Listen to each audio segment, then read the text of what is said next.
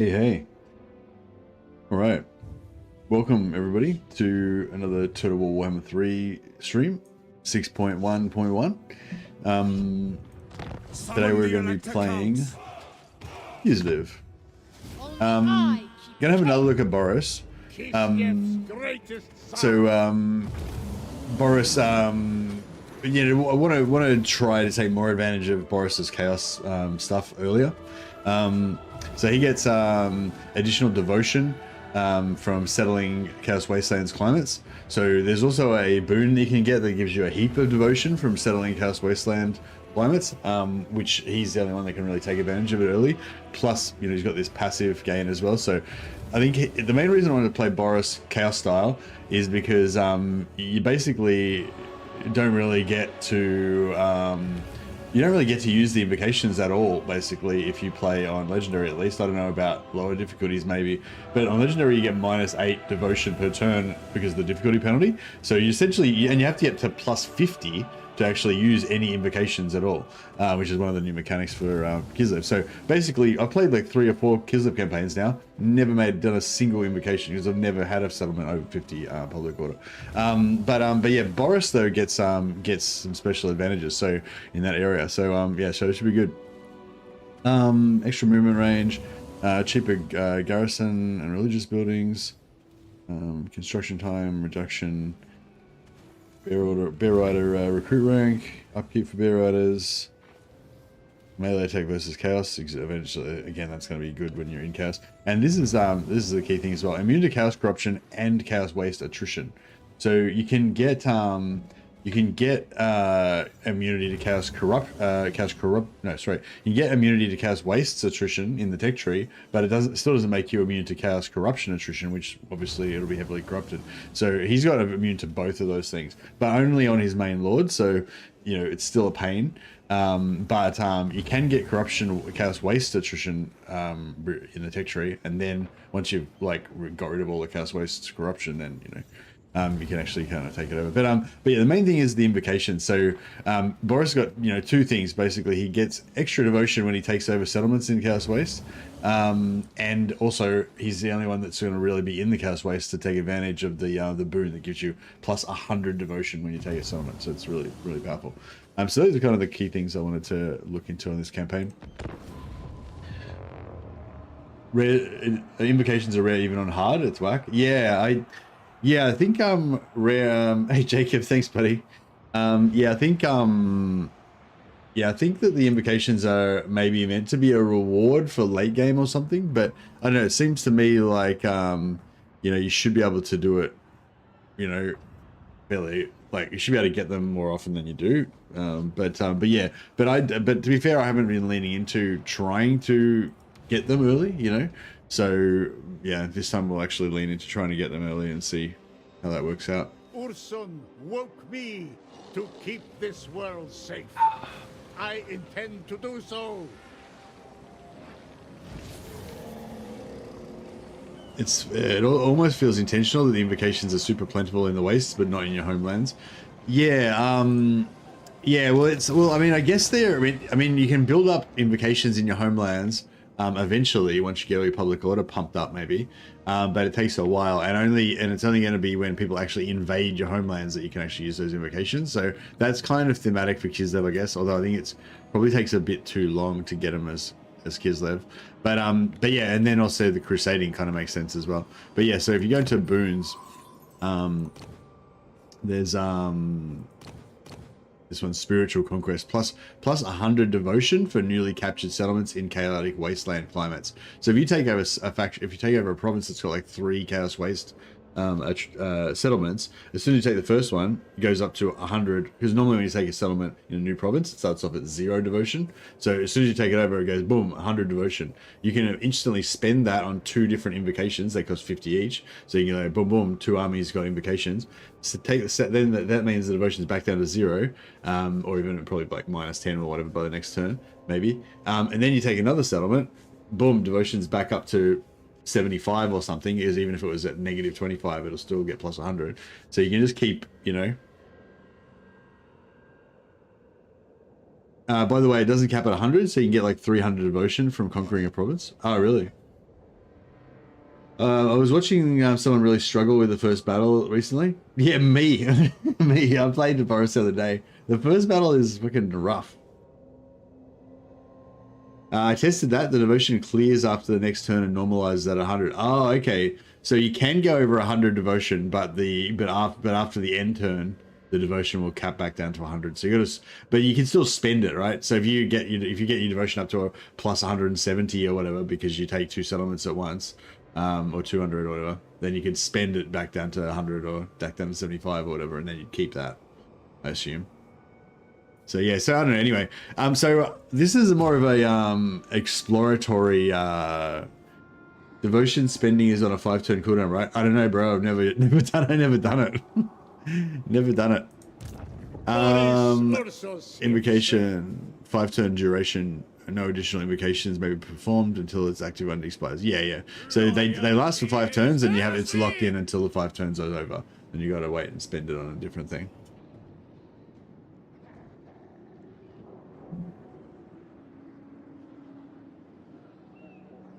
It's pretty weird how it works too. The first turn you take it, you can't use the invocation. It still registers as low devotion, but the next turn you can use 2. Oh, okay. I've installed the game after 6 months to try Arbal. Oh, bro, there's like so much stuff to try out. You've got a whole world of enjoyment to go. I made a video about Arbal. I think it's a pretty short video. It shows you pretty much how to go crazy with Arbal, as well as like a bit of a power start for the first 2 or 3 turns, if you're interested. Build a Arbal army printer or something like that. If you're interested in watching a video before you get started, sometimes it's nice to just jump in with no preconceived notions and just enjoy figuring it out yourself as well.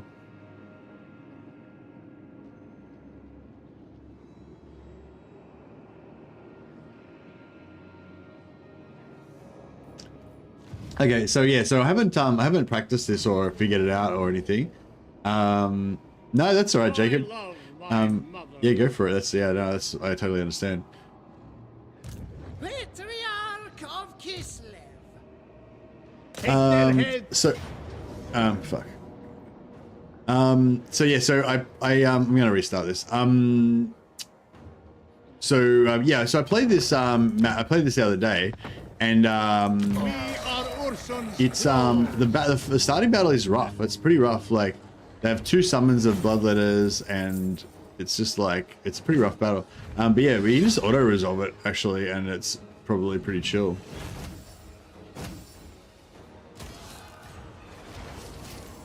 So yeah, I don't know. I'm sort of thinking auto resolve is the way to go.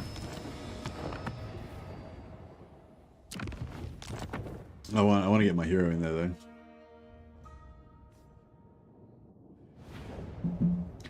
Yeah, you can have multiple armies. It's shared. So the armies use the devotion of the province that they're in they spend the devotion of whatever province they're in, to power up their invocation. So you can have like 3 armies in a province, and all of them can, what do you call it?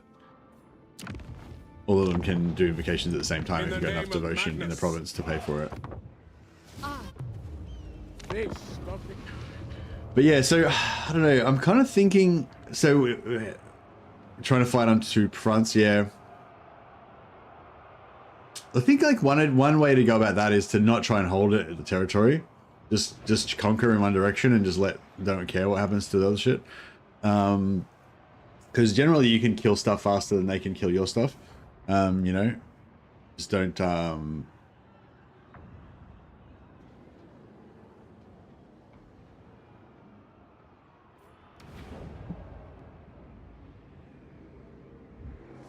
But yeah, so I still like, the thing is like, I still really want to take over part of Kislev because I don't know, it just feels wrong to just ignore Kislev and just go off fucking wandering around in the Chaos Waste and not give a shit about what happens to Kislev. Like, I guess we can eventually, like, if we went this way, we could kind of go up there and maybe take out Archeon, come back down, maybe take out our Baal, and kind of come back into here, and then confederate Ropsman clan. But I kind of feel like it'd be nice to do it earlier. So yeah, so what we can do is take this settlement, recruit a new lord, and then send that lord over to resettle Frozen Landing on turn 3. And then that lord can go up and possibly even take Yedich as well. But it costs us about 5,000 gold to do that. And yeah, we can just sell those to. Actually, yeah, that's a good idea. We'll just sell them to Crack a Drac and get the Dwarf Alliance. We won't have enough money to do both without war selling. Yeah, we can take this. It costs us 2,500. We can sell it to Crack a Drac, but he probably won't pay much for it, or we might have to pay him to take it. So that also.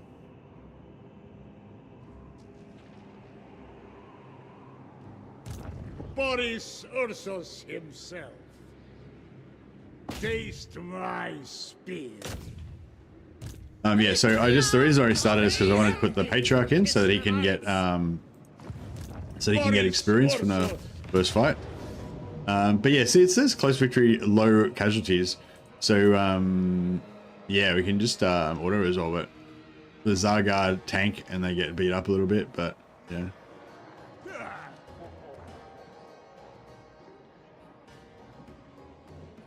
My only problem with advancing into Chaos Waste is you essentially play whack-a-mole while you send Boris to fight someone, another attacks your back, and you never really establish territory.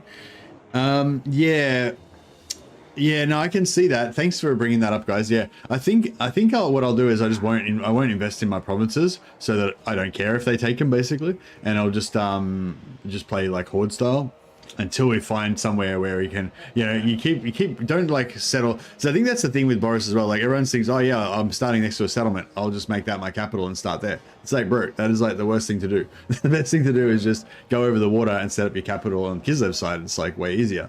But you know, there's other options as well. Even if we do settle here, like we can still should I fight this battle or not? Let's just order it. We're probably going to be restarting a few times, you know, so Jesus Christ, that was terrible. Oh.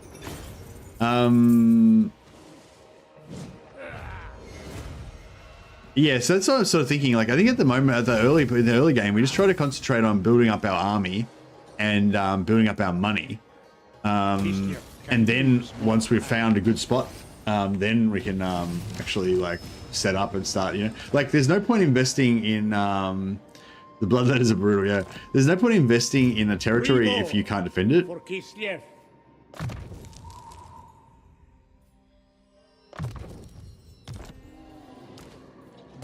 Demon Slayer, an instrument against chaos. Take their head. And then you can just auto resolve this as well. And if we restart again at some point, I might fight some of these battles. This one doesn't have the blood. Yeah, the bloodletters are just brutal. Yeah. Still found going back and helping beat Throt and Azazel will be the best, especially if you get the Ice Court boon that increases Kislev diplomacy. Yeah, yeah. It's a good idea to go back. If you want an easier campaign, it's a good idea to go back to Kislev. But like I said, I wanted to focus on my empire grows. wanted to focus on the lost Tsar return. I wanted to focus on the Chaos Waste this time around. I really want Salyak, but I really want the replenishment as well. Oh, we're nearly full on replenishment anyway. Fuck it. No, we don't really need replenishment this time. Let's go with the an army. I cannot eradicate chaos alone. Yeah, so you don't need a reassuring presence at all on him because he never takes attrition from chaos or chaos corruption. I return. Strongholder and determined, confident and knowledgeable. Okay, so we didn't get any that give us. We didn't get any that give us plus points. So yeah, so we get points on both sides when we fight chaos. So fighting chaos is good for us. I'm not sure if I'm going to go for a Sac City this time or not. Also, I'm not sure what to build in my first building here. I kind of was thinking about going for some dervishes actually, because we were talking about so much dervishes stuff the other day. Because the bears are sort of quick, but not really.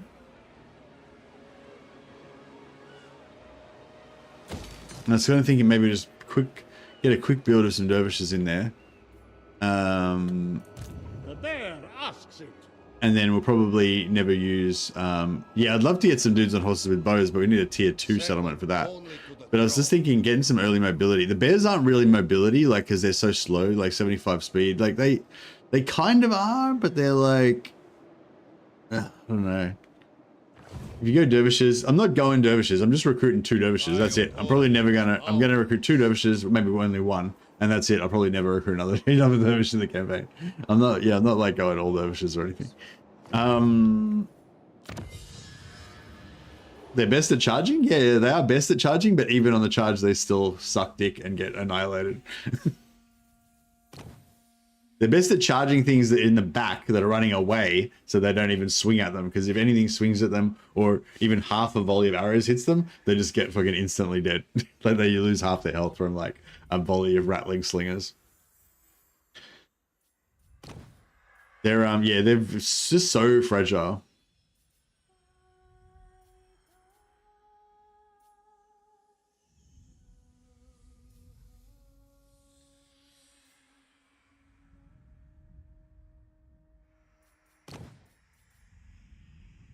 I'm not saying that you can't use them or that they're completely useless, but they're just not very good. But yeah, I agree they'll be way better once you get the bonus versus infantry check for them. But yeah, like I fought a battle last stream where I had like 8 units of dervishes or something, and yeah, it was pretty fun. Like just doing epic cavalry stuff, 4-on-1, charging them. Like if you could get 4 of them to charge into a unit of Skaven slaves or whatever, or clan rats, and you could like take them out quick. But you know, they just, as soon as they take any damage, they take like a lot of damage fast. So they just get fucked up pretty quick. And if you have like 1 or 2, like I'm gonna have in an army, then I don't know, I just let them die all the time, you know what I mean? It's like they require so much micro and babysitting. It's just like a matter of time before they die. So I think that, you know, potentially they're a good unit for other people. But yeah, I wouldn't say that they're like a good unit though. Not for campaign anyway.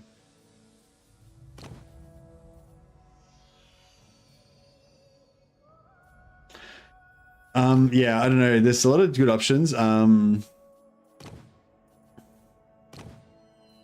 we kind of want to get to this. Not doom stackable, no.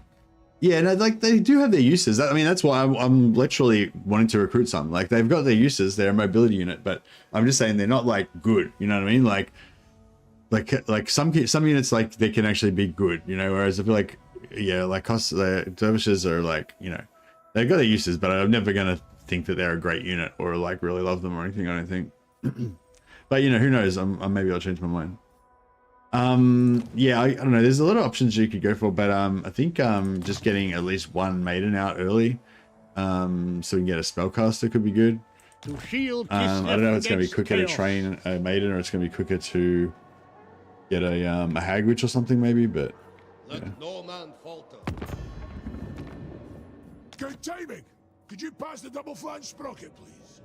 See that here?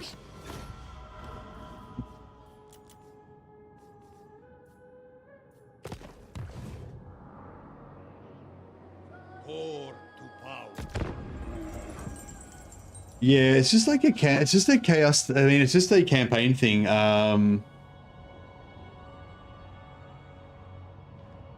The tech rework is really good. I think 70 tough choices. Yeah, for sure, for sure.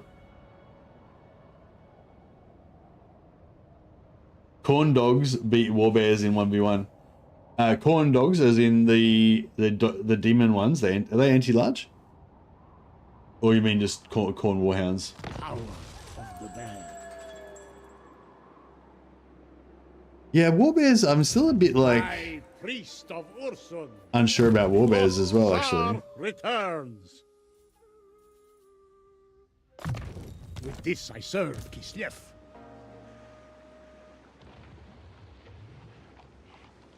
A boyar for life. On your feet. Serve me. Honor. So I just really want one unit of dervishes. But maybe I should,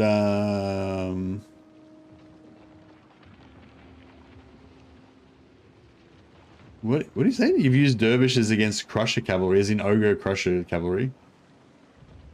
Then they win 1v1. I don't know, it seems out of, that doesn't seem like correct to me. Doesn't sound, oh, you've used the bears against Crushers, yeah. Yeah, no, I like the bears because they're big and tough. You can kind of heal them and stuff like that. But yeah, I don't know. A lot of times they don't. Maybe I don't know. Maybe I need to learn how to use them properly. Do you reckon go 2 dervishes on the assumption that probably one of them will die, and then at least I'll still have one?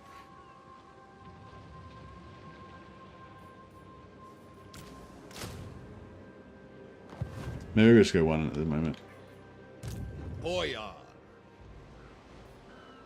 Prepare your master's chambers. Extend my authority. Make haste. Sail on. Alright. So yeah, we'll take Frozen Landing on turn 3, and then we'll see if we can region trade that into an alliance with the Dwarfs, maybe, or maybe Ropsman Clan Confederation or something. If we get the Ropsman Clan Confederation, I don't know if I want to Reborn. do it. For Kislev.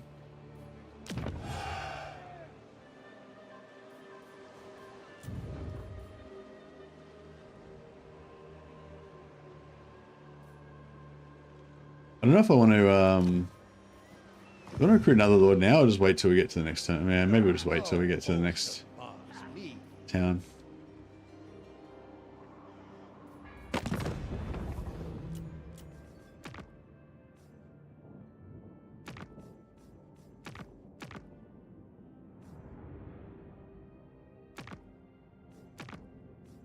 Yeah, I'm not sure if I want to declare war on any of these factions just yet.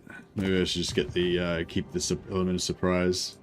But yeah, so this is so just to reiterate, this isn't a campaign where I'm trying to instruct you guys on the best way to play Boris or anything. This is like basically my first time playing this campaign, and I'm just like seeing what we can do with it, you know, seeing what it's all about.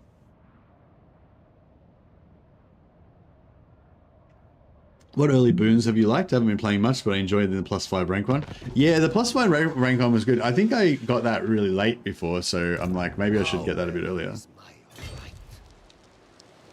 So we can take this. Make sail. It costs us 2,500 to colonize. Later on, we can get free colonization, but we don't have that yet. Another province for me. Bow to me. Now I was thinking, Strikes. yeah, you can sell this to Malachi, and take all his money into the deal, but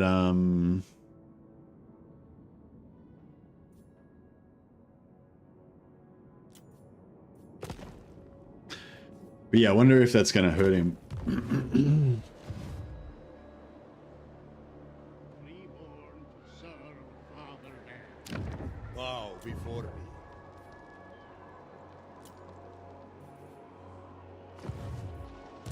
Lord of the provinces. Boyar. I stand for Kislev.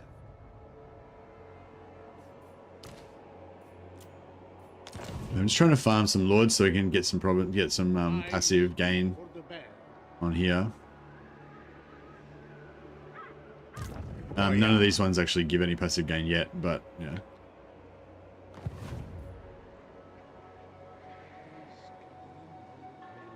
Minorska Kislev campaign's going well. Kislev and Empire hate me too much to be my vassal, and everyone else hates me for giving them gifts. So it's not going very well. Fair enough, fair enough. I think yeah, I think next time I play Norska, I still want to, I love having Chaos Vassals as Norska, as Wolfric, so you can have Chaos Warriors in your Norska armies. I feel like that makes it feel so much cooler. But yeah, I think making Azazel, just beeline for Azazel and make him my vassal next time.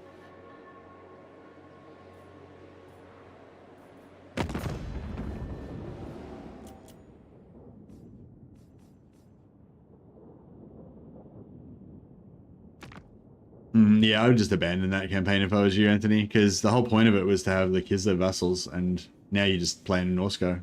If you don't have the Kislev vassals, then you're just playing Norsko, right now. I don't know. I mean, if you found something else fun that you're enjoying more than the Kislev vassal idea. Good timing. Could you pass the double flange sprocket, please? So we could either take 4.8k, which pays for our settlement costs, or we could take 900 in military alliance.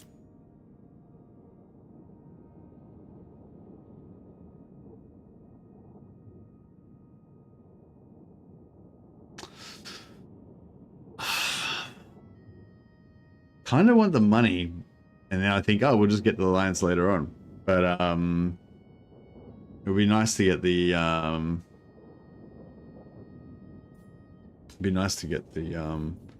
the thing later straight away. I don't know. Maybe I'll just think about that for a second. Demon slaying is my purpose. Oh yeah. So here, I will impale them. another battle, and it's got like 5 bloodletters. Again, bloodletters are a fucking massive pain in the ass. But we can just auto resolve it again. The motherland endures. The auto resolve is really good. Is it the war bears that's making the auto resolve so good? It is Kislevite now. Hear me roar. Yeah, dervishes are fucked already. They can't fight in melee. They can't auto resolve. Even if they fight archers, they will probably get their shit kicked out of them. They can't let them. You can't let them get shot by anything ever. One campaign on Twitch. Oh, okay. It says, yeah. I've got the campaign title, but I forgot to change the game. Thanks for letting me know. Yeah, they're a bit of a utility mobility unit, but. Yeah, don't get me wrong, cavalry's fun, like, and swarming shit with the dervishes is fun. I just don't think it's very strong, particularly. You know, it's like, it's a thing, you can do it, but I don't think it's very good. But I don't know, I haven't tried it, so I guess I can't say for sure.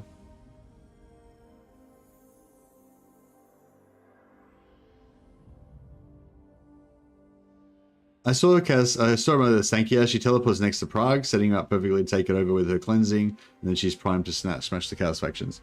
Yeah, but basically, yeah, you can just come in, take over Prague, and then you can either confederate all of Kislev straight away if you want, or just confederate a little bit of it, or whatever you want, and then just go north. Basically leave Katerin and Kastelton to guard Kislev, or you go and invade north, or I mean, initially you probably want to take out Throt, and then maybe you want to take out Throg as well, and try and rescue the dwarfs if they're getting their ass kicked. But alternatively, you can just let those factions do their thing.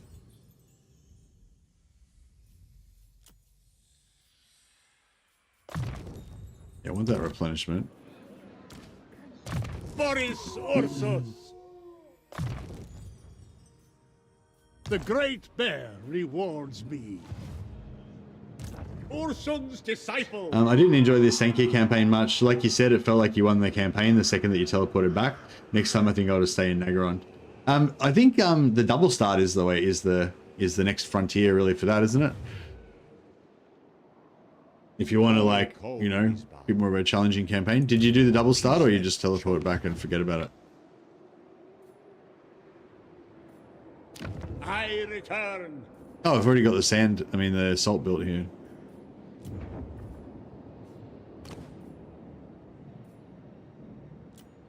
Drużyna.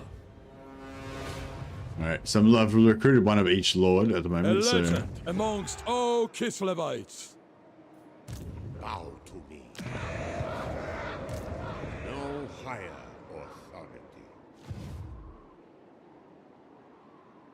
And I want to sell this to Krakadrak, but I feel like if I do, I feel like it's gonna ruin him. He's already strength rank 162. He's probably gonna just die. And there's probably no point making him an ally because he's probably gonna get taken out by Throg anyway.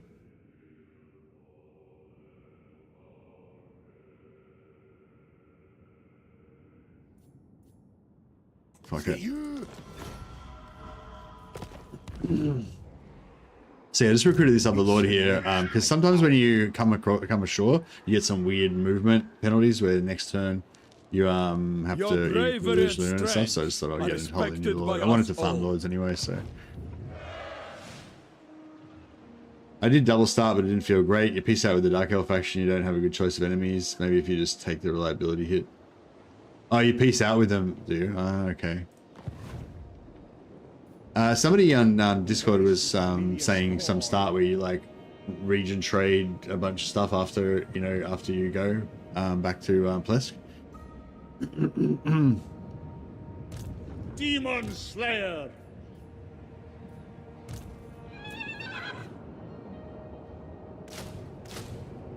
No, we'll get two dervishes, and hopefully we can make some use of them. Hear me roar!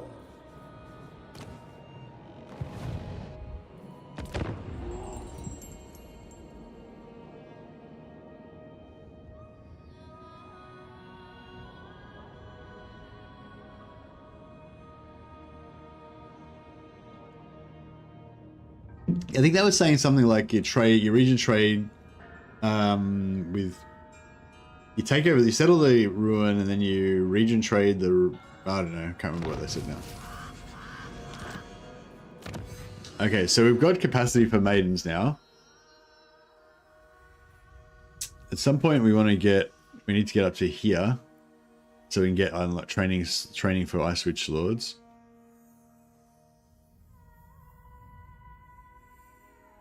And I really like getting up to here and getting the plus 15 experience gain for characters as well.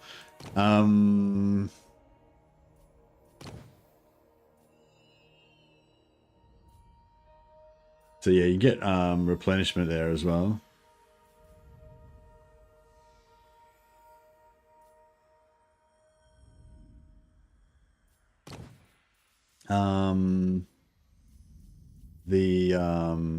Where's the movement one? Yeah, plus 5% campaign movement range is pretty nice there as well. Also, we can go here and just get +1 patriarch capacity straight up, and +4 recruitment rank for patriarchs. That's really, I think last time I even started recruiting patriarchs before I had this, so I missed out on the +4.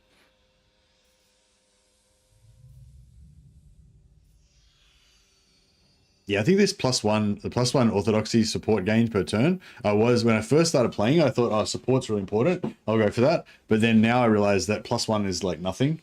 You know, sometimes you're getting like +70 a turn, and like +1 is like, it's still like it all adds up or whatever, but it's not like, I wouldn't, don't go out of your way for 1 point. I follow the bear! I region traded on turn 1 and teleported to Kislev with 11k in the bank. Hey Dan, yeah, you probably did what the guy on something like what the guy on Discord said. Yeah, it sounds so good. I like the new changes to the Ice Court. Getting Patriarch for every Ice Witch feels so nice for Hero Hammer. Yeah, for sure.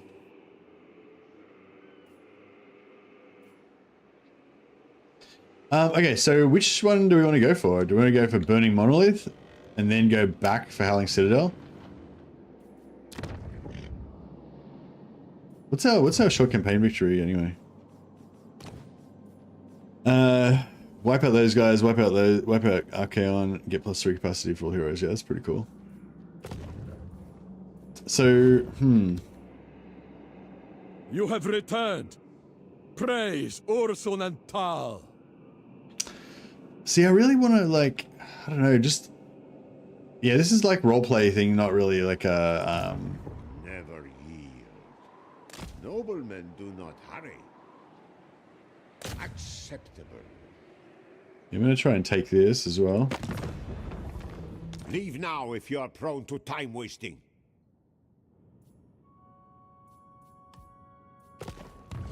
Yeah, so what you can do as well, by the way, is yeah, take over Frozen Landing, and then take over Yedich and like region trade this stuff into Robsman clan, and then probably get Confederation. I think Nika Claus said you could take over Frozen Landing on turn 3 and then region trade it straight away into a Confederation somehow, but I don't know, I didn't have vision on them, so yeah, I'm not sure how he did that. But yeah, but basically, yeah, you could one version of this is where you crusade this way, but you region trade these one into a confederation in Kislev, so you can just take over some land here. I haven't tried it out, but apparently you can do that.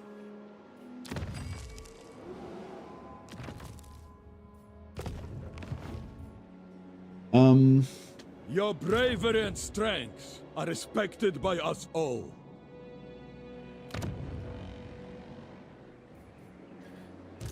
Boris, Ursus.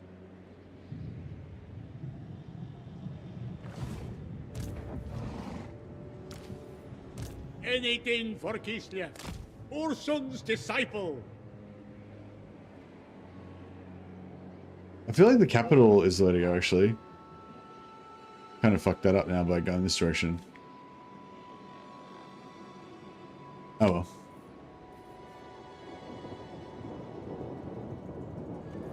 Drużyna, follow me into the wild.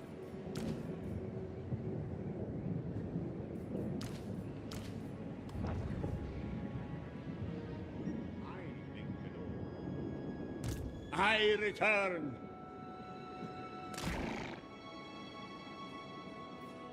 The bear lifts us. We must check for chaos first. More warriors to defend Kislev. Yeah, I didn't think that through, did I? I was like, yeah, I'll put the doses in this army so they can replenish before. I forgot we're taking Chaos Waste attrition, so no replenishment for you.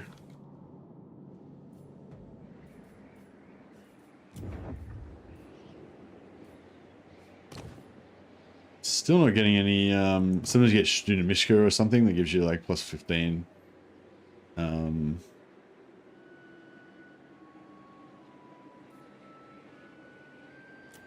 Plus 15, Oya.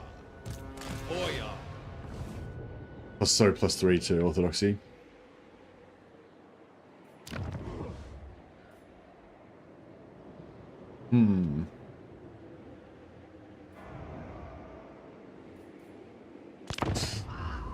Yeah, see, it's like early game knowledge is so important. Like because I haven't played this campaign since, I don't know. I haven't played Boris for like a pretty long time, I think. Like, I mean, I played Boris recently, but I went to Kislev start, which is my preferred way of doing it probably.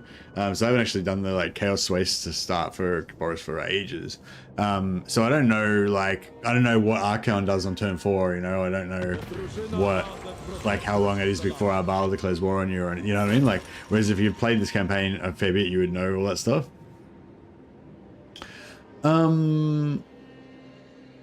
Which one do we want? What do we get first? I guess I want to get those, or I want to get that invocation thing. I don't know if this is necessarily the best thing to go for first, but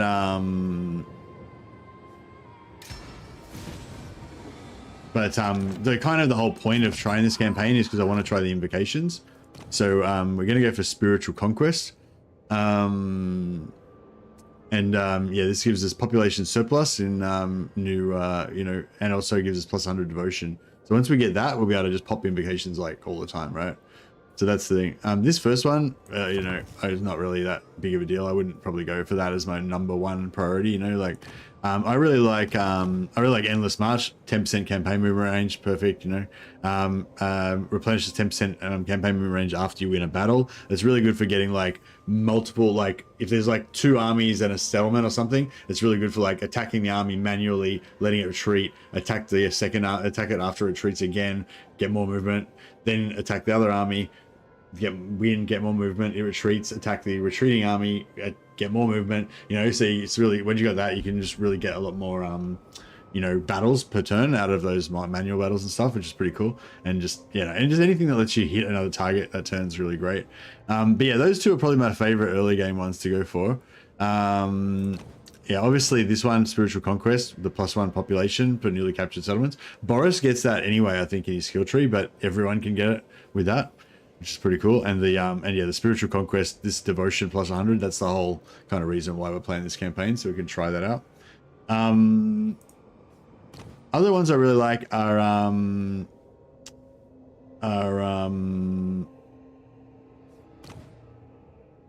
Yeah, this one, Treatise of War, plus 30% character experience gain and plus 200 character experience per turn. So I tend to roll with a lot of lords, and I have to use it, and I respec them and constantly cycle them through. So even if I have like 4 or 5 armies on the map, I probably have 20 disbanded lords on top of that. So this just means that like all those 25 lords are all getting experience, leveling up, you know, or at least when they're on the map they are. I'm not sure if they get the 200 experience per turn when they're off the map, but yeah, it's just like a whole lot of lords to like get a bonus out of that, and it's character. It says all lords, so I don't know. I assume it still applies to them when they're disbanded. I don't know. Has anyone tested that? I think I thought that it was applying when they were disbanded, but I'm not sure if I properly tested it or not. Blah blah blah. What was I going to say? Yeah. So that one I like, Treatise of War.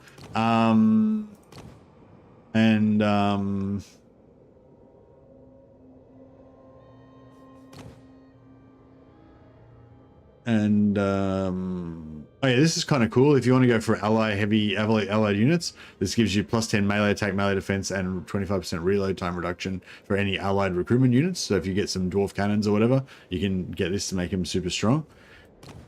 Yeah, this one's kind of cool. Master, if you're gonna go, especially if you're gonna go Katerin and have like heaps of Frost Maidens, then yeah, it gives you Master of the Elemental Winds for your Frost Maidens. So if you have 3 Frost Maidens in your army plus a Caster Lord, then you've got yeah, plus 45% spell intensity. So you know, so Katerin can do her spells with, you know, I think she gets 20% base already from Great Arcane Conduit. So that'd be like she'd be doing 165% intensity. It's pretty cool. And you get 3. If you get 6, then she'd be, you know, 100%. Yeah, I don't really like the own territory stuff that much, but yeah. Yeah, that's probably my favorite. Sorry, yeah, somebody asked about that ages ago, but yeah, that's pretty much my thoughts on my favorite ones. If there's any any really good ones that I missed there, yeah, let me know. Let no man falter. Move or die. My lands expand further. It's expensive. Boyar of Kislev. We are both honored to serve the nation of nations.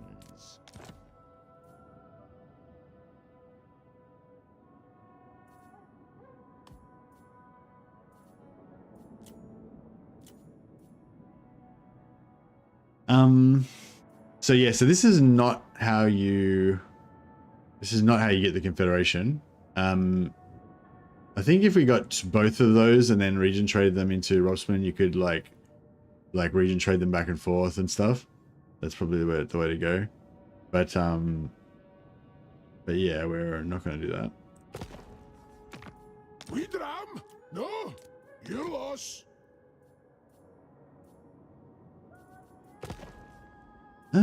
Yeah, no, in retrospect, it was not really worth taking this settlement.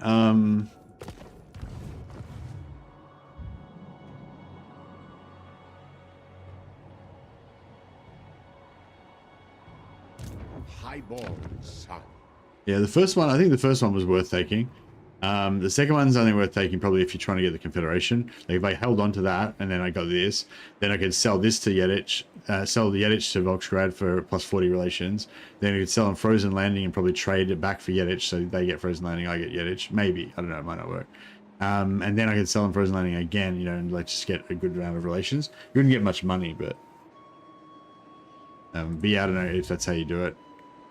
Yeah, I haven't tried that out, but yeah, apparently there's some way to do it, but yeah, I haven't played around with it. All right, I think I'm liking. I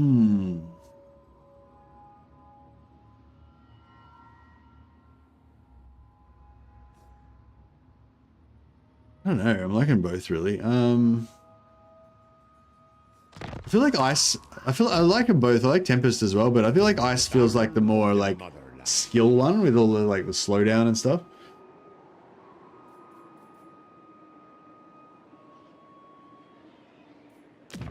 Lord of all, Gospodar by blood.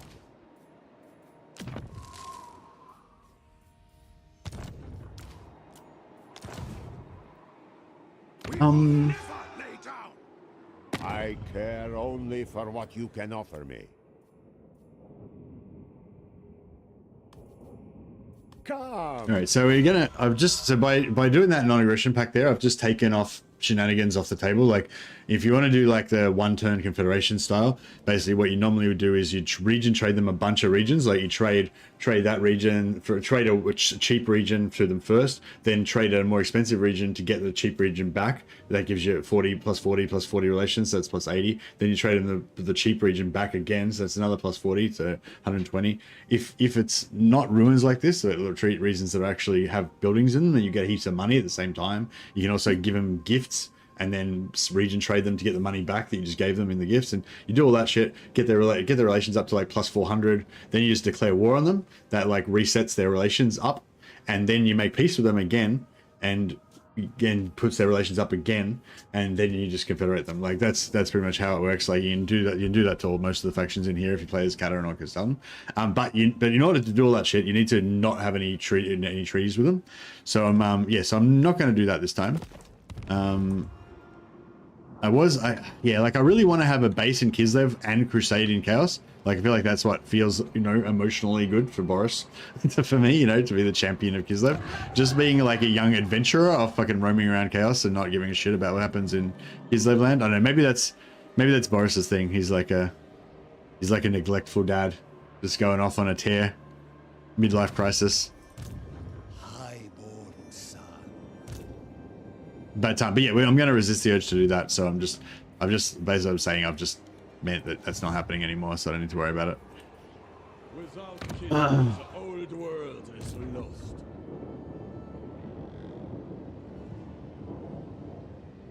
Leadership is my duty. Drużyna ready. Defend them. All right, I'm just going to siege. You will fall. Just going to siege here so we can get rid of the. Boris Ursus himself. Get rid of the zone of control. Good plan. And then put Boris on that side so that he can sack that and bounce off this direction. I don't think that's actually going to give him enough movement to my power. get there. We don't have siege attacker, so yeah, I was thinking about moving this guy over there to try to get to attack or whatever, but yeah, we can't because we haven't got siege attacker. All chaos must be smooth. Hey Mercy, have you had a bug where invocations remove climate? Nah, I've never done an invocation browser. That's why I'm playing this campaign, because normally you don't really ever get a chance to do invocations when you play, unless you play as Boris. This is my first time playing Boris. Well, sorry, I played Boris, but I migrated back to Kislev, so this is my first time doing like Chaos Boris. Fight for Mother Kislev! Bow before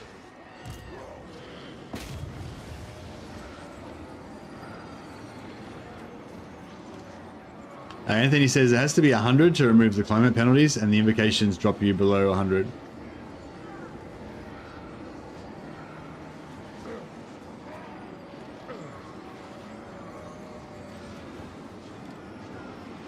Okay, so we must reposition first. Trying to backspace that, but that's really bad. So yeah, so we're going to initiate with Boris so that he can sack it and bounce off that direction.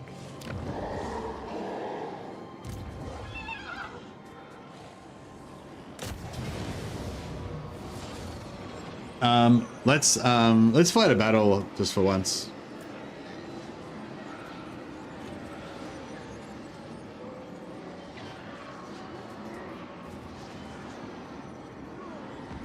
Yeah, let's fight a battle just for one time. Just for the first time in the campaign. Short campaign victory perk any good? Yeah, short campaign victory is +3 to all hero capacity. So really, it's my favorite one.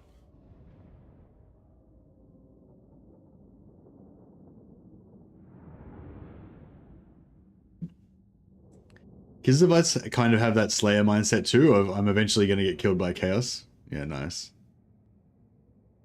Yeah, can you describe the bug, Brezov? Like, I don't know. So I think it's how it's meant to work, is that once you get to 100, it removes the climate penalties.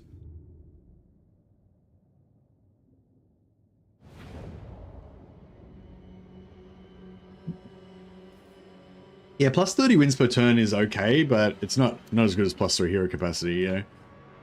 I think you always like, I don't know, it's like anything that's like a quality of life thing, you know, like the plus 30 wins per turn is kind of a quality of life thing. It's like if you're managing your wins really well and you've been channeling and got all your armies up to 100 wins of magic or whatever, then the plus 30 wins of magic doesn't really help you, but it just makes it easier to get that all sorted.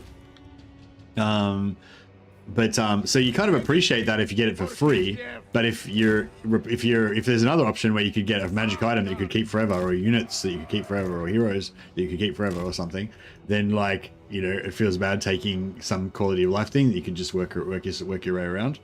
Yeah, it's pretty nice always being at max wins of magic, but I would 100% prefer just more wizards. Yeah, exactly, yeah. When I invoked a provincial invocation, my provinces lost their climate altogether. Oh, okay, no worries. Yeah, no, I've never done an invocation, Brazov, so I haven't had that experience. Yeah, we'll see how we go.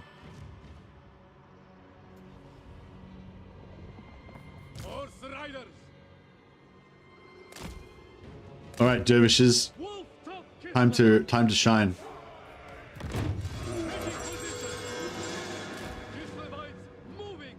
I should have put the bears over there. Anthony said he's seen that bug as well. The icon for climate disappears. So does that mean the penalties for climate also disappear?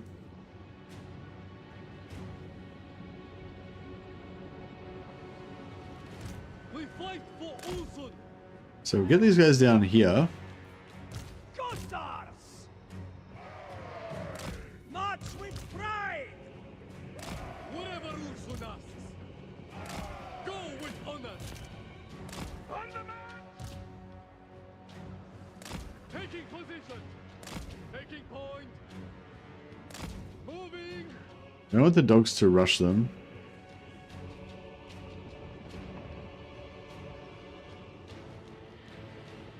Too quickly. But yeah, if we could sort of pull them right over as far away as possible, and then kind of pull the dogs back so we can kill the dogs first. I think that would be the ideal way. There. Gets removed from province tab as well, so I didn't have penalties to devotion or income. I think so. Yeah, you'd be able to see when you mouse over a building or whatever, like whether it's got full income or not.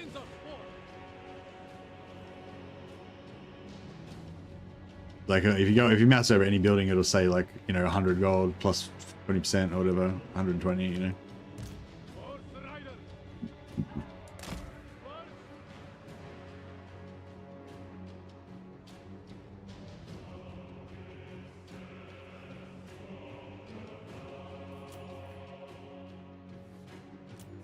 Nope. Party's over. Taking position.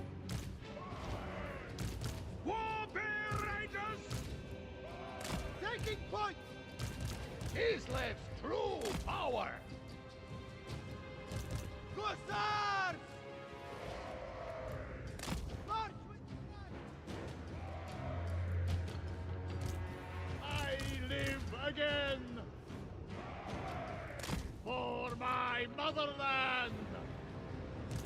Warrior and leader. The motherland's finest. Father bears prophet! Taking point. Horse raiders! Moving! Hussars! On the march! Our duty served. Boris Ursus! Boris goes forth! Sent by the sword. Yeah, there's Boris Ursus! Boris moving! we'll get those ones away. Heart of ice. Recharge from the recharge from the dervishes. They didn't do any damage, but they didn't take any damage because the things were facing away from them. Obey the orthodoxy. Attack, Governor. Kislev, send us forth. Horse raiders.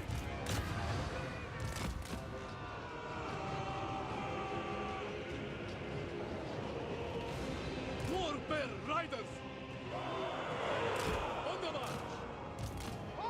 Oh shit. Whatever room to us. The dogs are gonna touch me and then we'll instantly die. Hussars! Go with honor.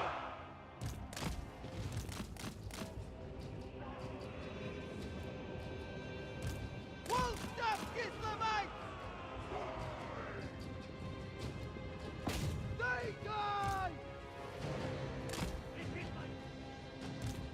Guided by Ursus, I go.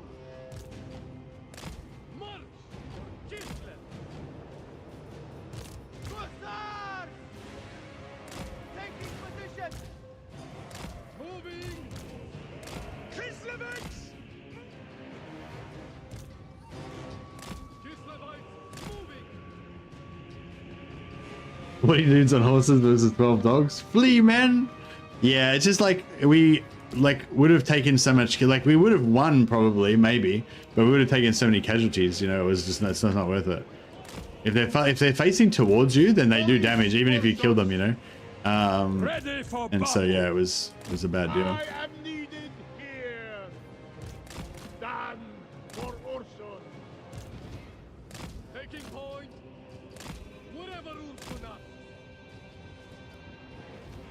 Yes. So. These Chaos Warriors are pretty heavily armored, but Boris, so our arrows don't do too much for to the them, but motherland. it's alright. March with pride. Ursun's right hand. Our bears can probably handle them actually. Taking position. Boris, Ursus. Wolfstaff Kislevites! Oh shit. Horse riders. See, this is why dervishes are bad for me. Maybe dervishes are good for you guys, but for me dervishes are bad because sooner or later I just let them die. Whatever rules asks. I am the war. Serve without question! Comrades of the bear! Hearts of ice.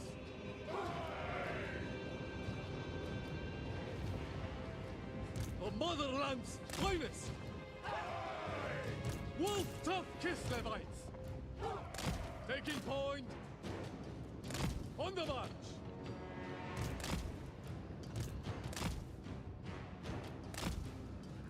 Go with honor. March with pride. Taking position. Right, now we're gonna get these guys to kind of just March.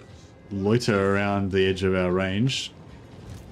The orthodoxy endures! Kislevites moving. We're gonna come in right in the middle so that all of our Moving. range shoot them at the same time. Making it Oh fuck, two more. taking point. It serves Kislev. Oh yeah, I forgot to get my heels on. Horse riders.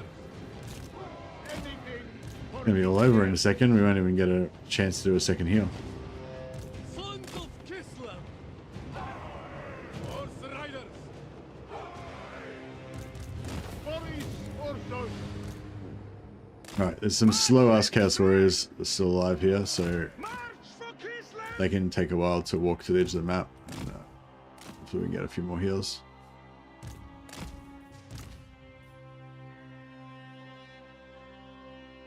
Hi Mercy, by the way, thank you for the tip for the 5th Ancestor hero. I played Thorek just to get the hero and then Belagor with the hero stack. Yeah, it's nice. I don't usually use saved characters, just because I enjoy the sort of self-found thing of like seeing what characters I get each campaign, you know, so it's a little bit different each campaign. Yes, I don't really use saved characters. The only exception is whenever I play Belagor, I always import the 5th Ghost hero from Thorek's campaign, just because it's really cool having 5 of them. Always load the ghost. You gotta have the full ancestor stat. Yeah, exactly. But I don't like I know a lot of people like Vasily. I know loves like having a full set of like you know, characters with like the best possible like construction cost reduction and stuff. So as soon as he starts a new campaign of anything, you can just like load in 3 lords. They give you minus 100% construction cost and shit. And you know, like it's I don't know. I don't really enjoy that shit though, because it's like, you know, if you find those heroes in the campaign and you manage to get to the point where you get free buildings, it feels really like cool, I've achieved something, you know what I mean? But if you just like have a library of all the perfect heroes for every situation, you just load them all up at the start of a campaign, you just, I don't know, it just takes away a lot of the joy of the campaign, I reckon. But yeah, anyway, I shouldn't try and talk philosophy. If you enjoy saved heroes, like, go for it. It's a fun, there's a lot of fun stuff you can do with saved heroes, a lot of cheesy stuff you can do, and a lot of stuff you can't do without like any other way, you know. So it's definitely fun for things you can play around with. But just as my normal style campaign, I like, you know, no saved heroes. The only time I really use them is if there's a specific thing I want to do that requires saved heroes, you know. Okay, so I did all this so I could sack with Boris, so he'll bounce off this direction. I was hoping to be a bit more down the road. But yeah, that little bit of movement doesn't cost you. You don't have to pay for that. It's like free movement. Ursus But yeah. Preposterous. March until dawn.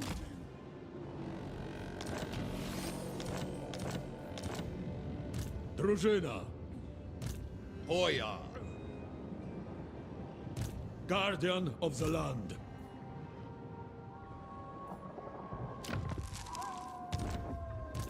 Lord of the provinces. First, a feast in my honor. Yeah, I'm just gonna put him there. I'm just gonna replace him again. So I'm still trying to farm lords that give us plus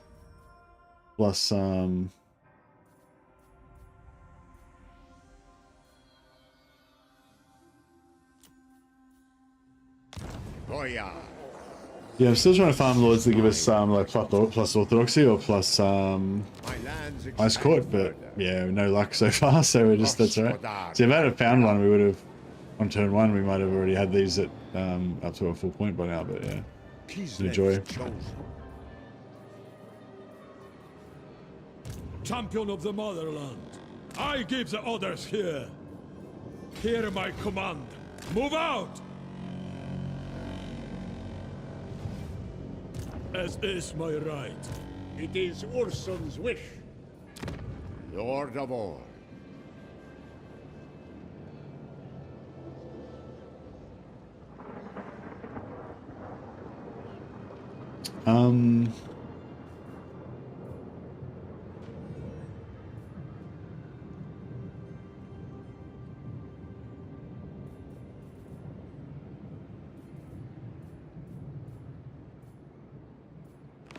There's not really anyone we can sell regions to up here, is there? Either, is there? Glory be to the motherland.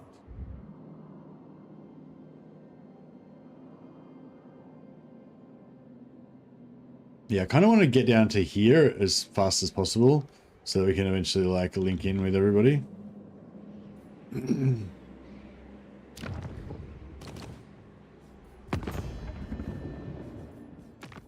Your bet.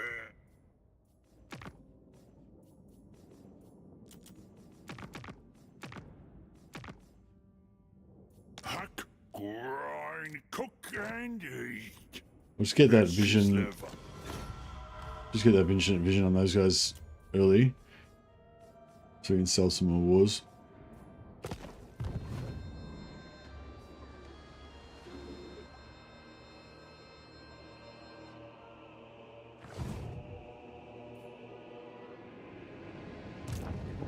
A glorious day for Kislev. Ursun's disciple. Oh, here we go. No colonization cost. Oh yeah, I didn't check what level that was. Sorry, Anthony. 12 sounded right, but now I'm realizing it's not 12. I wonder if you can get it straight away. Does anyone know what? Anyone got a brand new Boris campaign? Does anyone know what level you get Resettler unlocked? Because if we could get it unlocked before, if we can get it unlocked before I wasted all that money on those, on 5,000 gold in those 2 settlements. I think you do. Yeah, well, obviously you do get it really early. Maybe it's got no level requirement. Maybe I could have done it on turn 1 and saved myself 5,000 gold.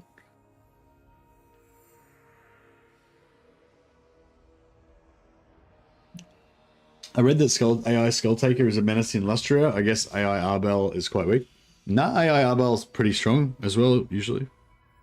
There's randomized faction potential, so in every game, like different factions will be stronger and weaker. It re-rolls at the start of every campaign. But yeah, I've had Skulltaker be pretty scary. Maybe not Arbal levels. Serve Kislev.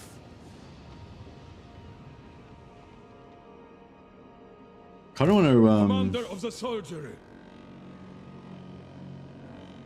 AI Arbal always wrecks shop in games I played. Yeah. Kislev is triumphant. Yeah, I think Arbal is usually pretty strong. Bow to me. I have seen him get wiped out, but yeah, he's usually pretty strong. Highborn son. So I don't want to recruit here. Noble of the Oblast.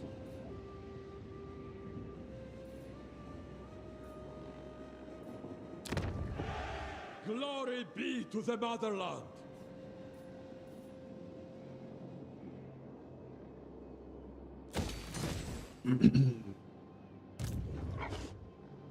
Drużyna, stand ready. High priest of Ursus. Yeah, not recruiting feels bad. I don't know if I want to recruit here. Motherland needs men. Boyar of Kislev.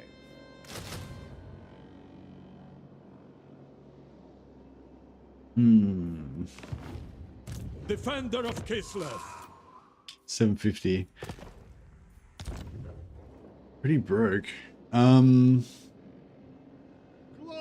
to Father Bear. Father Bear. Glory to Papa Bear.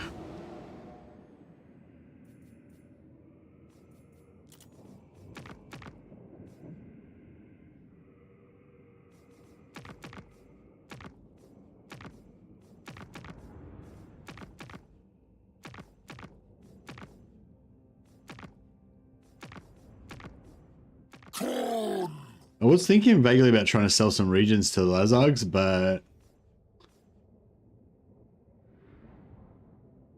yeah, I'm pretty sure they're going to be dead before we get a chance to do anything.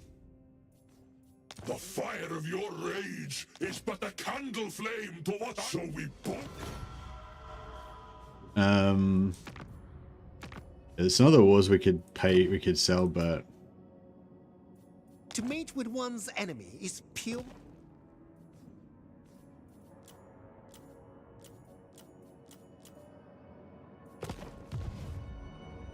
oh yeah, and how much do these guys want to pay for Our this? pulks stand shoulder to shoulder with you.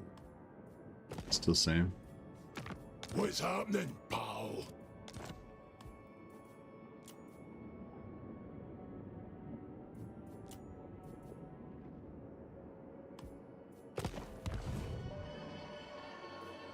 Dark forces manipulate us.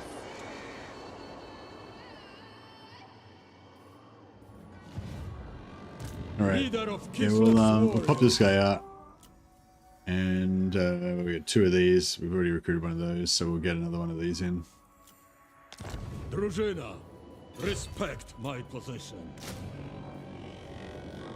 I reject any who crave power. I need only the best. All right, sorry, that guy's coming. We could get rid of this guy, but I feel like we can use him when we go back the other way.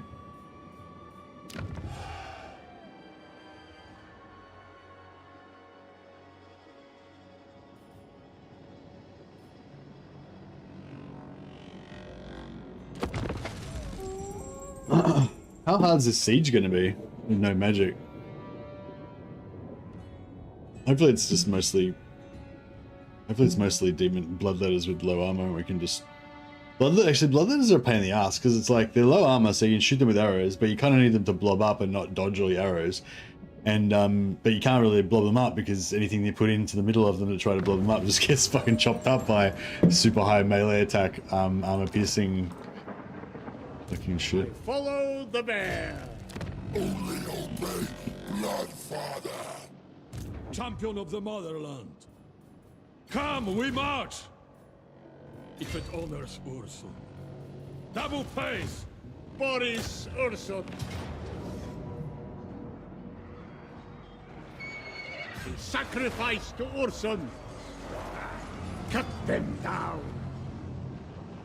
What's the sack value? 2.1 sack value. Yeah, we might have to go for the sack. Chosen Drużyna. Follow me into the wild. Oh, yes. The right to rule. There will be no sleep. It cements my power. Commander of the soldiery. Champion of Kislev. Guardian of the land. Unhand, Gorn's herald. In sacrifice to Ursus. Yeah, I think we'll have to take the sack. So we got Seed of Rebirth on Boris now. I was pretty lucky. He's got... He can cause terror.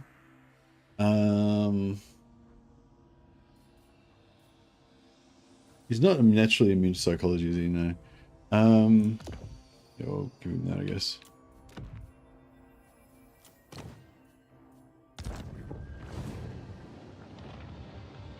You have returned. Do you get any money from destroying the trade buildings after you've got the boon to make them free? No, says Nicola. Okay, they thought of that. They're onto you.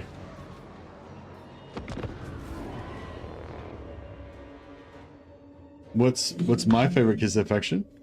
I don't know. I mean, it's a pretty new, like Kislev's kind of new now. But because it's been such a big rework, you know, so it's not really, yeah. But I don't know. I mean, I guess Boris. I don't know. Yeah, I don't know. I don't really have a favorite, really. I really like the I really like how they've made like Boris, Castelton, and Katerin like kind of different. Like, you know, like if you want to go full Ice Witch kind of style and like free Ice Guard and like heaps of Frost Maidens and stuff like that, then like definitely playing as Katerin like leans into that kind of thing, and she's kind of like the queen, or she's the Tsarina of Kislev, you know. So if you want to play like kind of classic Kislev, I feel like Katerin's really good, you know. But then Castelton's got his whole thing, which is like kind of leaning into more like the trash units and cavalry. And I mean, they're both, everyone can do Patriarch Doomstack now, but Castelton kind of makes it a bit better.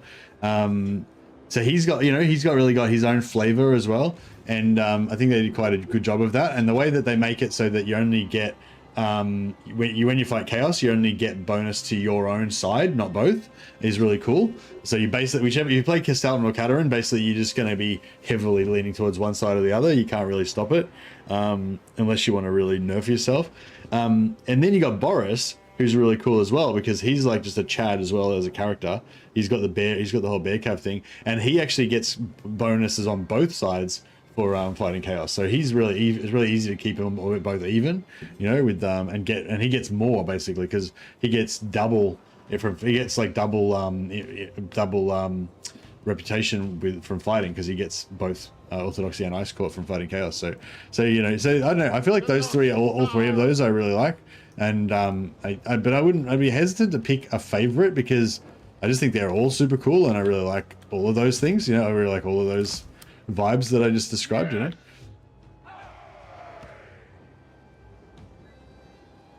So far, Castelton's the longest campaign that I've played, that I stuck with the longest.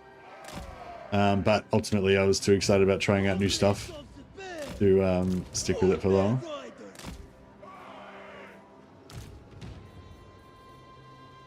The motherland's finest! All right. Sons of Kislev!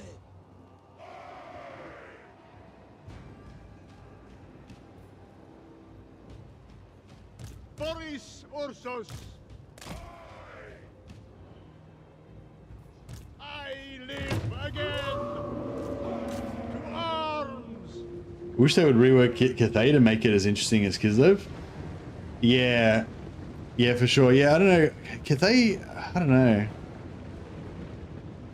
Yeah, I mean, I don't know. I kind of feel like I'm just never going to be into Cathay that much, but I don't know. I wasn't that much into Kislev before, and now I'm like super fucking into Kislev. Kislev's rad. I think they did a great job on the rework with Kislev. I've got to say, like, they're just a really fun faction now. It's like it's just I think it's just that tier, that like game 3 style now, of giving factions that extra layer. So you've got like the battle stuff with their, you know, different cool units that they've got. Then you've got their kind of campaign stuff, which is like basically centered around conquering territory to get more money so you can build more armies and stuff. And then the factions that have like another layer of stuff on top of that are the ones that are like really good, like Chaos Dwarfs and stuff. You know, I mean, some factions like vampires, they don't even need that extra layer. Like their battles and are just so fun and cool, like, and their characters are so powerful and everything that like they're awesome just even without anything special, you know, just their basic mechanics. But yeah, but a lot of other factions, I think they need that extra layer of stuff. I feel like our guns aren't really doing anything here. We fight for Ursus.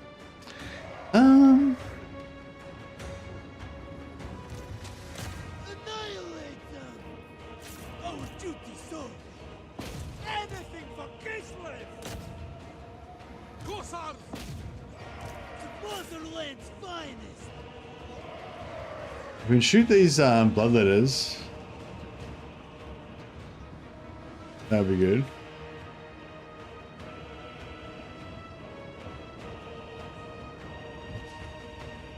Hearts of ice. On the march. Slay them. Kislev sends us forth. Yeah, I feel like we're gonna run out of ammo. See if they dodge and shit, makes your arrows not that effective.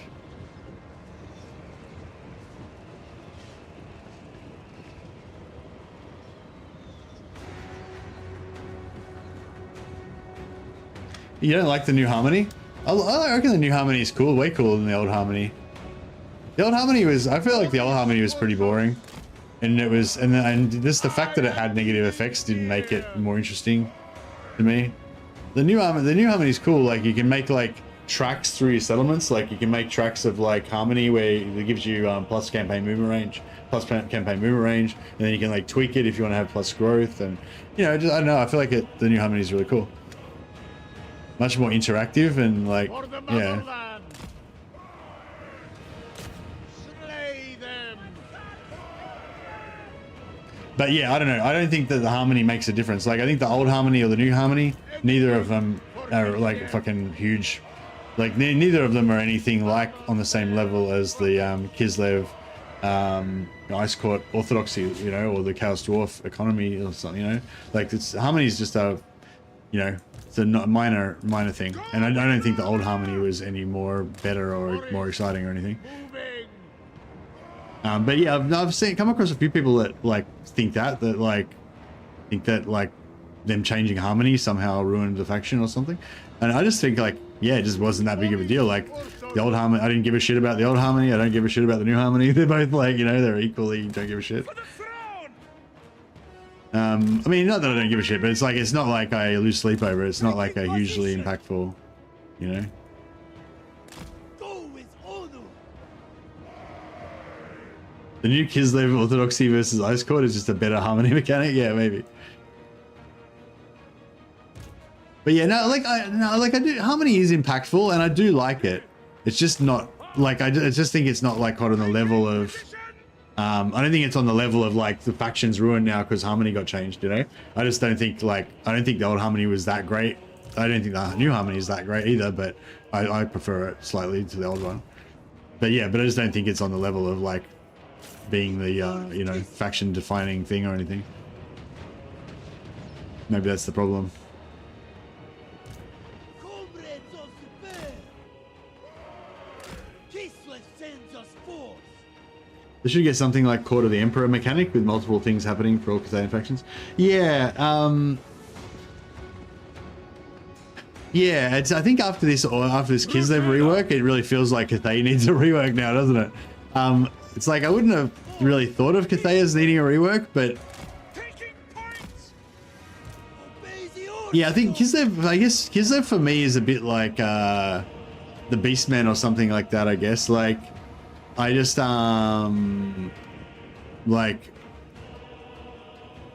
I guess I just don't really care that much about them. Like, maybe not the Beastman's not a good rig. No, what's a good example? I guess Pirate Coast is a good example, right? I don't really care about Pirate Coast. I don't really enjoy their vibe or whatever anyway. So so it's like, so for me, it's like I don't really care whether the harmony's good or not, because I'm like, even if they gave Cathay a really good rework, I wouldn't really care. But having said that, like, you know, I didn't really care about Kislev before, and then they gave him a rework, and now Kislev's fucking awesome, and I do care. You know, I do care about Kislev now. So I mean, you know, so maybe the same thing could happen with Cathay, but yeah, I guess I just didn't really, yeah. I didn't really think much about Cathay, so I didn't really think about whether they needed a rework, but yeah, I don't know, maybe they do. But I think, I don't know, I think Cathay is a pretty popular faction, and a heap of people play Cathay already. So, you know, I'm not sure if Creative Assembly will see a problem there.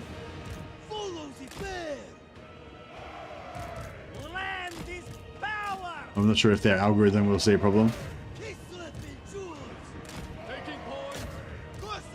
Yeah, it's really hard to shoot at stuff like that's close to the wall like that.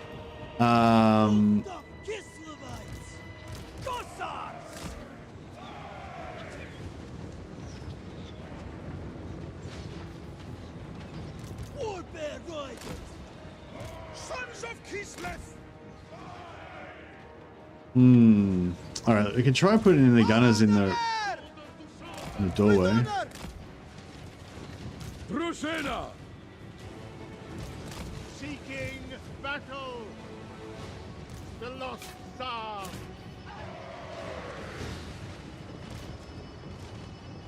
Corsairs! Kislev's vengeance!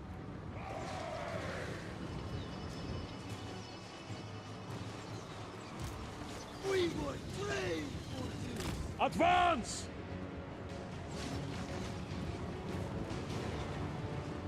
Armored Corsairs! Making it so! They will definitely be getting at least one more DLC, since they need to add the fire and water dragons and monkeys, so there's a bit of opportunity for another Cathay rework. I don't think they need to add anything Dex Styles and EDC. Like, really, like if they calculate that another Cathay DLC won't make as much money as another Vampire DLC or another High Elf DLC, then, you know, they'll make that. Like, there's with the base game factions, I mean, with the old factions, there's an argument that if they're missing stuff, you know what I mean? But the missing stuff thing doesn't really apply to Cathay, because Cathay doesn't have any nostalgia on the tabletop. You know what I mean? Yeah, so that now you might be getting more to it. Like, Cathay might get a rework because Cathay might get more DLC because Games Workshop forces them to do it because they want to market their tabletop stuff. They die! Kislevites moving! They die!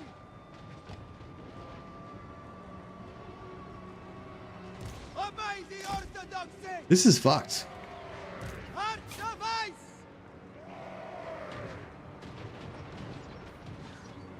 Ready for battle! Very well! Excellent!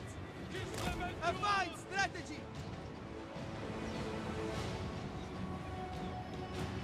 Yeah, I don't know if we can even do this. Oh, now we've got towers over here as well. If we had just any sort of magic, it'd be all sweet. But so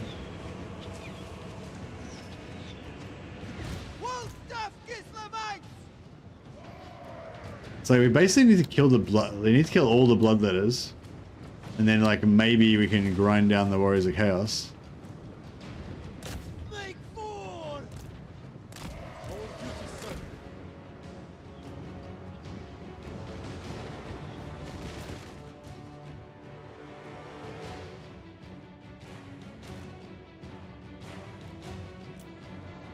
Corsairs! For the motherland!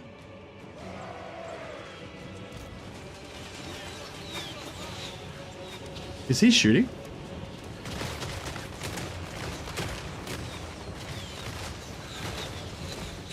Kislev honor!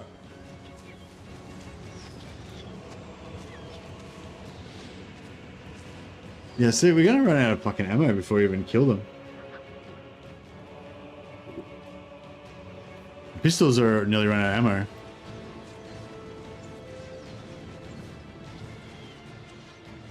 We fight for Ursun! Ursun! For Kislev! No rest! Onward!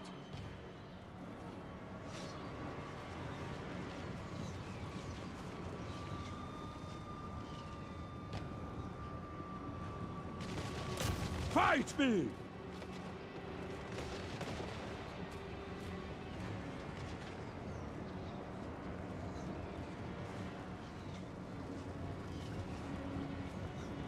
Attack!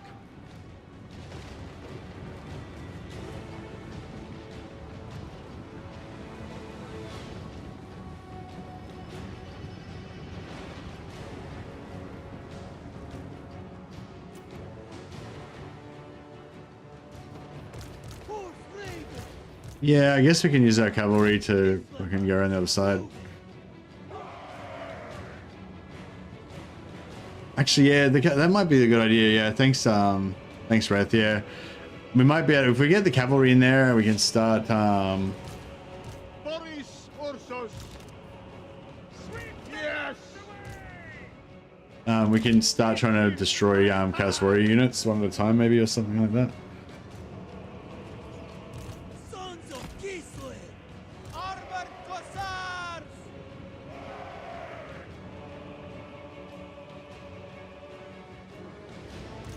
Patriot!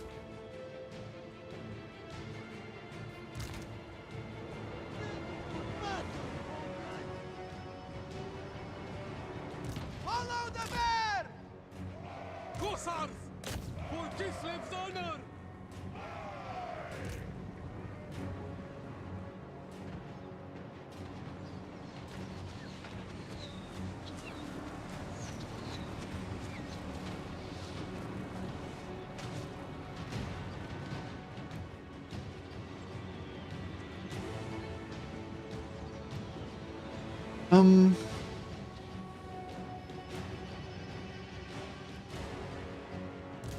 Horse raiders! Kislev sends us forth! Priests of Kislev! The orthodoxy endures! Cossars! Sons of Kislev! Cossars! Armored Cossars! The motherland's finest! Moving! On the march!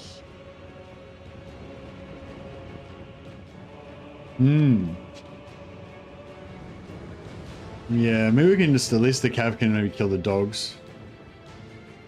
Comrades of the bear! So be it. Defenders of Kislev! Cossars!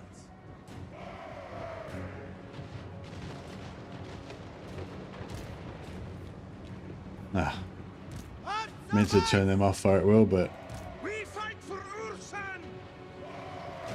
Excellent! Making it so! Defenders of Kislev! For Mother Kislev! Cossars!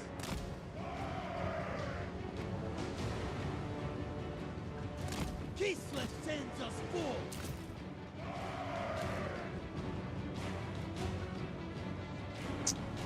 yeah, this sucks.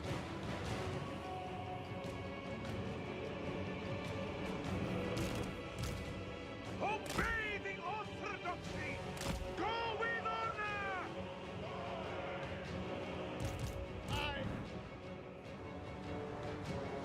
Armored Cossars! Yeah, firing into the front of these shielded Chaos Warriors is not very awesome. It is done! Through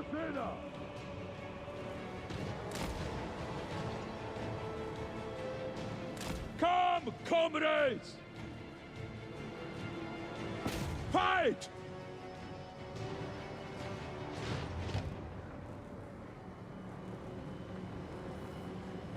Comrades of the bear!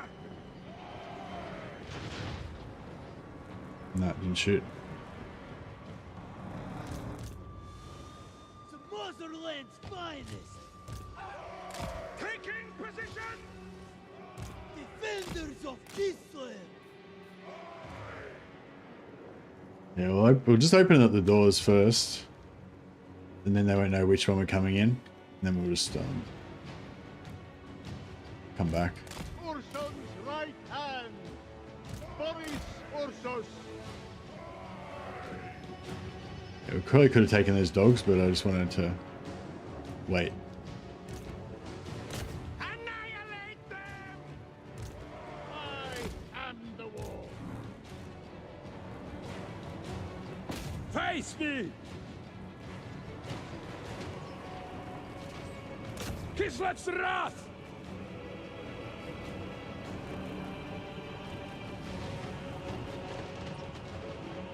Comrades of the bear! Attack, comrades! On the march!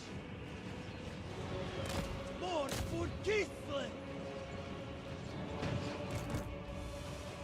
Horse raiders! Boris Ursus! March for Kislev! Indeed! Taking points! Okay, we probably only fit one bear in there at a time, so we may as well get them working on the next. Anything.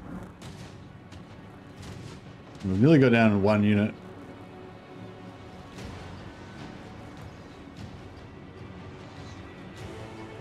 I wonder if these guys can shoot these. No. Hold! No. Maybe if they were further away.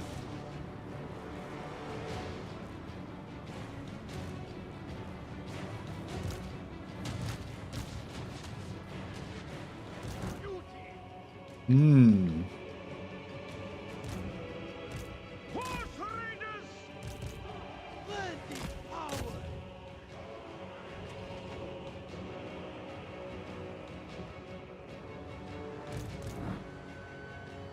Warrior and leader!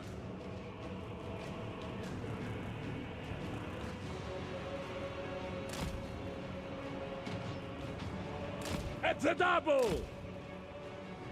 Moving out! Very wise!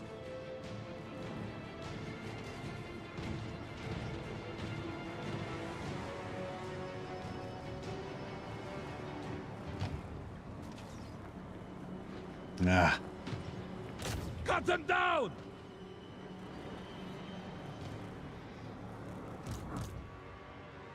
Boris Ursus! So I move! They...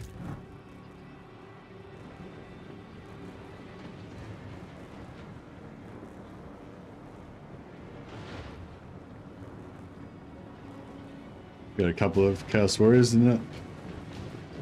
Was that 4 Chaos Warriors in one volley? One shot, I mean. He's out of ammo now, though. Drużyna, advancing! We fight for Ursus! Boris Ursus! I will gut them! Execution!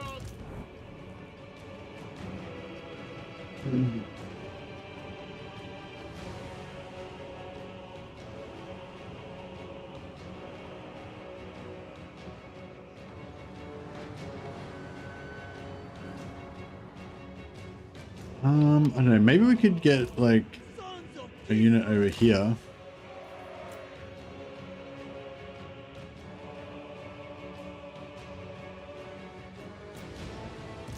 obey the orthodoxy!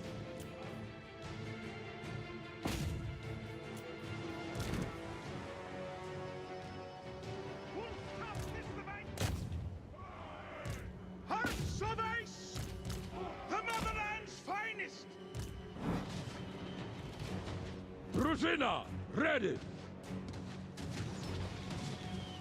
Nah, they're not really Defenders of Kislev, not really hitting. march with pride. Defenders of Kislev! Purge them! Attack, comrades!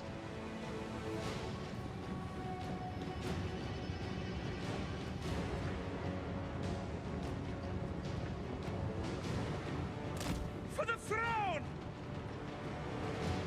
Halt! Stem the blood tide! So be it! Are we in? Motherland's finest. No. Boris Ursus, guided by Ursun.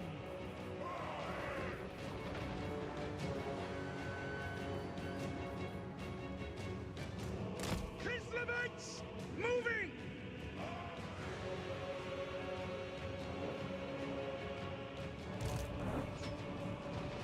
Champion of Kislev.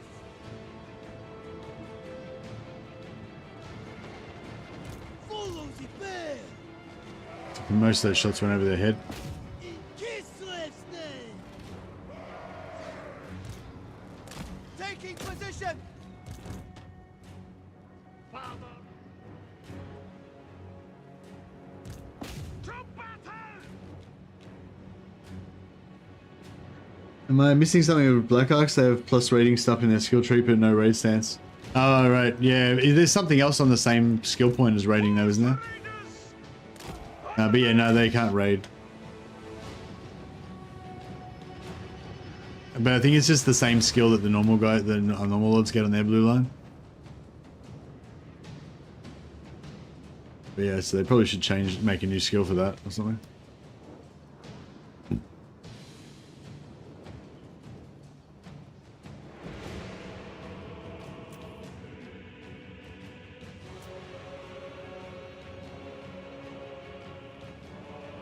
So yeah, so basically what we're going to do is go around and blow up all their towers. And then Gaze ground! try to pull out their dogs. But what we don't want to do is get into a fight with their bloodletters. Or let their dogs, like, you know, pin us down so the bloodletters can get us. These fucking dervishes are fucked.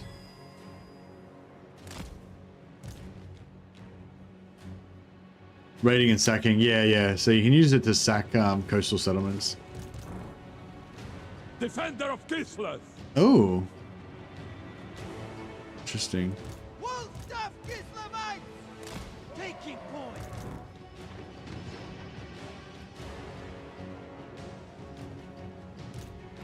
Taking position! Very well! The lost Tsar! Boris Ursus! Ready for battle. Bring them down. Boris Ursus! Maybe those guys can try to stay outside and stay alive. There, Hopefully. grant us this point. I go!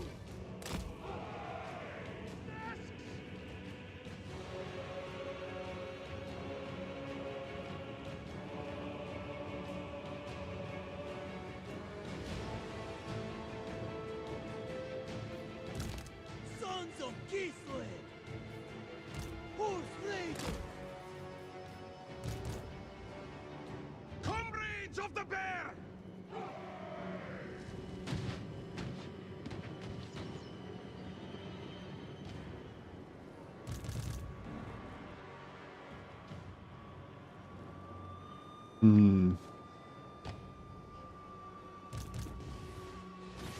Boris Ursus! I live again! I am needed here! Wait, where's the... Oh, there's the minor settlement over there. We're gonna lose that though. But if we can cap this... If we cap this, it'll still destroy the towers, right? So we do want to kind of go around and get all the towers dead first. Leader. And then we can try to... Oh, well, we need to make sure we don't get caught in here. We have like enemies coming from every direction. Might kind of suck.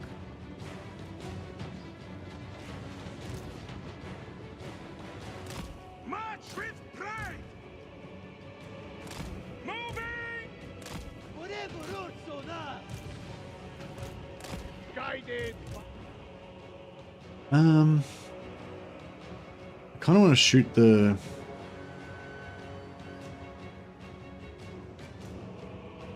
Obey the orthodoxy. Got anything fast? We got nothing fast here.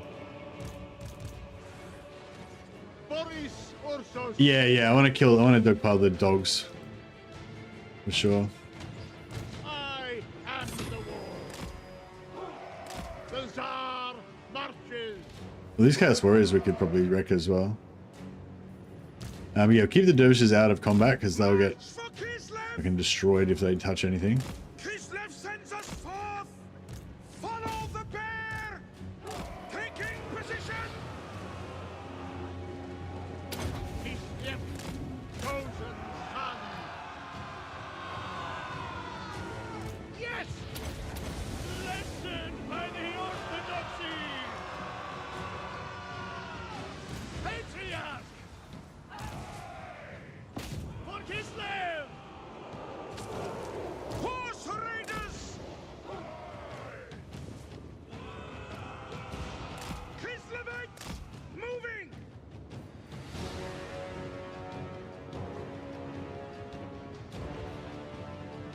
Boris, Ursus. So I move.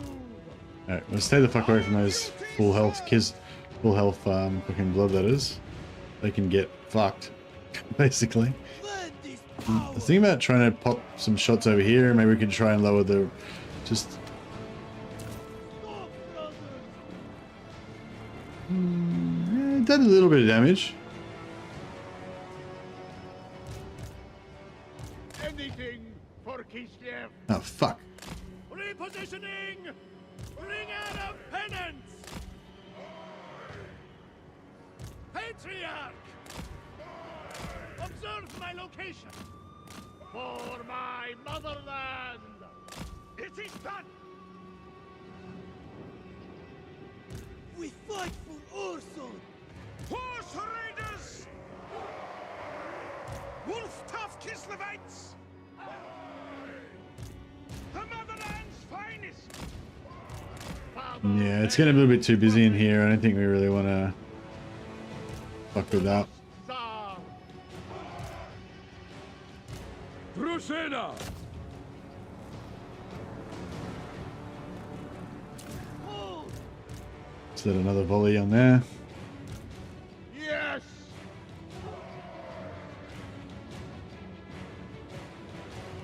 Look, we can't really get through here. Oh, we can probably get through here. We get through there without getting wrecked. Following Ursun's footsteps. Maybe. Drusena. Kislev's vengeance. Stop. Just give it one volley. I live again.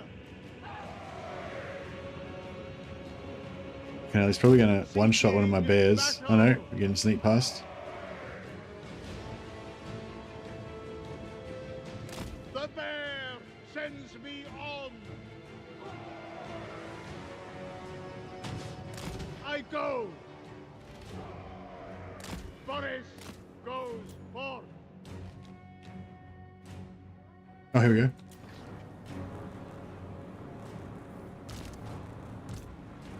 Motherland's finest. So we can probably get them with Boris. Boris, Ursus. A fine strategy. War bear riders.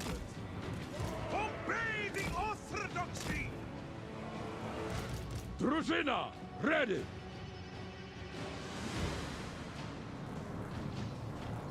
Yeah, I think this is happening. Zargard and Armored Costas are no slouch in melee. Yeah, they're no slouch in melee against normal shit, but against bloodletters, like, I don't know, bloodletters give me PTSD. Like, they just do so much fucking damage. It's so bad. We could probably go up on the walls in I don't know, I just don't really have the micro to deal with this right now. And if I forget these guys and they get fucked, then it's just game over. Drusena!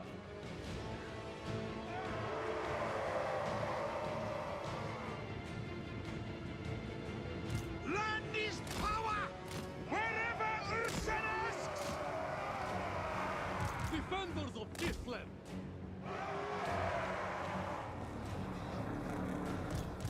I am the war! Warbear riders! No, so we've destroyed all of the towers now. So at least that's one thing we don't have to worry about. Sargai! Wherever Ursus asks! On the march! Comrades of the fair! Very well! The motherland's finest! March! Done? Boris Ursus! Alright, nice. Alright, we can get back around there and get recap that.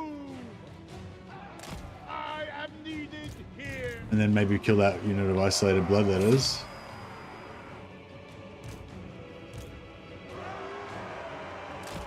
Serve Kislev! Armored Cossars! Obey the orthodoxy! Follow the bear! Bring them down! Armored Cossars! This guy's got armor piercing axe, Drusena!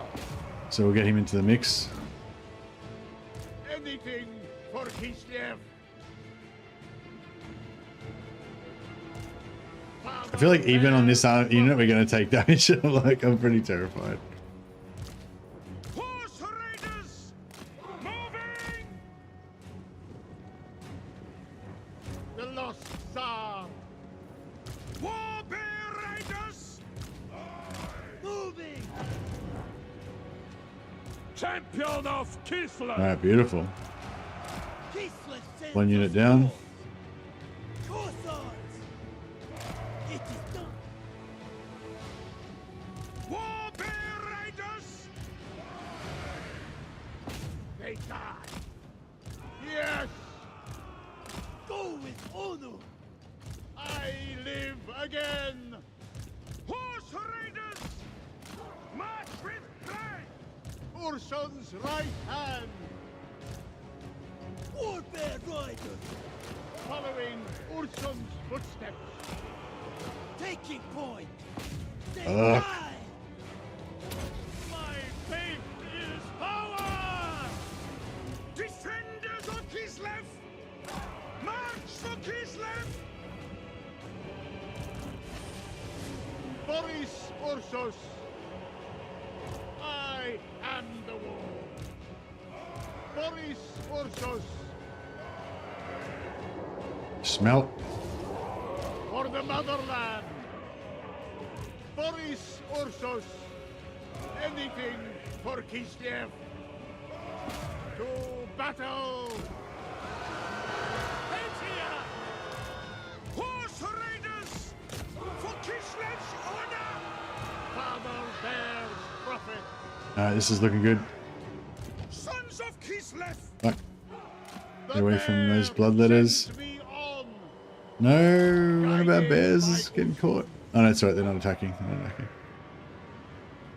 The Tsar! Alright, I think we got this. What the fuck? They rallied. Defender of Kislev! There's like one dude that just rallied. Drusena! Land is power! Oh no, there's like a few of them there.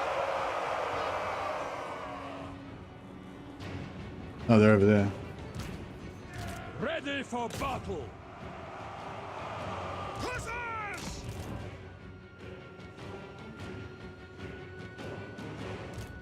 Boris Ursus! It serves Kislev! Alright, I think we got this. The lost Just a Tsar, bit of seeking battle. So I move.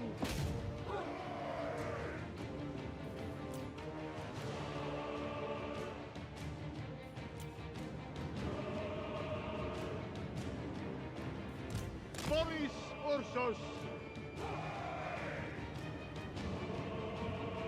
I go. Boris, moving.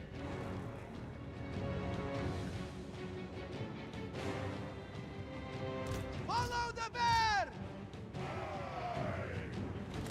March with pride! Very well! Warrior and leader. Yes! I live again!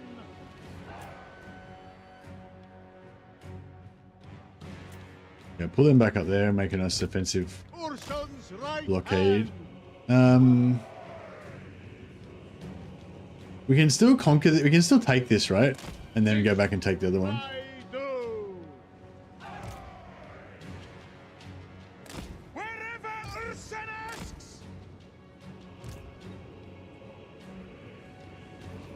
Follow the bear! Taking. Yeah, the Chaos Warriors I'm not too worried about. We can smash them with our Zargard. Hey, Phantom. I've not had a chance to use your link to get this game, but I plan to. Oh, nice one, Phantom. I'm really happy for you, man. I think you'll really have a good time with it. It's a great game. Thanks so much for subscribing on Prime, man. That really helps me out. I will chuck your name on the roll of glory, and I'll rename one of my filthy patriarchs, filthy ragtag patriarchs in your honor. So do we can capping this, right? Can't see the thing. No, we can't cap it at all. Okay, fucking whatever. Whatever. Boris goes forth. So is how often I cap victory conditions. Battle.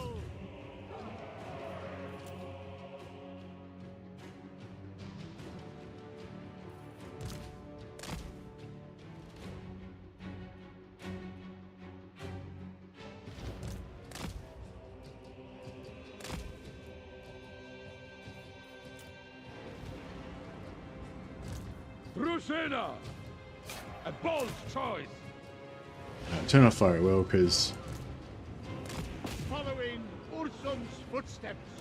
who's firing? I said halt. Hold your fire. God damn it.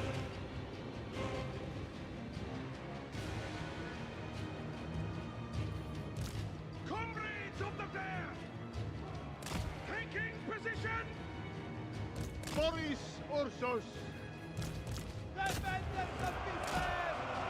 I am needed here. On the march! Horse raiders!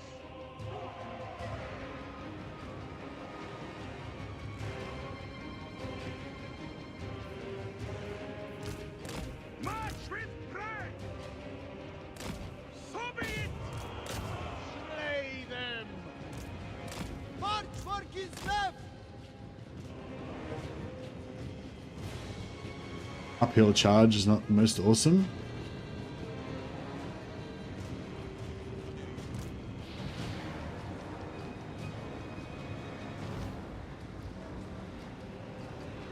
Ursun, direct me!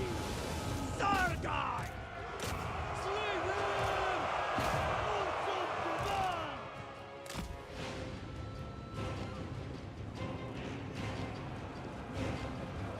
Moving! Cossar! Horse raiders! You nearly got there. Patriarch! The fall has Oh, I should have healed them as well. But sorry. Kislevans! Moving! Horse raiders! We might get caught in here. Anything for Kislev. So I move. Cossar! For the throne! Comrades of the bear! Excellent. Hearts of ice! Follow me! Horse raiders!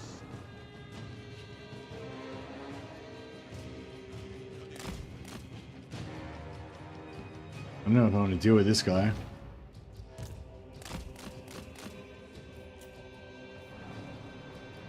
I will gut them. Wolf tough Kislevites! Father bears prophet. Execution! I was going to try and pull him up into there.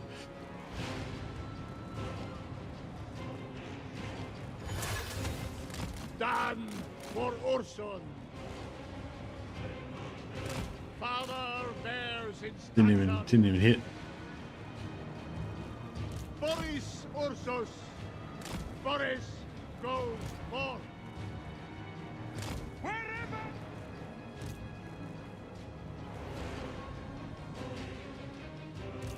Drusina! Put them on fire at will. They got there, we should be able to decimate them. Horse raiders! The Tsar marches. The bear sends me on. Boris Ursus. Only the most filthy, indeed. The lost Tsar. Hopefully they're going to get shot to death. Yes!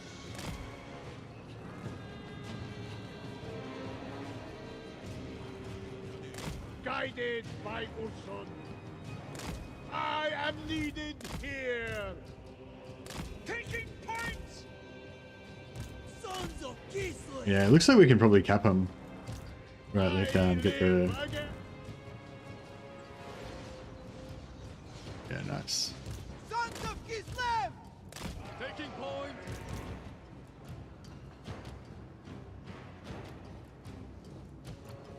Boris Ursus.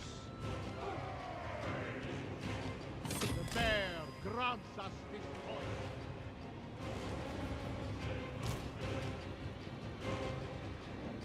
Taking position. Champion of And I'll fire Kislev! at will. If it's Bloodletters, we'll shoot him. If it's Chaos Warriors, we'll melee him.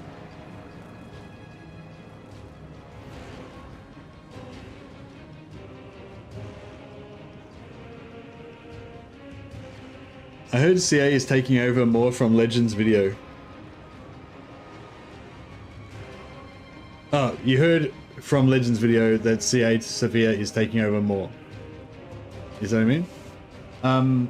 Yeah, they did the last What's Next that they did.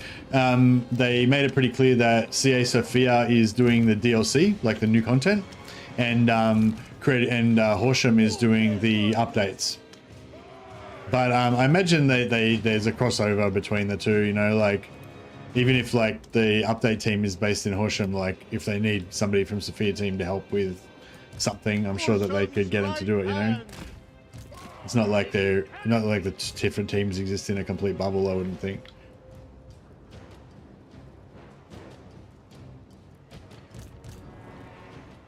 Defender of Kislev! Sargar. Wolf tough Kislevites! Obey the orthodoxy. Drusina! Horse raiders. Is he gonna try to... Oh no, this one. Here we go, yeah, it looks like we're gonna get the victory cap here.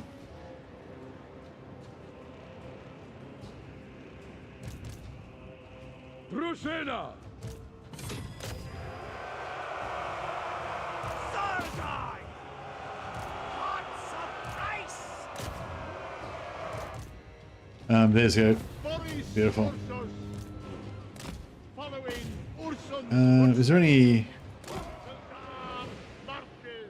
Yeah, the Chaos Warriors we can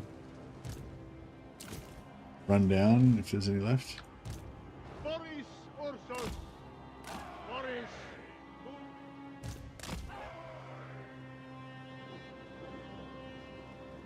Army losses waiting for the very last moment to win from tickets, yeah.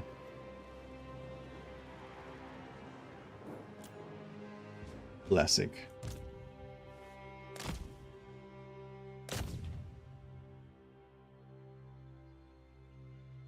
Are there any more Chaos Warriors we can kill? The demons obviously all going to melt. Oh, there's some Chaos Warriors out there.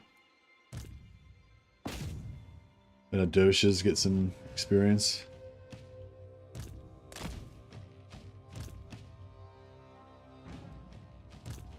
And our bears get some XP there. Yeah, I think that's it. Well, that was good. Thanks for suggesting that I take my cab in and you know, work it. That was, you know, in retrospect, that was an obvious thing to do, but sometimes it takes a genius to see the obvious. Yeah, I think I get a little bit numb or brain dead a bit sometimes. I think, you know, I play so much Total War, sometimes I just don't think outside the box. You get into like just patterns.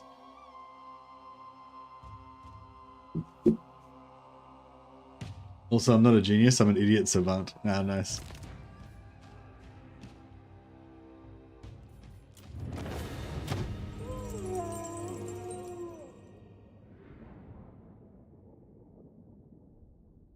The guy doing the AI looks like the Bond villain. Oh, Radislav. Yeah, Radislav looks cool. He's like a big friendly giant. Yeah, I mean, I don't know him personally. Just, you know, he seems cool. I just really like the beta AI, and I know that he was kind of one of the leads on the beta AI, so, you know, I have a lot of love for him. The other guy, Vasil, I think, was that the first time that he got introduced? I don't know him personally either, but if he's working on my beloved game, then he's a friend of mine. But yeah, it seems like he was quite involved in the DLC side of things, the new content, DLC stuff. Maybe he's like more of a creative guy. I forget what his job title was, but one day I want them to add some crazy AI, adaptive AI that just smashes. It'll be really interesting once they get into like adding machine learning stuff to the AI in games. It'd be really interesting having like an AI that, you know, can adapt to the player, so it'll sort of sense if you're like enjoying, you know, if you're enjoying just steamrolling or whatever, it'll be good. If it senses that you're the type of person that enjoys like, you know, a more challenging campaign or whatever, and like the more campaigns you play, the more it'll know, like, you know. It'll be really interesting, and it'll like probe you, you know, like the first campaign it'll play you and it'll let you just kind of win and have an easy time or whatever, and it'll be like, all right, it's like noted a few things about your behavior and shit, and then like it'll like, and then every now and again it'll throw in a curveball, like, oh, what about if I mess him up, you know, what about if I fuck him up a bit, see what happens. And then if you like that and you play even longer when the AI messes with you, then the AI will become more fucked up to you and stuff. It'll be like an abusive family member whatever, just keep doing it more and more. You basically train the AI to be more of a prick to you if you keep playing when it does.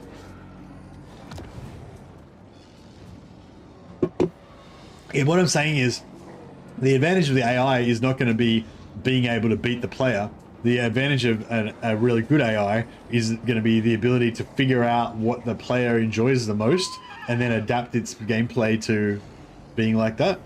But it's such a complex thing because, you know, you want that challenge, but then you also want that sense of victory and achievement, but then you also don't want the sense that it's just all made up for your benefit. You want it to be like, you know, you want it to be an arbitrary thing that you've then conquered so that it feels satisfying. You know, if you know that the AI like intentionally made it just the right level so that you could win, then you know what I mean. But the thing is, like, that's what you want it to be like. Like the ideal game is one that's quite challenging, but it's just the right level that you win. You know, so it's like, I don't know. It'd be really interesting to know how the AI would handle that.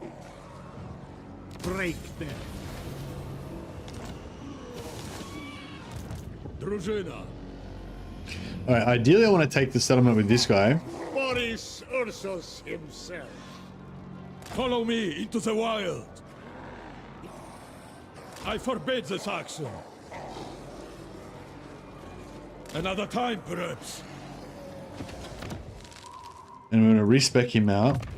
Mind by your right. Because he's stuck in force march, so we can't take the settlement. But if we respec him, we can replace him with somebody else, and they should be able to change. They should be able to change their stance.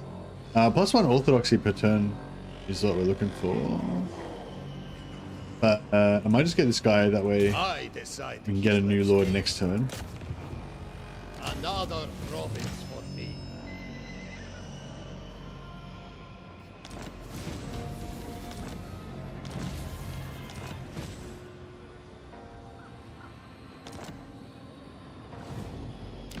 Oya. Oh yeah, so Boris has got this special commandment that none of the other factions get. It's devotion plus 10, corruption minus 10, income for all buildings reduced by 33%. It's called by order of the Tsar, and we also get 15% ward save when we're fighting inside the local province, which will be probably not much, but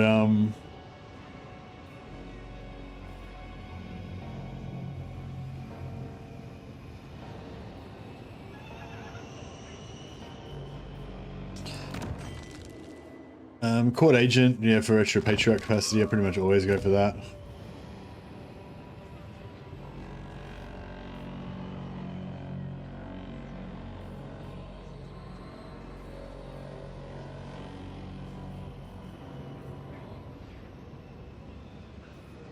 But yeah, I think oh yeah, we were supposed to be getting extra devotion every time we took over a settlement, right?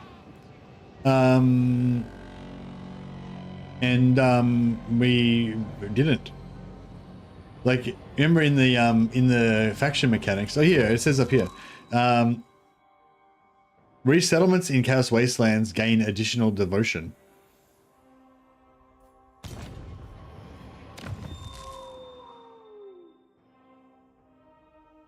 Oh, I didn't read it properly. Yeah, settlements in Chaos Wastelands get additional devotion.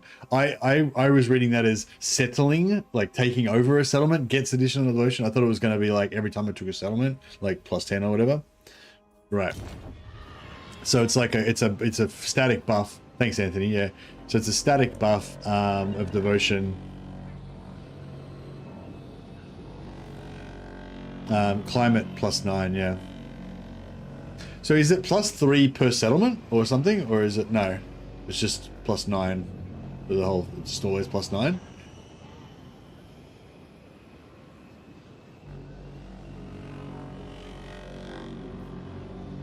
I return.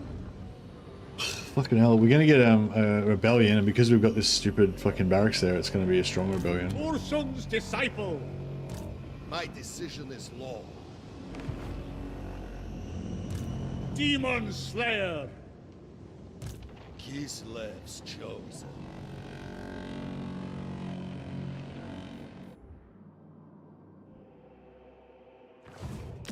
Glory to Father Bear.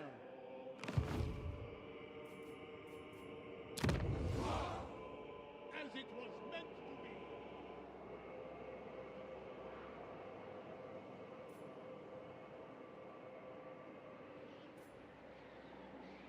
Malevolence abound. I might do a bit of we might have to do a bit of region trading cheese here. You are a delicacy. Why should I bargain with the Soul's Eye?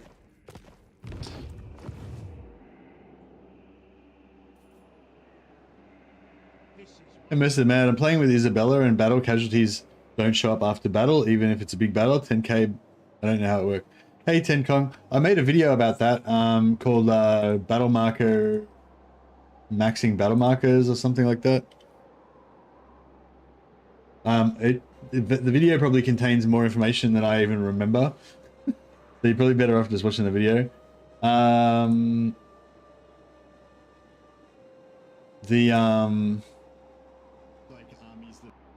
Yeah, I'll pop it here.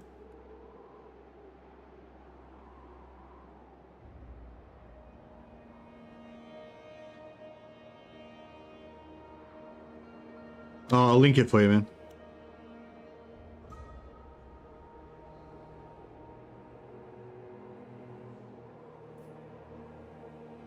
Yes, this is for vampires, not for Boris. We're playing right now. Although I'm pretty sure the same battle marker rules probably apply. Well, I'm not sure. I assume the same battle marker rules apply to everyone, because I think everyone makes battle markers. It's just that that only vampires can raise dead from them. So it's probably the same for the skull piles and everything else as well.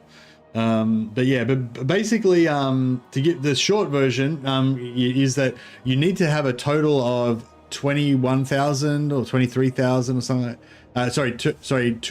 2,100 or 2,300 or something. You need to have a total amount of casualties of a certain amount. It's about 2,000 something. So 10,000 casualties, boom, sorted, you're way over. And the two main armies also have a requirement. So when the battle happens, the two armies that are at the top, whether that's your army, it's a garrison, whatever, those armies have to have 14 units in the army. So they have to have, there's 7 per line, so they have to have 2 full lines, 14 units, and they have to have a total of 1,000 entities. So if you have a unit of infantry with 120 guys in it, that's 120 entities, right? So you have to have a total of 1,000 entities. So if you have like 14 units, but it's all cavalry, there's only 40 units in each regiment, they won't be over 1,000. So you won't be valid to get a battle marker. But yeah, so basically those are the rules. You need to have over 1,000 entities in both your main army and their main army. You can have 4 armies supporting, but the top one has to have 1,000 and has to have 14 or more units, you know. You can only create a battle marker on a settlement one time. So if you attack a settlement and you create a battle marker, that battle marker is permanent on that settlement. You'll never be able to replace it or add to it or anything. But you can have as many battle markers as you want in the same region. So, you know, if you fight outside the settlement and put one next to it or whatever, you know. But yeah, but the battle marker guide tells you like the exact numbers and stuff like that. And yeah, thanks to Dash Dash who helped me get. I did a lot of testing myself, but he helped me a lot with that. You know, like kind of like he figured that stuff out basically, and then I kind of like fine tuned it and confirmed it for the video.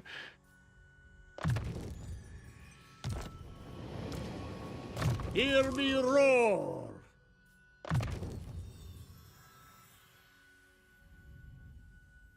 But yeah, Dash Dash is a bit. I think he's a bit burnt out on Warhammer, so he hasn't been around for a while. But he's yeah, very like you say, Wraith, idiot savant kind of thing. Oh, I don't know. He's probably just just a savant, but yeah, smart, pretty smart guy, and yeah, really good at figuring out stuff.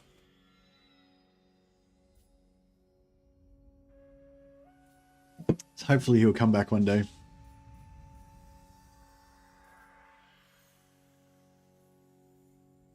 Is there a way to get better units from Raised Dead on the markers consistently?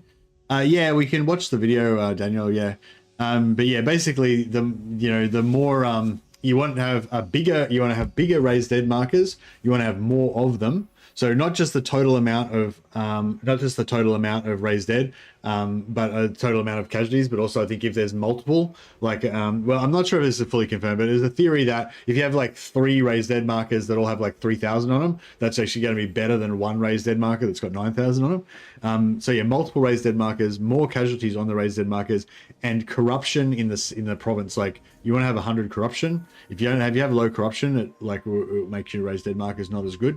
And the other thing you do is wait. So they build up.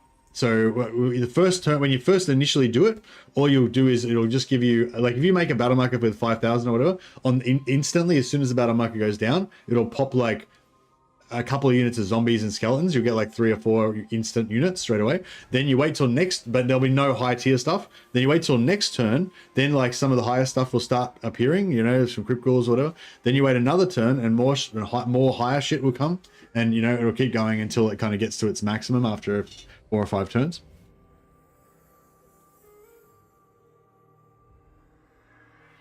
Yeah, basically high corruption, more battle markers, bigger battle markers, and you got to wait a few turns for it to build up. You won't be able to get the high stuff straight away, like in one turn. But yeah, if you have a number of battle markers and they're big battle markers, and you wait 5 turns and it's 100 corruption, you will get top tier shit: Mortis engines, blood dragons, terrorgeists, all that shit. But it's randomized.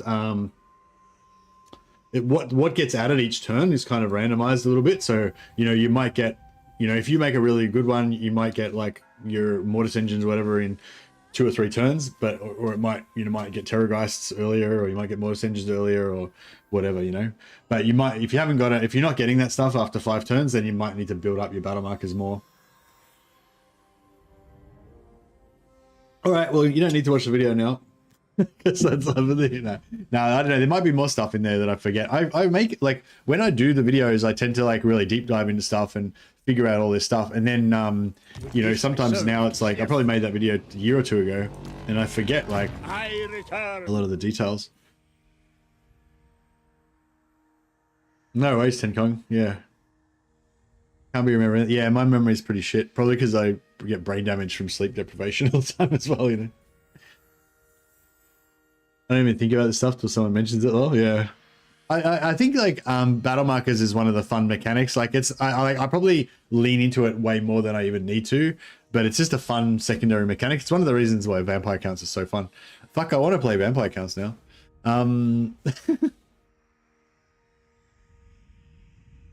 Right. Okay, what are we doing? What do we want to do at this point? I guess bears. Get our bears charged I up. shall enjoy this. I follow the bear. I stand for Kislev. You think to lie to me? This is the kingdom of liars. And Right. Operation Fuck Over Everybody has begun. Resentment grows. And yeah, this, I mean, so those of you who are hoping to not see any cheese in this campaign, this is where our paths diverge. Goodbye. We'll see you next time. Those of you who like a bit of cheese, welcome. The cheese is beginning. The shenanigans have begun.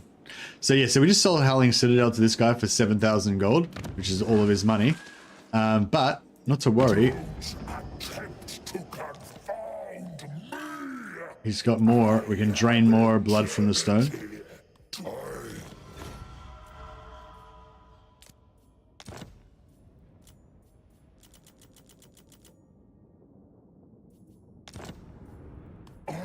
Right, so we sold everything that we just conquered to that guy. Now, of course, we'll immediately declare war on him.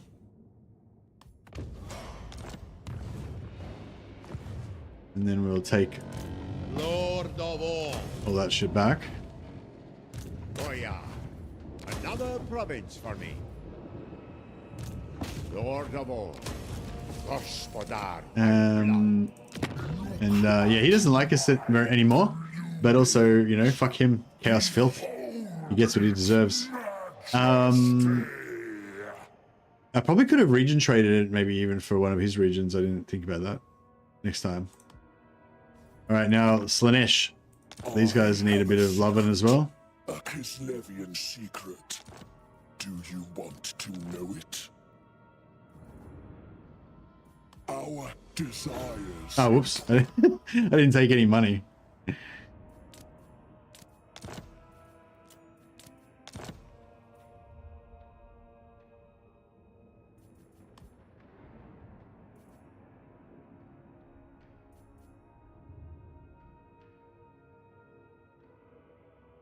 How did...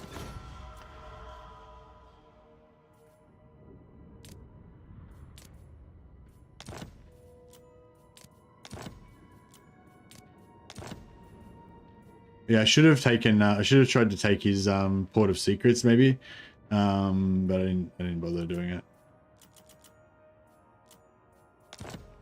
Our...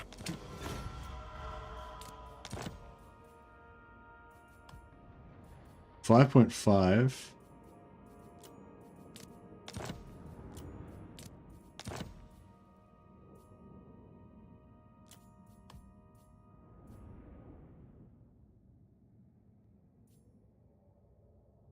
We might not get all the money if I do it that way.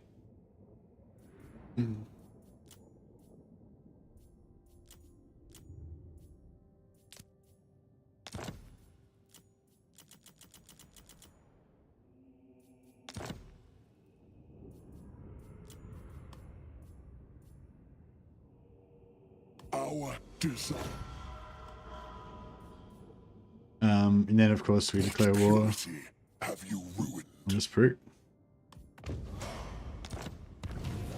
Take all that shit back again. Never yield. Yeah, so all our neighbors are going to hate us now, but on the plus side, Immense we've got a heap of gold, and we hated them anyway, so it's all fine. or tax payments. Excellent. Now,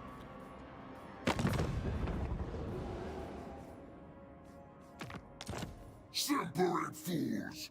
one last guy to do it. For me, the Lord Rip Archeon Alliance. I know.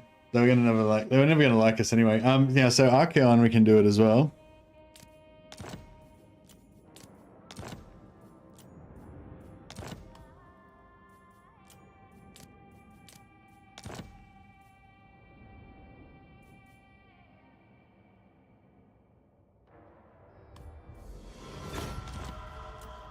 It might have been good to wait and get the element of surprise on Archaon, but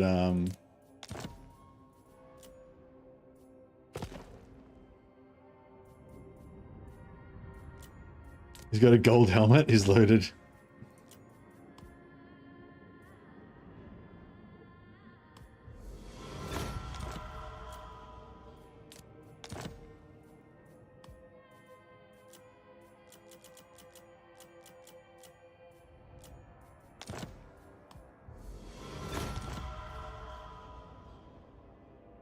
Alrighty.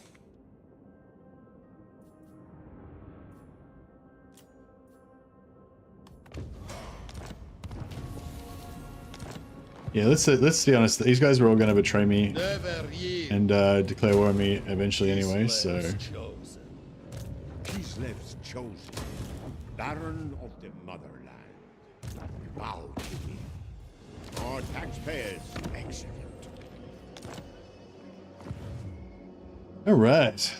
Now a Baal Draw your weapon of does choice. not connect The on. destroyer would have words So with yeah, I think that's about it.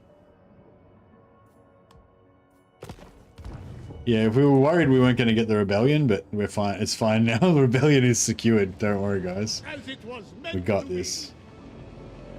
Power is my right.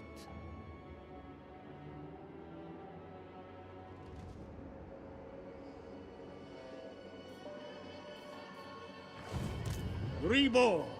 for How long till we get Kislev. our +2 population for newly conquered settlements? So turn 12, we can get level 12, we can get Great Reclaimer. This is why I was reborn. Oh yeah, I wonder if the negative devotion can go under as well. That'd be pretty crazy if it could. All right, so I'm kind of thinking the best thing to do is just abandon this territory and just try to bum rush Archaon. No higher authority. Ursun's disciple. We must praise Ursun first. We must keep moving.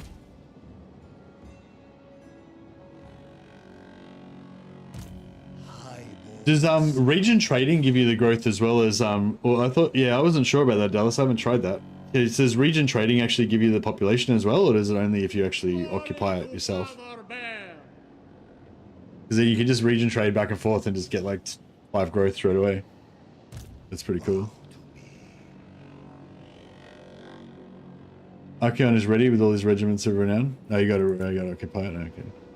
As it was Speaking of regiments of renown, huzzah! Lord of all. If we go that way, there's not really anything to conquer, is it? This is why I was reborn. Gospodar by blood. Never yield.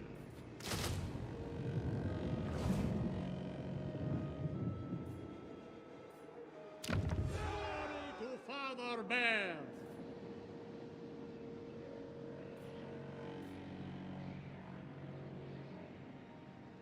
I'll see if we can hopefully hold Burning Monolith. And try and build I mean, it would be kind of good to get some horse archers. I don't know, should I keep this and try and get horse archers or not? I don't know. I might build that here actually. And get rid of this one. Yeah, that might be better. Back in a sec.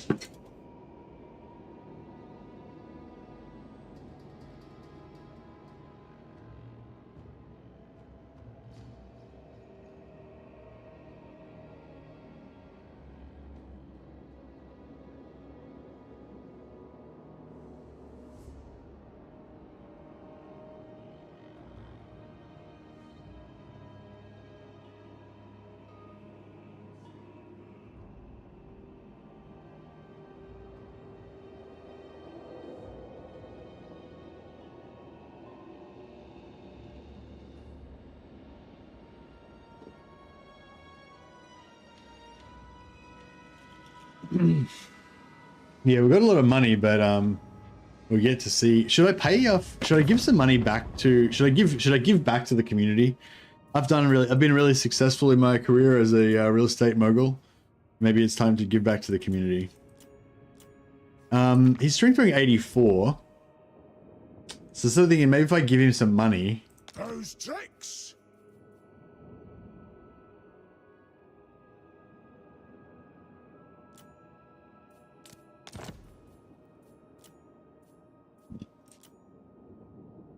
Oh, he's only got he's broke.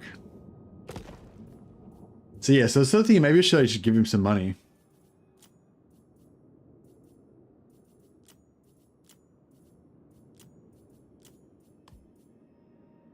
Yeah, give him 5,000 gold. Luckily he didn't see any of that shit. Gifts given to all-seeing eye. No, he did see that. I don't know. I want to give him some money because I don't want him to die. See that airship? Long as that's mine. Yeah, no, I just got access. That's it. The point of it was just to give him the money. I wasn't trying to what do you call it? I wasn't trying to get money from him. I was just, you know, giving money to him.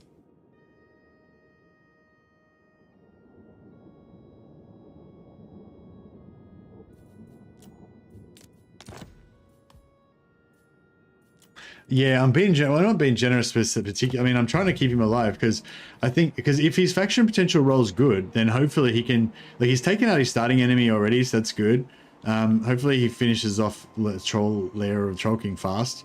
And then, you know, if these other guys take out Throt, and if he is strong enough to fight off Throg, then we could have like a nice little area there. But like, I don't know, I know for some people, like, they don't care about Kislev and they just want to conquer chaos and shit. I want to do that, but I also really care about Kislev. I want Kislev to be strong. And so, you know, I want to try to do what I can. I want to do my bit. A bold stratagem. Bow before me. Boris Ursus himself. Daddy Boris, yeah. We can start building up Monolith Fistula. I know we might lose that though.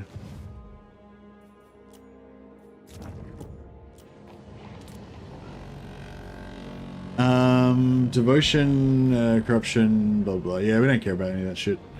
We don't corruption. We don't care. Recruitment capacity is the only thing we really care about.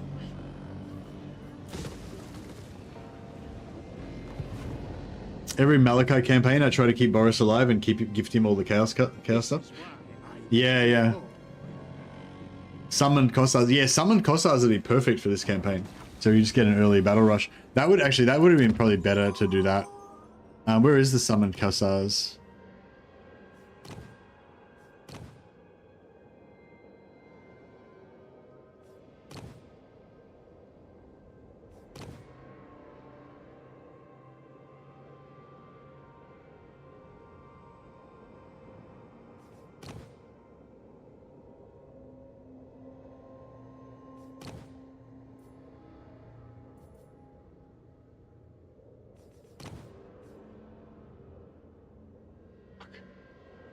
Should have done this more systematically. Where the fuck is it? I fucking lost it. Alright, war. I think it's in this one, isn't it?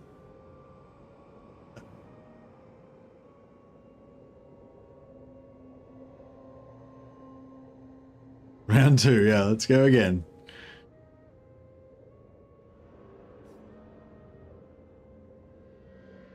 Oh, it's this there. It is Zealous Conscription, Brothers War Priest. Yeah, so that one's, I don't know, that one's also really good. I don't think this is that important for early game. But that one's pretty good. What did we go for? We went for Land Provides, which is, you know, whatever. It's cool. Yeah, actually, that one would have been better to go for. This population one would be better to go for afterwards, so that we could, yeah, right now, that's what we need. We need Wartime Prayer. Should have gone for that first. Boom, boom. Then that would have been really good. And then once we get rolling, then get this one. So you can use this to build up your provinces. But we don't need to build up our provinces yet because we're not really gonna hold everything. We just want to assassinate all of the main threats around here as fast as we can. Glory to Father Bear! All right.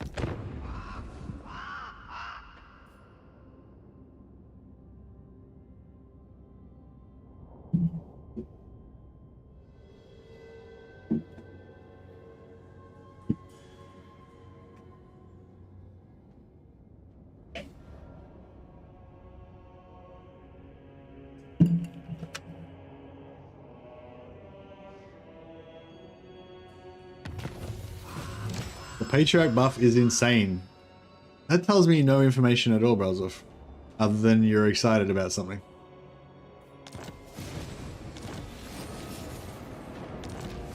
Why is it good? Tell me a story.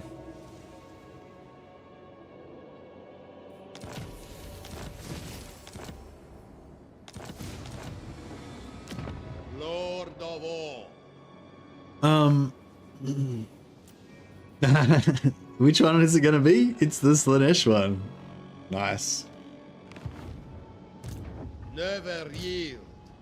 It looks like a pretty shit rebellion, maybe. Do you reckon I should try and kill it, or just let it go, or what? Bear.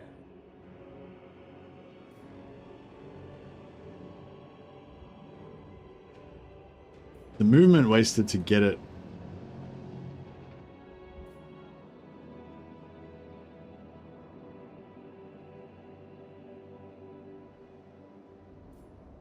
Kislev's chosen.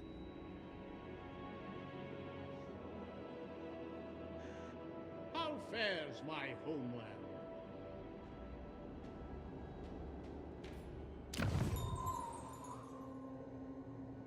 Which one are you talking about? The this one, War Priests? No, not War Priests. You're talking about Battle Sermons. Yeah. Battle Sermons is nice. But I feel like I felt like it was a bit of a sugar on top type of thing. Like I really want that, but I don't think it's like important like for the early game. You know, like it's not like, you know, if I'm like I don't know, like yeah, like the one like this one that gives you 30% extra experience from all your characters, like get that at the start so all your characters level up 30% faster. Like that's really good, especially if you're legendary lord, you know. I think that one's really important to get first. Yeah, this one that we went for, not important to get first. This was leading into, not important to get first, because we don't have the money. You don't have the money to build, like, you can pump population, but you don't have the money to do anything with that population, you know what I mean? Well, we do because we cheesed it, but it's like, yeah, whereas this wartime prayer, the ability to like quickly pump out armies at the start while you're conquering, that one's really good for rushing early. Especially in this situation. But yeah, like there's a lot of good stuff, but I'm sort of thinking, yeah, I'm not saying it's not good. It's one of the ones that I spotted and I was like, yeah, I really want that. Sorry, wartime prayer. Yeah, this one. No, not that one. Fuck, what am I doing? Battle sermons. Yeah, it's one of the ones I really wanted, but it's like there's too many other things important to get first. Yeah, that's kind of how I feel about it.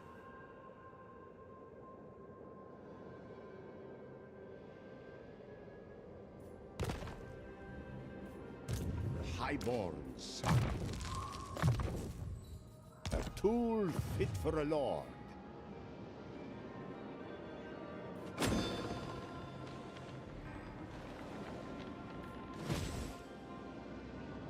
Be watchful. I kind of want to take out this rebellion. Governor of Kislev's lands.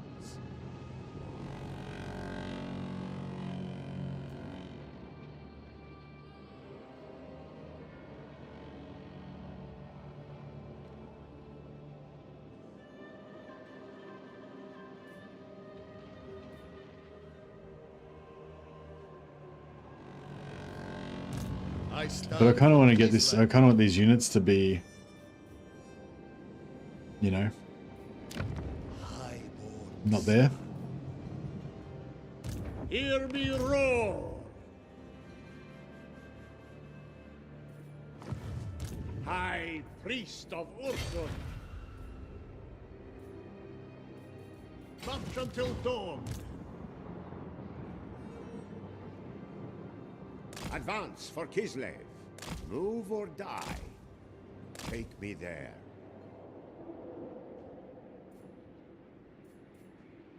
I return. Baron of the Motherland.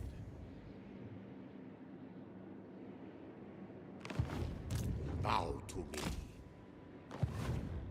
Ursun's disciple.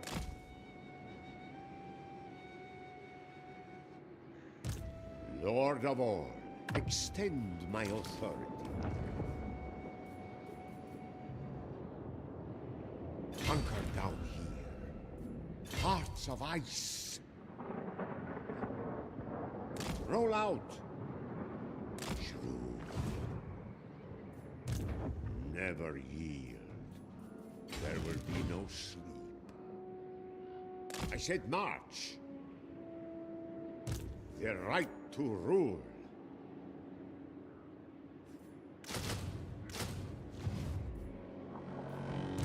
Lord of the provinces.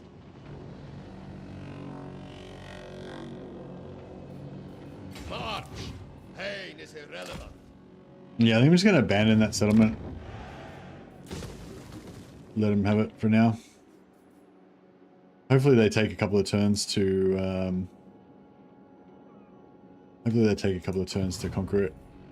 Should I take stock of your worth? I live again.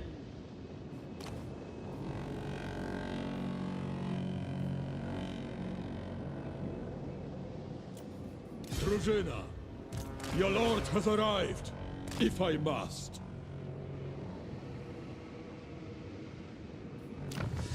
All right. Oh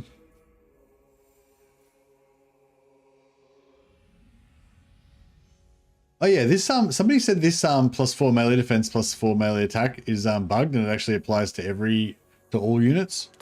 I don't know if it does or not, but Become a stronger motherland. we can give it a try.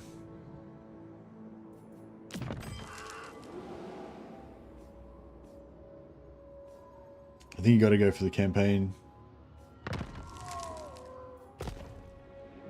It says all units. From What? Lensk to Urskoy, we stand What do you mean? Melee defense +4 for all units rank 3 and below. But yeah, but I'm saying, like, I've been told that it actually applies to all units regardless of what rank they are.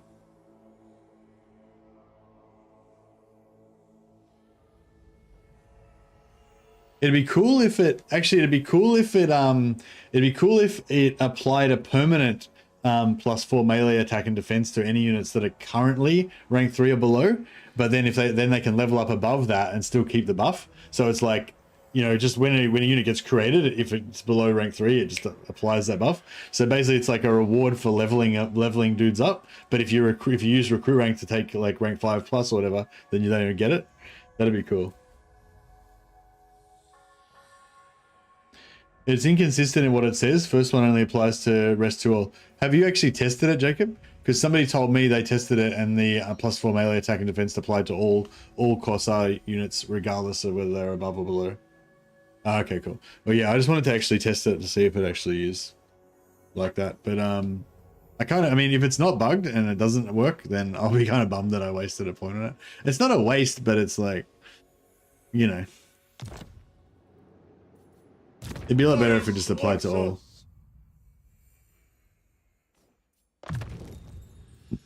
Oh yeah, Fyodor Gudrimsky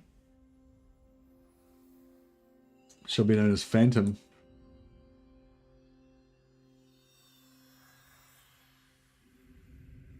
That means going from rank 3 to rank 4 would make them weaker. Yeah, that's right. Kind of sucks. Okay, so this guy's now going to be called Phantom 357, but obviously we're not really going to call him that.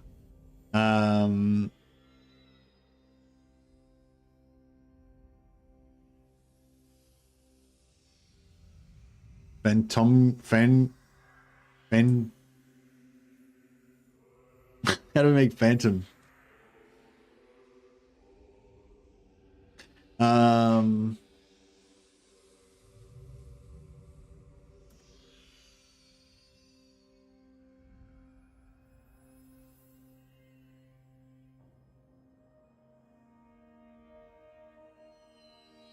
All right, Storm Phantom. We don't know what his real name was. Probably Igor, but now they call him Storm Phantom because he's like that.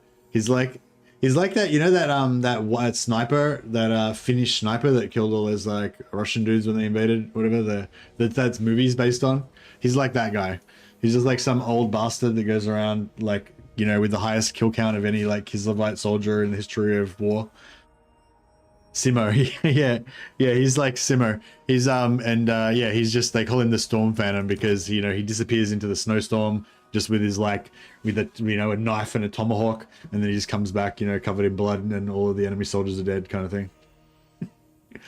Storm Phantom Gajumski. That's your guy, Phantom. Yeah, he's the White Death. They also call him the White Death. Boyar of Kislev, I follow the bear. Kislev's chosen. All right. Yeah, we'd like to. I wish we had some intelligence. I've got no idea where.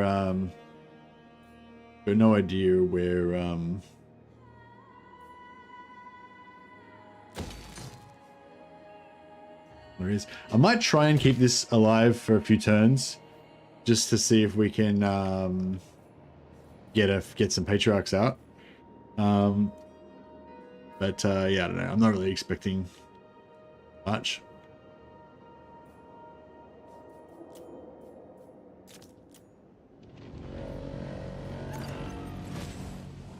I bet he's walking to finish off the Slanesh faction. Yeah.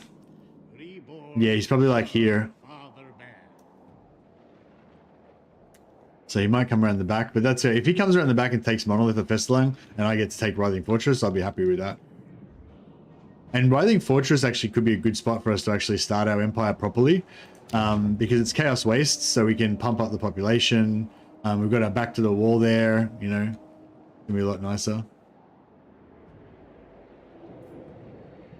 Whereas this starting area here is like really exposed, and we don't like that very much.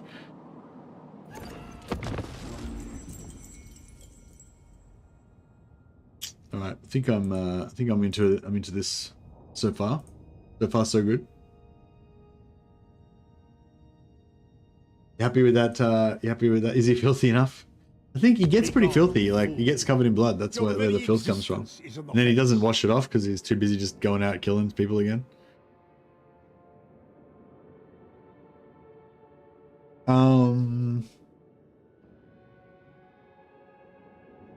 Yeah, actually, if he wants to go to war with me, that might distract him, so he won't kill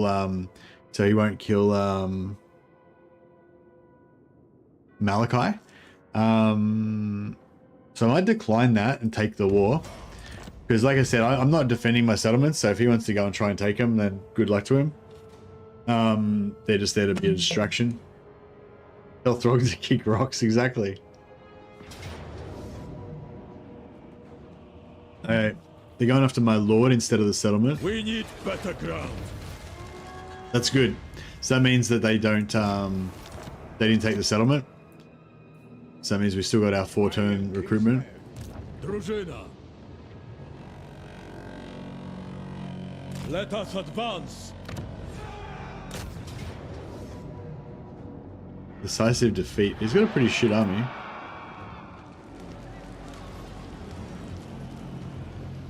You are less than a peasant.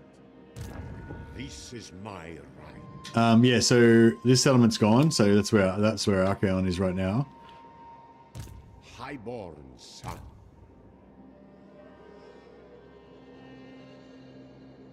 Kislev's chosen. Does Catherine know I live? All right, we got enemies.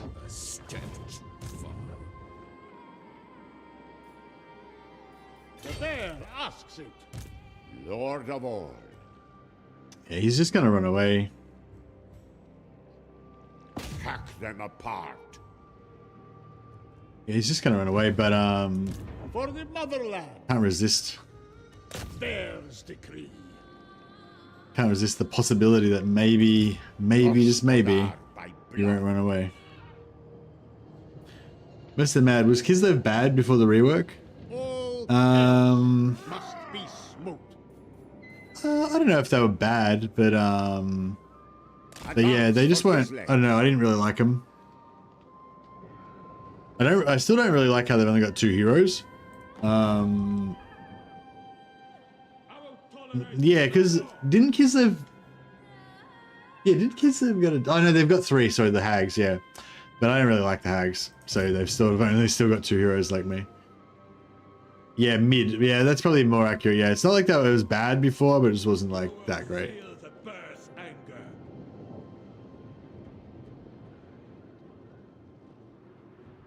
Set off at dawn.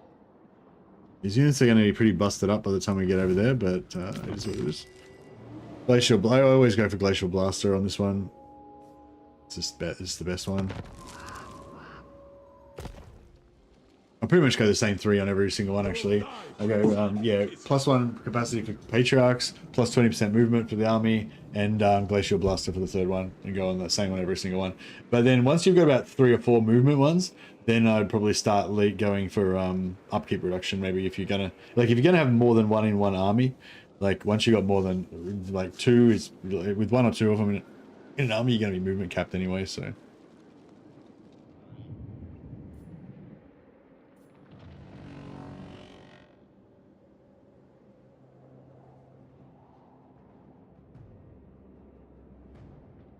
The movement does stack, yeah. So two 20% on top of each other makes plus 40%. But I think there's a cap of 50% total is the maximum movement range you can get on an army. So you know, and your lord's probably going to already have like, you know, 10% from Route Marcher and The lost Tsar returns. you get 5% from Route Marcher, and you get another 5% from Renown and Feared. So 10% from the Lord's base plus 20 plus 2 speed. Frost Maidens is 50%, so you're capped. If you take a Frost Maiden, if you take an Ice Witch Lord, they can come with 20% movement already built into them. So you know you don't need as many.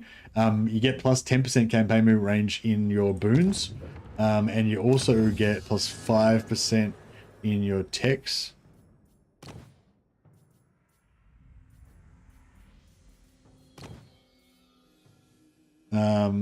So yeah, so anyway, Your death 5 would be double. No, I think it's capped at 150. Somebody's telling me. So yeah, so 3 of them to get to 150 would be the most that you could have. But even with 2, you're gonna have the plus 10% from your Lord base anyway, so that's enough. You know, and if you got a Frost Witch Lord that's already plus 20, and then she gets plus 10, so she's plus 30. So I mean, sorry, an Ice Witch, you only need an Ice Witch and 1 Frost Maiden to hit 150.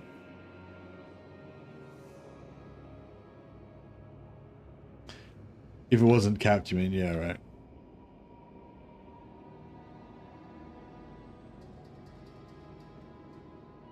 High Priest of Ursus. Yeah, he's just gonna run away, so I'm not sure why I'm really bothering to do this, but Homeland. you know.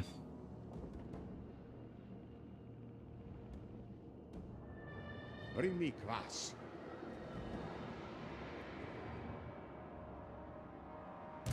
Demon Slayer.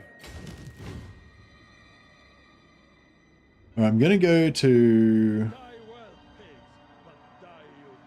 I'm gonna go to there. I just don't want to be quite in range of the garrison, so because if he attacks me, the garrison gets pulled in as well. Boris We go to there. Never yield. This land is mine. Put all the units in Boris's army so they don't get any. The right to rule. Noblemen do not hurry. Denied. Yeah, this guy's fucked. I might, No place for a noble. might replace him just so there's a chance he might be able to live. I can not have much luck with the free points.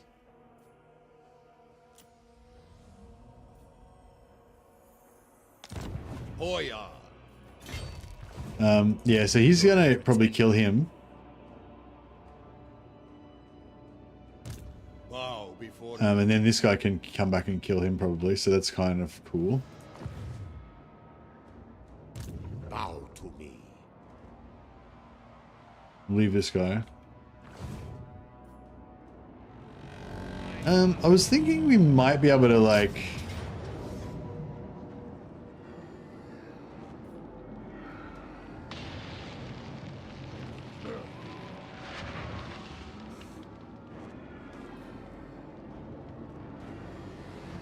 I was thinking we might be able to like...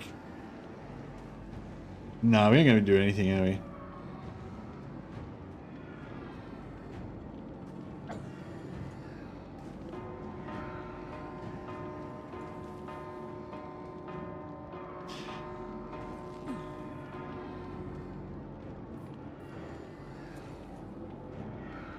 Another time, swines! I was kind of thinking I could switch him out for a boyar, and then I was gonna just like kind of just keep attacking him over and over again until we kill We him. must protect But the nature's boyar power. would might Champion die. of the motherland.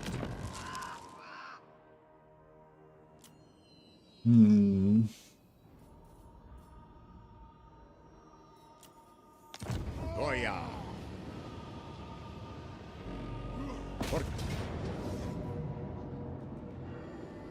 Nah, I was sort of hoping the boyar could like auto resolve it, you know.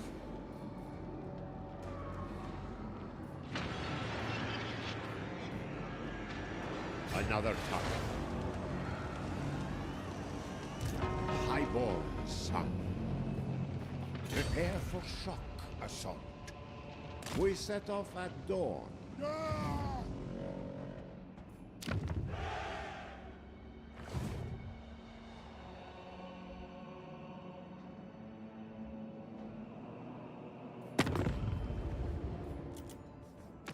Come on, see your piece, pal. But he's heading up. A friendly face is always welcome.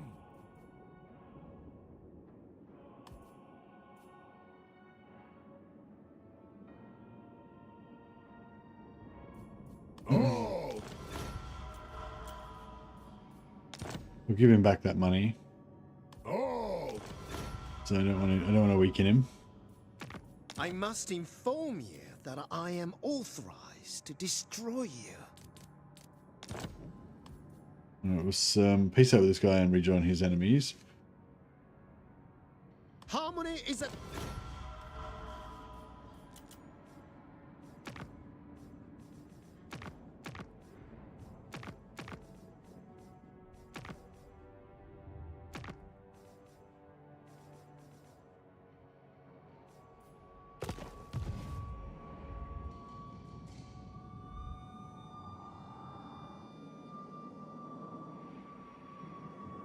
Hear me roar! We can get rid of... put the charm shield on Boris. We'll get rid of these. Crown of command. What a piece of shit. That's cool. Excellent. You are but a peasant. Alright, I don't think there's any chance that Archaon's in range to attack us. I don't know exactly where he is, but he should be like well away from us. Enough is enough! And we'll just keep recruiting more dudes. Drużyna. Hopefully we'll start getting some Lord of all.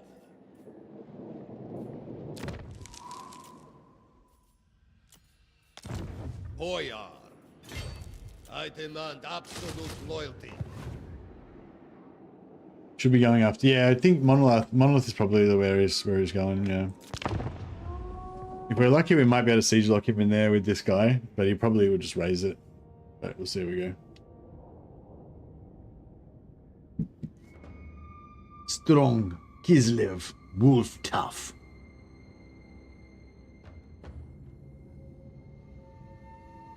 Our shared Oh yeah, so A noble one. does anyone know any good like lottery, chat lottery type things for YouTube, or ideally one that works on both YouTube and Twitch?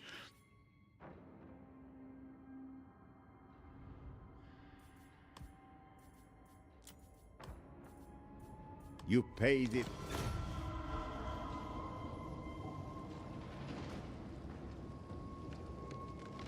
Can ask for a sword raising from your chair. You want me to draw the sword? Yeah, so I knew you were going to go after him. I'm pretty sure he's not going to be able to retreat out of range. Another time. That's right.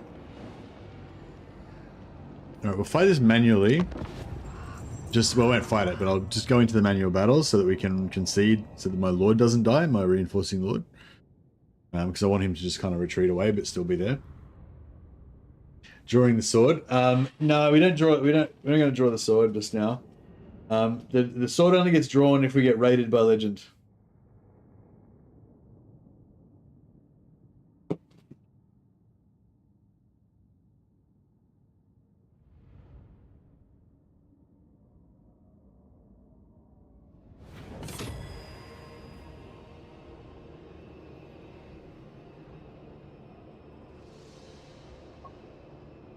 However,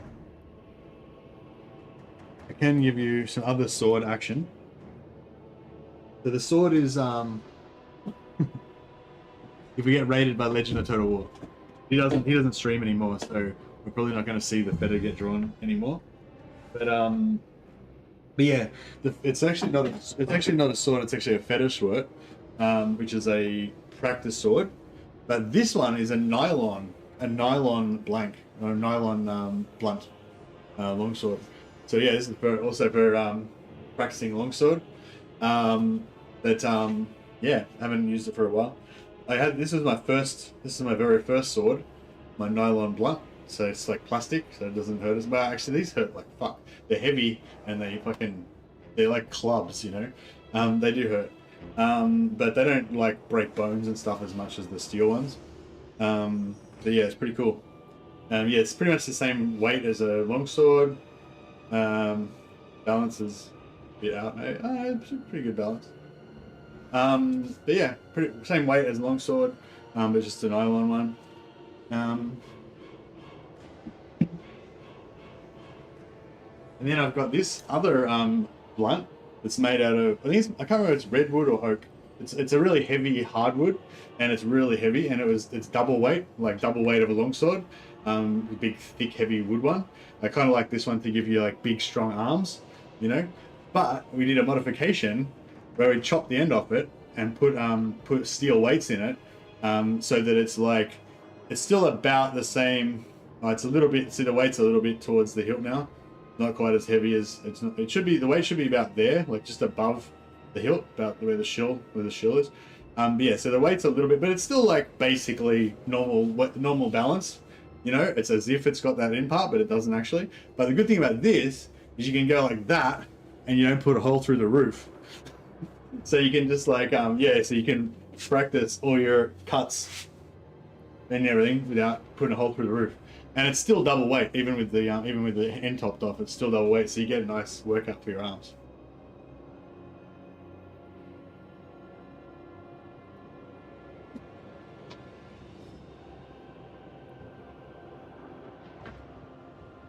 But the steel fetter is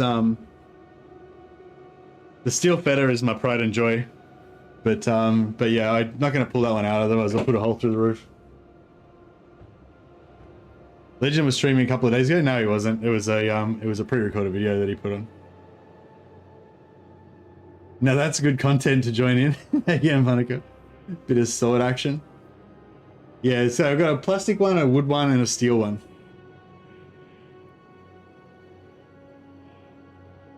I kind of want to fight this battle a little bit now. I mean, the whole point of this coming was just end the battle immediately and just concede. But now I kind of want to fight it.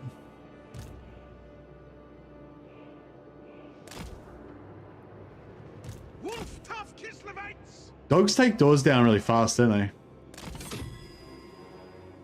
Comrades of the fair!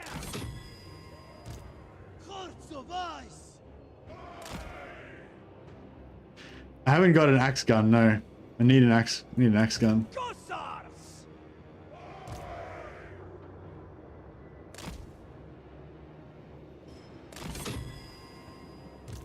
Wolfstaff Kislevites! Cormoran!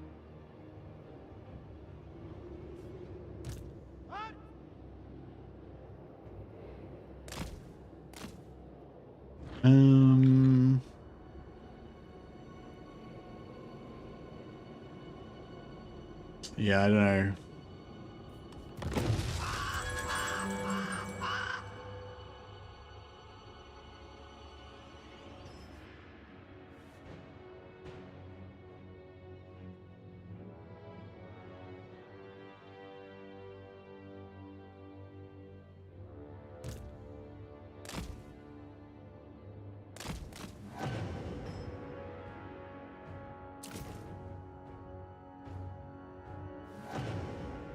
They're doing some damage to him over there. Oh, they're already in. Hussars! Land is power!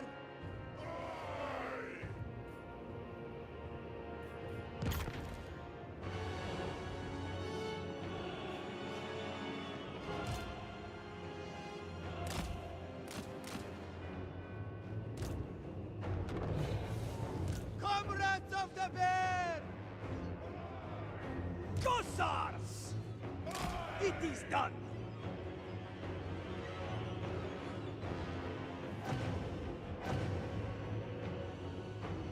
Doors are already destroyed from me. Oh yeah, I knocked down my own doors. Right.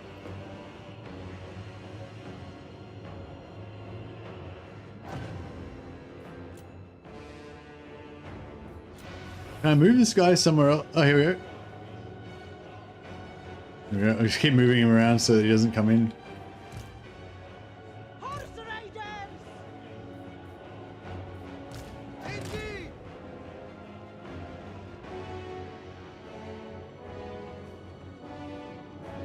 Wolfstaff Kislevites!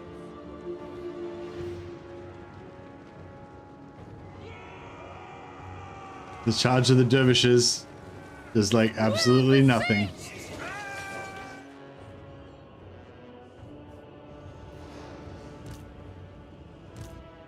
of Kislev!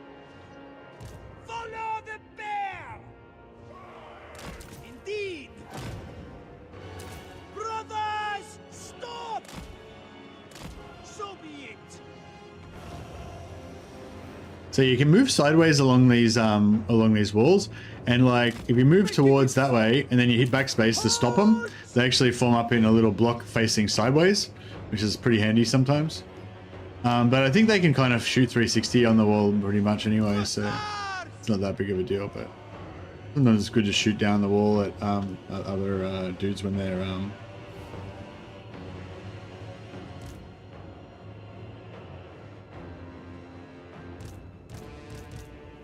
Land is power! taking this cap doesn't really help, does it? We take that one. Anyway, I think we've. I don't think we're going to achieve a whole hell of a lot here. There's some slight damage to these guys. It was kind of fun. If the doors had still been up, then we might have been able to do a bit of damage. But yes, I wish I need a gun axe.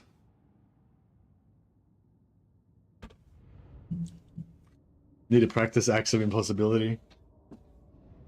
That would be pretty cool. That's the weirdest rebel army I've ever seen. Actually, yeah, it was kind of weird, wasn't it?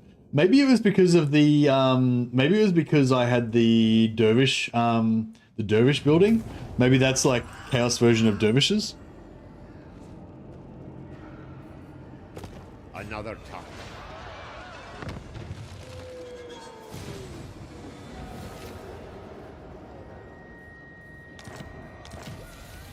Oh, they didn't take the settlement. Scent bruise. Interesting.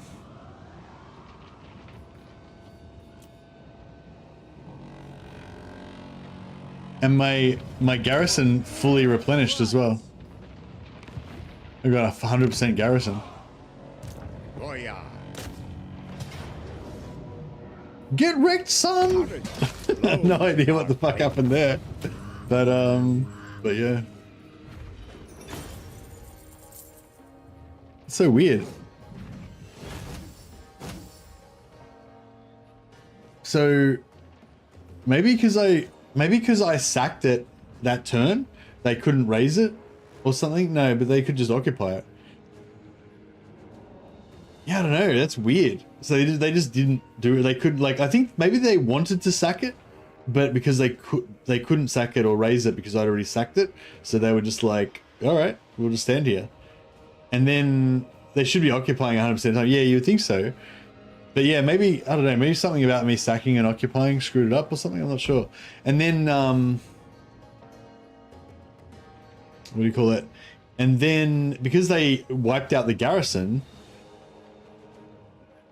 I don't know. I don't know what the fuck happened there. That was really weird. Very weird. What care I for peasants? I've had it happen trying to revive Throt. He just kept sacking the settlement over and over and never occupied. Yeah, I've had it before with Skaven as well. Bow to me.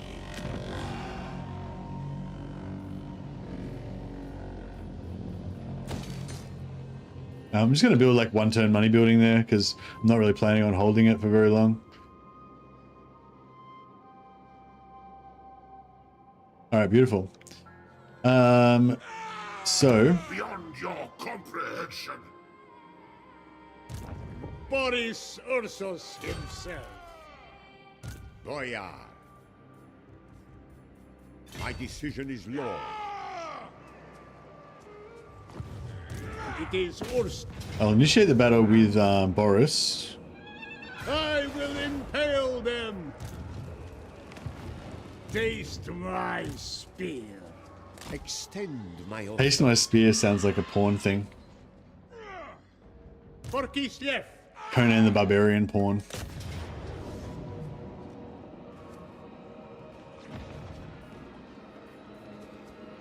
Wait, Boris doesn't even have a spear. Oh, he's got a glaive. That's not a spear. I suppose, would you call it a spear?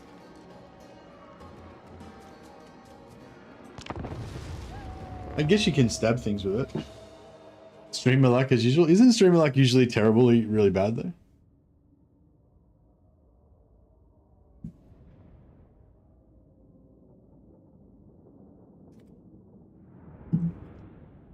Yeah, we'll sack this. Yeah, that's a pretty weird thing. Yeah, I've never really seen that exact scenario happen before.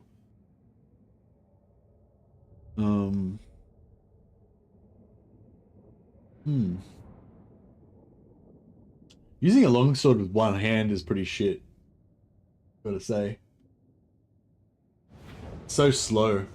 That's the thing, longswords are fast. That's the thing I don't think that gets really represented on TV very much, but longswords are really fucking fast, like so fast. So fast that it's not even that much fun to watch longsword fights because you can't see what's happening. It happens too quick. But one-handed longsword is really shit. It's really slow. One-handed longsword is basically like rapier fighting, I guess. Oh, no, not really. But yeah, like, I don't know, yeah.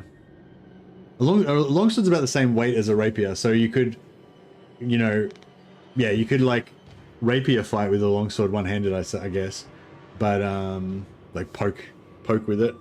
But yeah, if you're trying to swing it around and stuff, it's like super slow.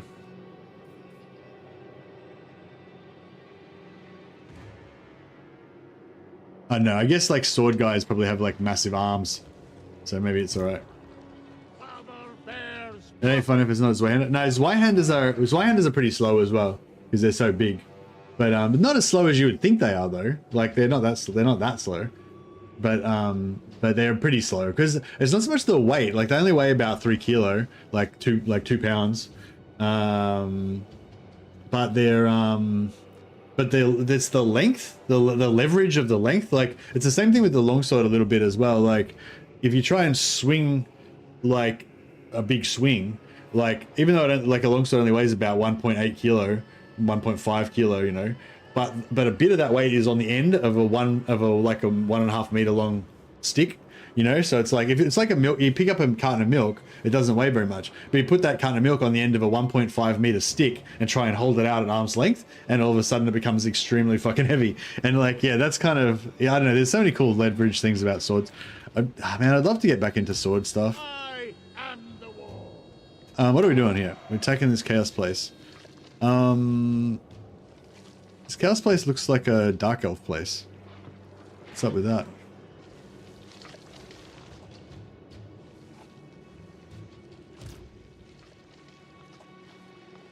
Boris, Ursus.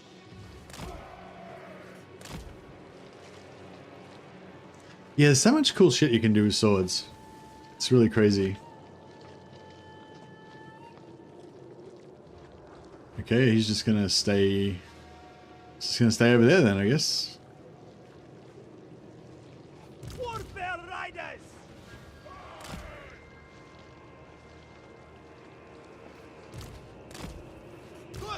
We'll put the Cossars at the front so they can absorb arrows.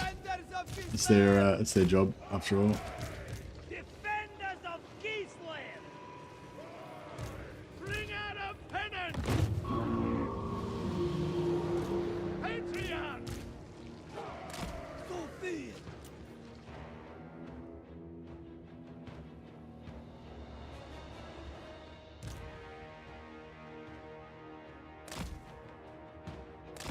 I'm gonna try and send my dervishes somewhere else.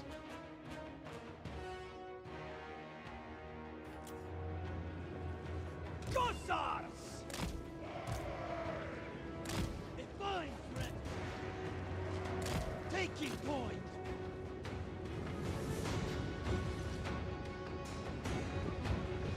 Sons of Kislev! March with pride! On the march! Cossars! Kislevites! Moving!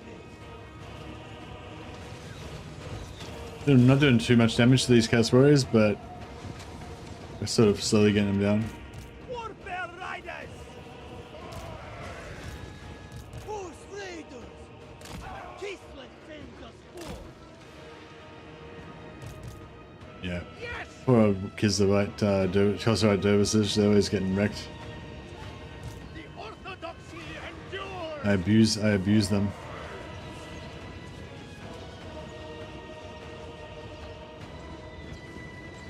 We've already spent like a quarter of our ammunition on this one unit of Chaos Warriors.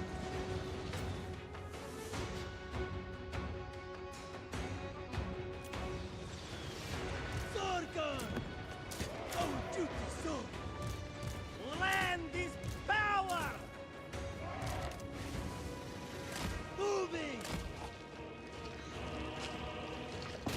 Blazing! We fight for Ursus! I'd like to get some arrows into those trolls.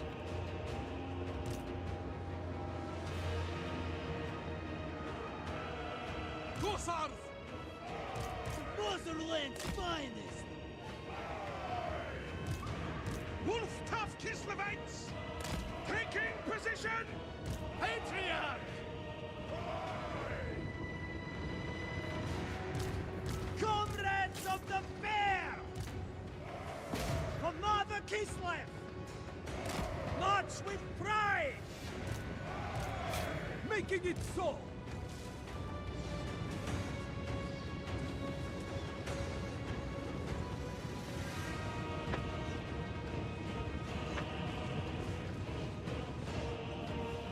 Hussars! Sons of Kislev!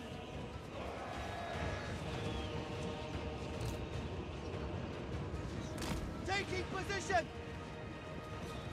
Trying to get rid of these guys, but it's not really happening.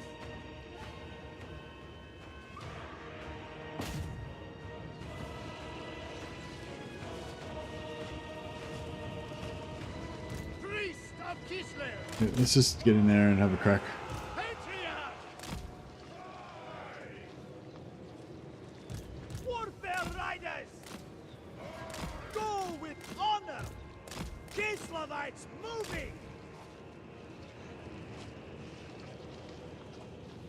Patriarch!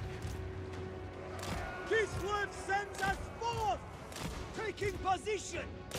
Make war! Warfare riders! On the march! The four and one speak! Hussars! Patriarch!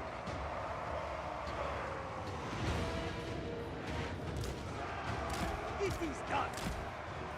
Full stop Kislevites! Obey! Obey! Alright, getting somewhere here. Ursus, direct me! Purge them! Bears are anti-large, so they should wreck those trolls.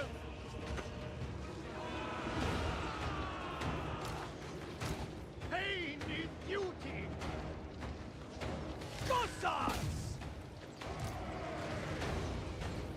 To battle!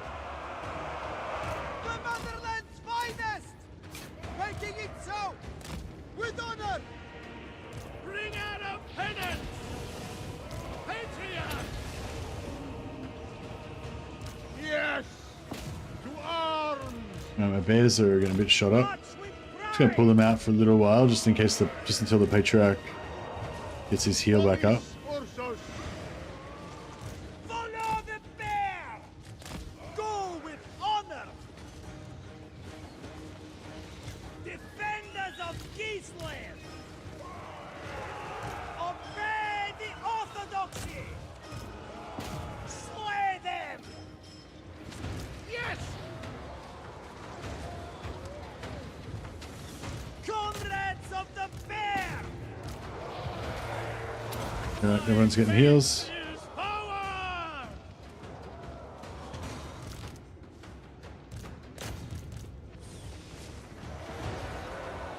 The orthodoxy endures! Alright, Armored Kossar! I think we're nearly wrapped up now, but get the boys in. Kislevites moving! It is my duty! Make war! Servant of the bear! Terror routed, beautiful. Warfare riders! Taking position!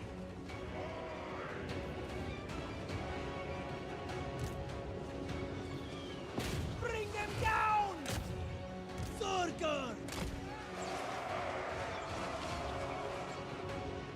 Cossars! Taking position! Warfare riders! We fight for Ursus! Patriarch! Brutal penance! Taking point! Excellent! Moving! Defenders of Kislev! The motherland's finest! I must! Hussars! They die! Crush their skulls! Ursus! Thor! Dash! Beautiful. Save! Yeah, we're all done. The orthodoxy decrees! The heretic dies! Patriarch! Slice them open!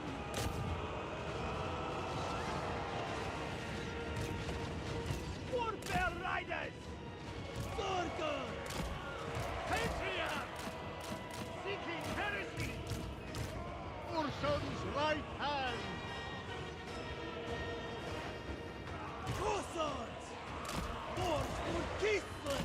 Alright, trying to get these Nurglings to get shot a little bit by our Hussars. Whatever Ursun asks! Patriarch! No more heals left, so Retribution! Blessed by the orthodoxy! I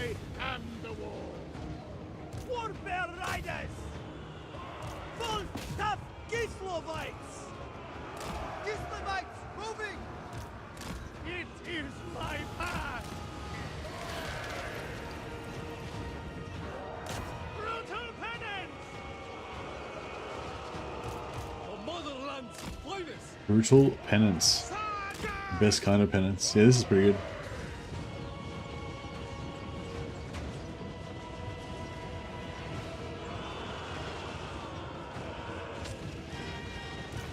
The motherland's finest!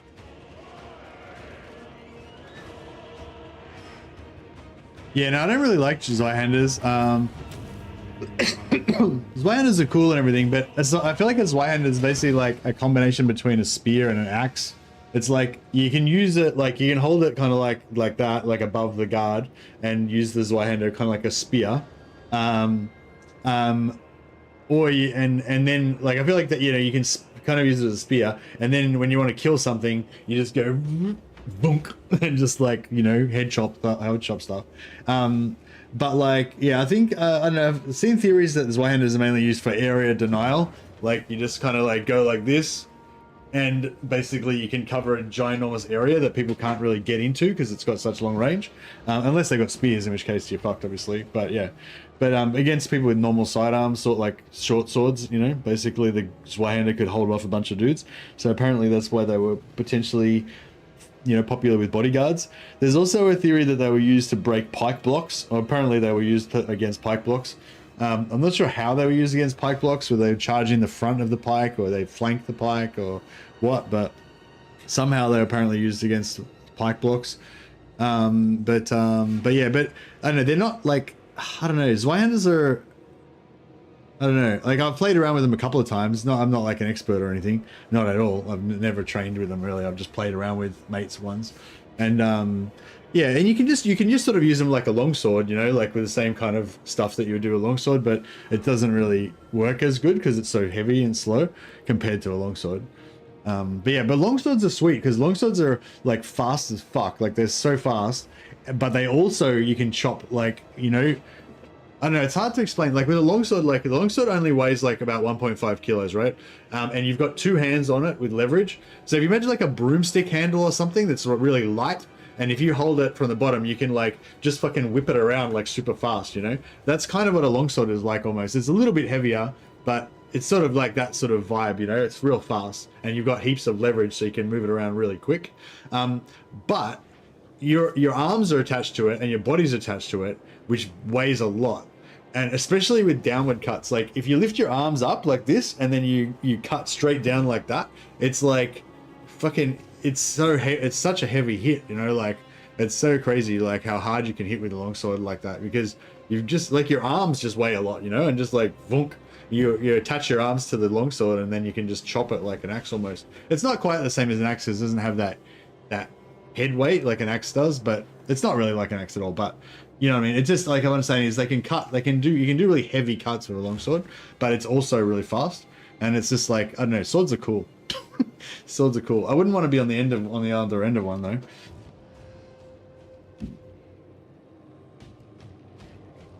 I remember somebody was telling me like one of the lines from, I think it's from a Fiore book, like the Italian longsword, and it was sort of basically saying like the most important characteristic of a swordsman, it's not like, you know, speed or strength or skill or whatever, it's bravery.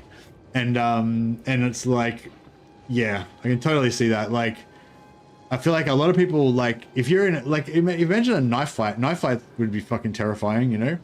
But like, a sword fight, like, you know what I mean? Like, it's just terrifying. Like, it's like a visceral, I don't know. Like, I feel like with, like, somebody said that in, there's a cool book, I can't remember what it's called now.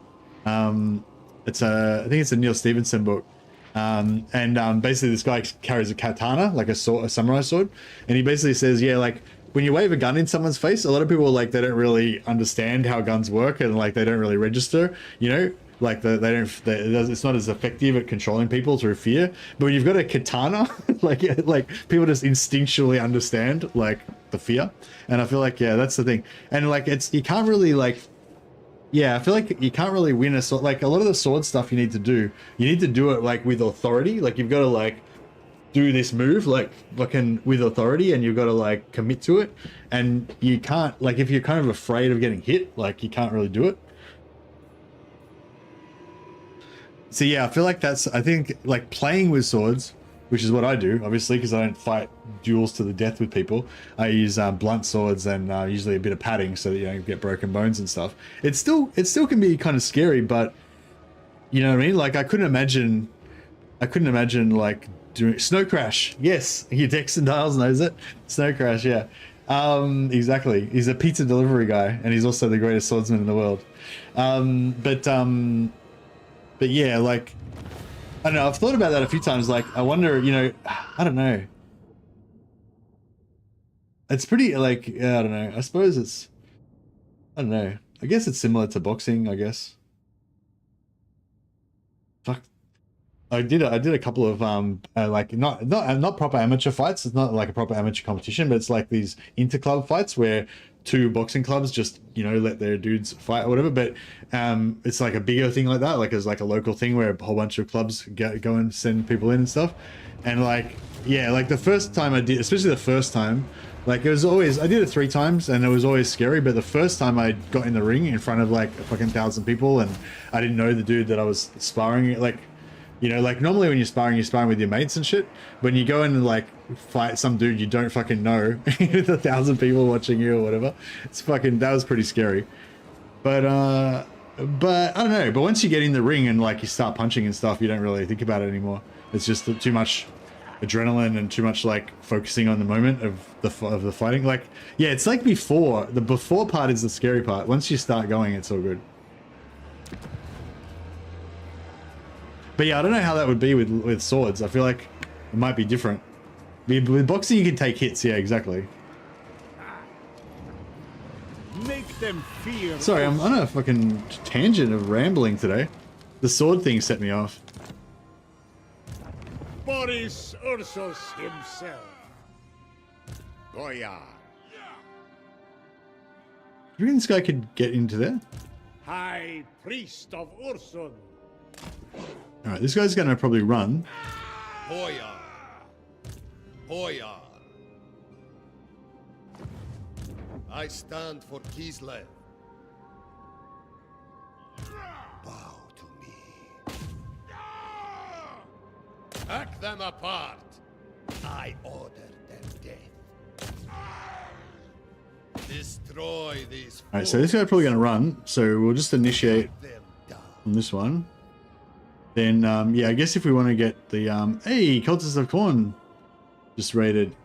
Hey, thanks, Cultists of Corn, appreciate you, man.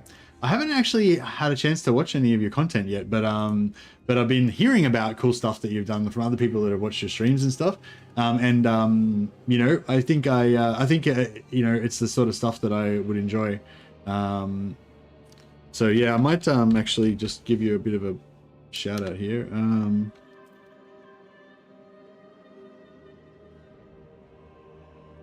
There we go. Yeah, if you guys like, you know, Warhammer and stuff, you can check out Cultist of Corn's YouTube channel. I don't know if he does Twitch, but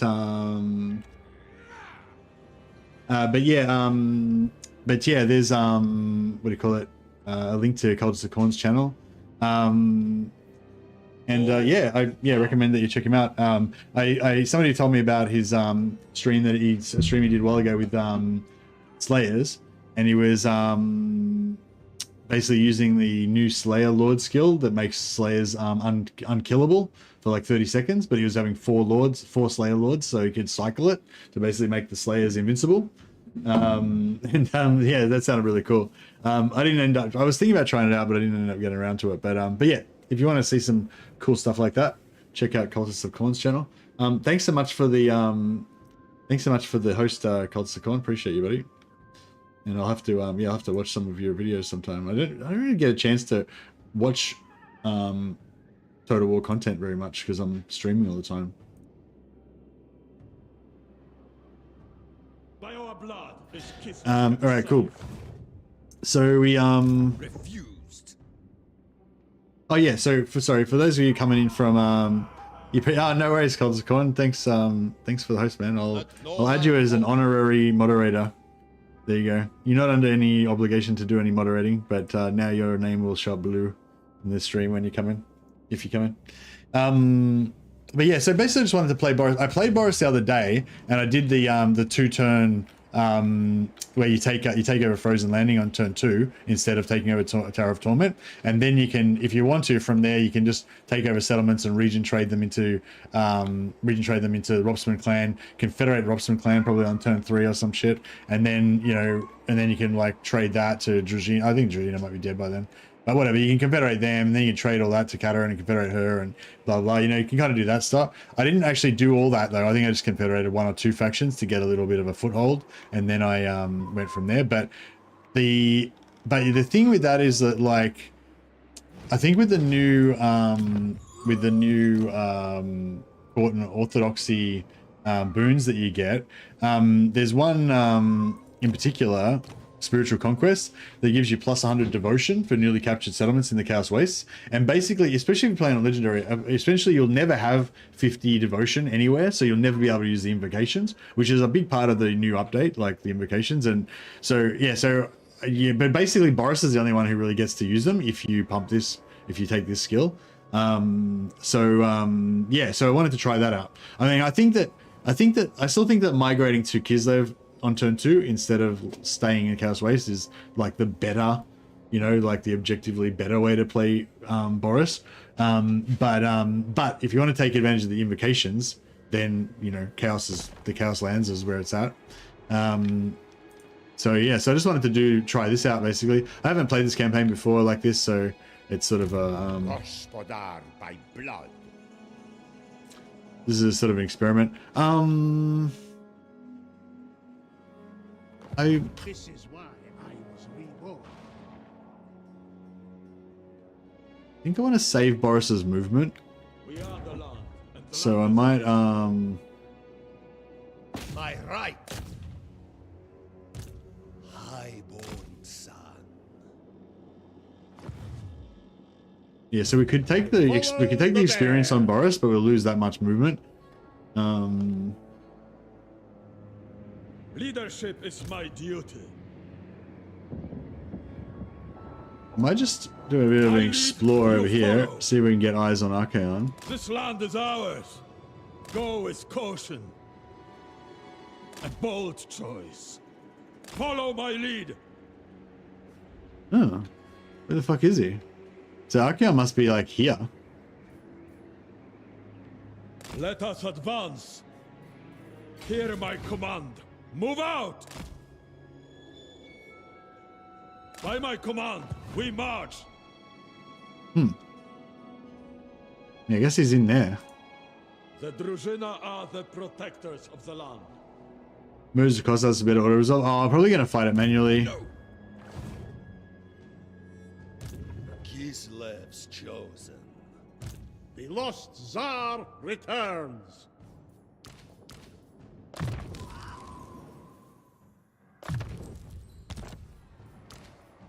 Ursun's disciple.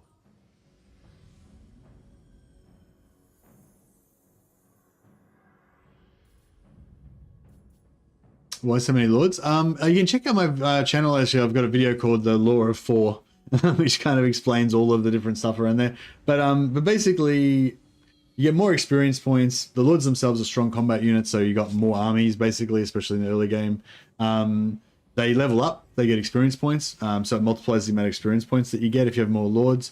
You get more captives when you have more lords, so if you have a captives-based mechanics, that helps with that. You get more magic items. Each lord rolls separately for magic items, so you essentially have like 4 chances to get magic items instead of 1.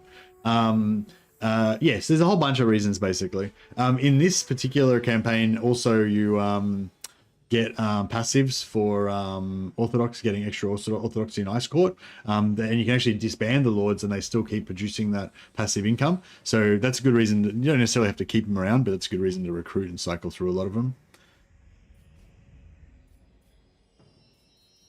I kind of want to get up in here, get that extra movement range, but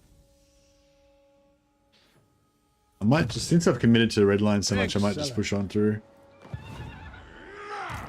Lord of all. Governor of Kislev's lands. Boyar of Kislev. A tool fit for a lord. highborn son.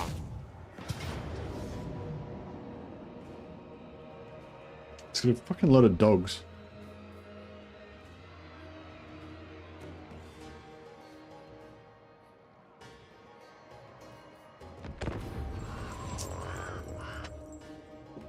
During the German mercenary era in Europe, pike fights between regiments would have Zweihander guys chopping off enemy pikes. Yeah, yeah, that's what I hear. I don't know if there's any good sources that really explains exactly how well it worked or how it worked or whatever, you know, but yeah, I believe that's right. There was, you know, Zweihanders chopping up enemy pikes, but I'm not really sure. But I saw one video that looked pretty cool, which is basically saying that, you know, if you have, just say you're facing like a shitload of pikes, like, you know, there's 10 guys, like obviously there's hundreds of pikemen, but there's like 10 guys with pikes directly in your area, like in your face. If you've got a Zweihander, then you can kind of like sweep like this. Like if you sweep through like that, you know, you sweep through like that, then you kind of sweep over this whole area, and you can like basically chop through all these pike heads. You're not gonna like slice them all off in one go or whatever, but you kind of like sweep them out of the way, and then all the pikes will kind of like be bunched up and knocked down to the ground. And then like another guy can come over behind you and fucking with another Zweihander and like chop the pikeman's hands or whatever, or get in further and chop into the pikes more and stuff. So I could kind of imagine that in a way, like, you know, like you'd want to be pretty heavily armored, but yeah, I could kind of imagine them coming in and like multiple Zweihanders, like you imagine like 2 or 3 lined up behind each other as a set, and like the first one comes in and sweeps about 10 pikes out of the way, the second one comes through and like chops into the pike handles to knock them out of people's hands, or just chop them in half or whatever, like when they're braced against the ground, you know, and then another guy comes and sweeps the other way because some of the other pikes are coming in or whatever. Like you kind of imagine that kind of going on. But yeah, combined arms, yeah, that's right, true. Yeah, you could have the pike, have them mixed in between the pike guys or whatever. Yeah, I don't know, but yeah, if you could flank them, then that would be amazing. Yeah, anyway, let's do some total warring.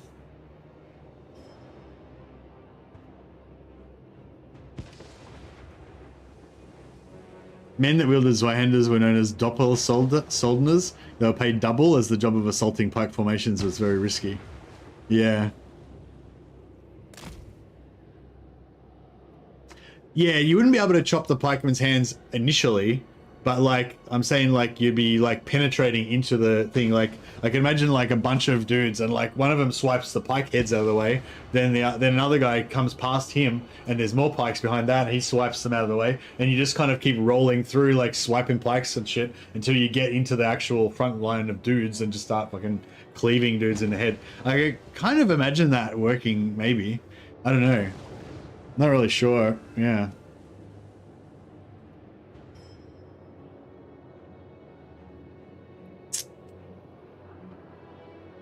Yeah, I think we're just gonna go for like a corner camping kind of maneuver.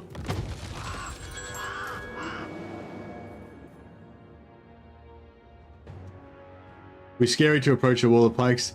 Yeah, and two pike walls fighting each other just seems like scary as well. Imagine being in a pike, like you're holding your pike and your pike's like 10 foot out there, but that guy's holding a pike pointing back at you, and so you're both like, you know, stabbing pikes at each other, and it's like almost too far away to like, I don't know, it'd be crazy. And like, cause like by the time you move the pike, like it's so far away from where you are, and there's the pike, I don't know, it would just be fucking weird. It'd be a really weird, really terrifying form of warfare, I reckon.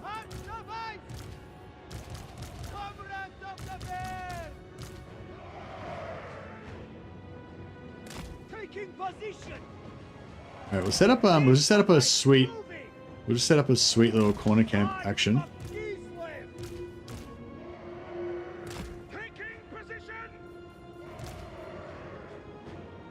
We'll just put hard caps, hard Sargard caps on each end.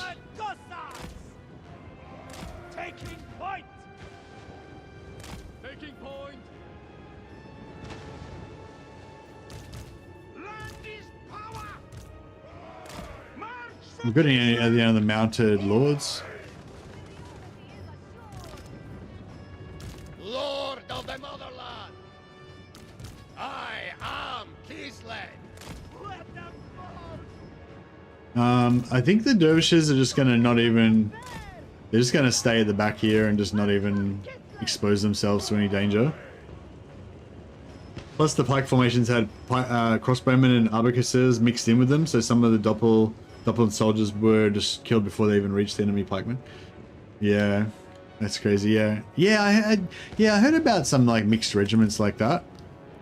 Was that normal, or was that kind of only certain factions that use those, or whatever? Or was that the thing that kind of came in, and then once it came in, they realized how good it was? And Kislev sends us forth! Our duty served. Wolfstaff Kislevite! Corsairs! Indeed!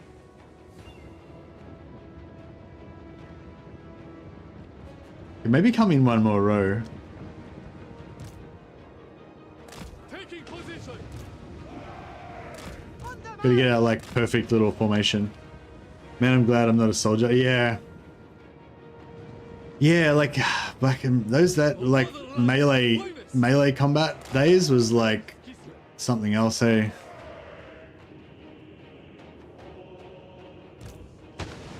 On the march! Zorgar! It is done!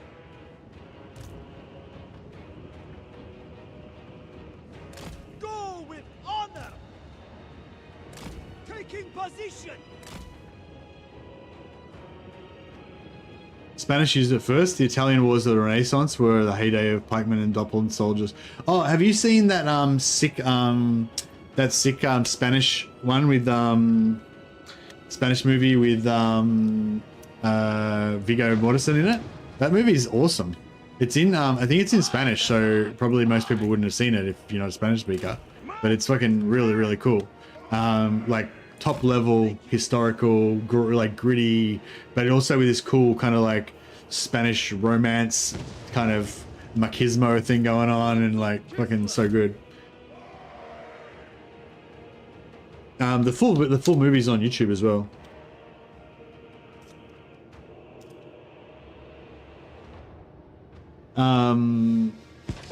Sorry, it's called Alla Trista. Yeah, I highly recommend Alla Trista. Really cool. It's sort of it covers a little bit of the warfare of the time. Really good costumes and everything. It's got like German pistoliers as well, which is pretty cool. I think they're German. It's also got this cool thing about like the kind of mentality of the swordsman and like the pride and like kind of weird honor and stuff. And it's sick. It's sick. And yeah, because it's not in English, you probably might not have seen it, but yeah, it's really cool.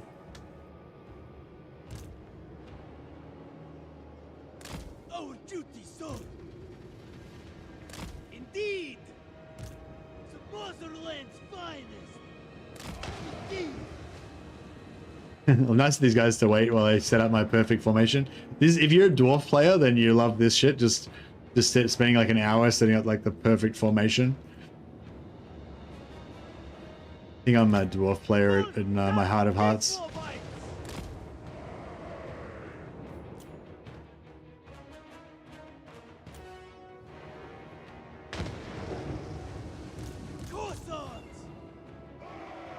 Whatever Ursus asks.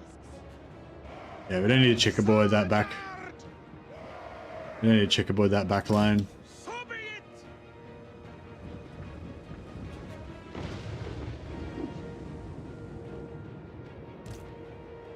It is done. Obey the orthodoxy.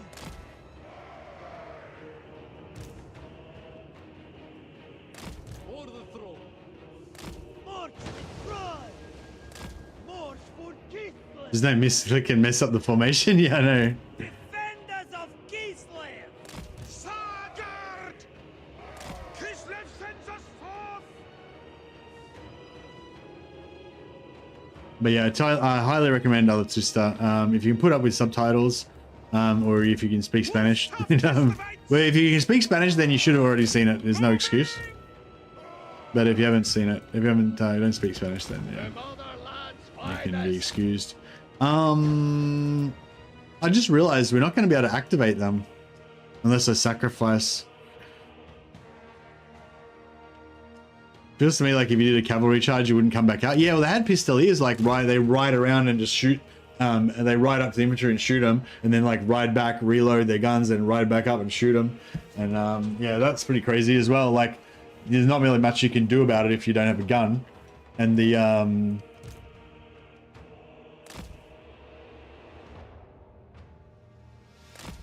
yeah, I can't activate him.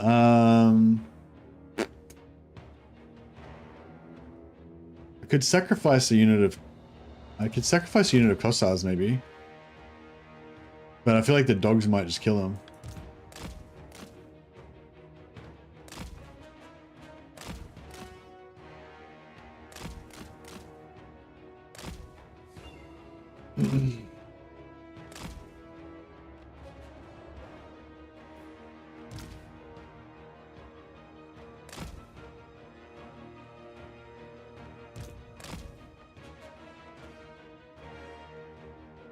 The Dwarfen urge to meticulously arrange a box formation versus Slanesh need to run in circles around everything.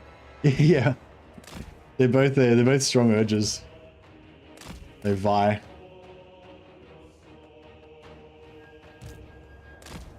Yeah, having no magic and no artillery makes it quite hard to like activate the enemy when you want to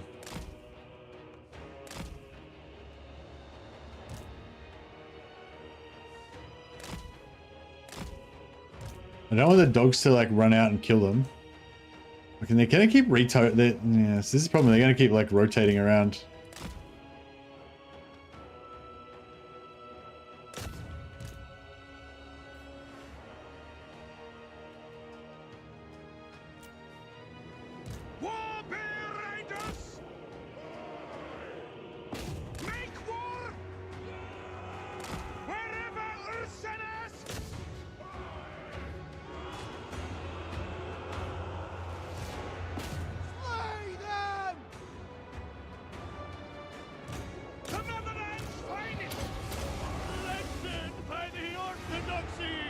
I think they might, yeah. I'm not sure if they're activated yet. Maybe nearly. Now get this guy to the edge of the map so that he can run if need be.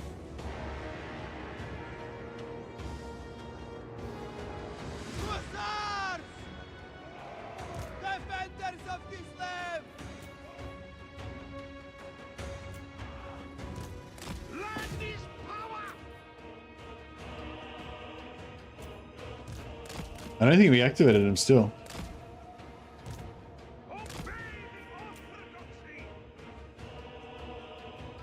Is line formation terrible? No, line formation's good. I quite often go for like a solid line or two solid lines. Like a solid line's good for alpha striking. Like if you want to just get one unit comes in and just everything just drills that one unit as fast as possible. That's why a big solid line is good for that. The only reason you ever want a checkerboard really is when you're going to get overrun. Like if you know you're going to get overrun, like that's the only reason I do the checkerboard. Normally, like ideally you want to be fighting battles where you're, going to easily win, and you want to have some sort of hero blob or cavalry like this that can mess with the AI, so that you can sort of feed them into your gun line. So if you can arrange it so that only 1 or 2 units gets to your line at a time, then having just a solid line is better, because then you just destroy that first unit like immediately, just before the second one comes in. Destroy that one immediately, whereas the checkerboard means only half of your units are firing at the front unit. It's not that bad though, because if the first line doesn't destroy the unit, then the second line will open up and finish them off, but it still doesn't have that same kind of alpha strike that a single line does, or a double solid double line. But yeah, but if you're going to get overrun, then you basically need to use half of your archers as infantry.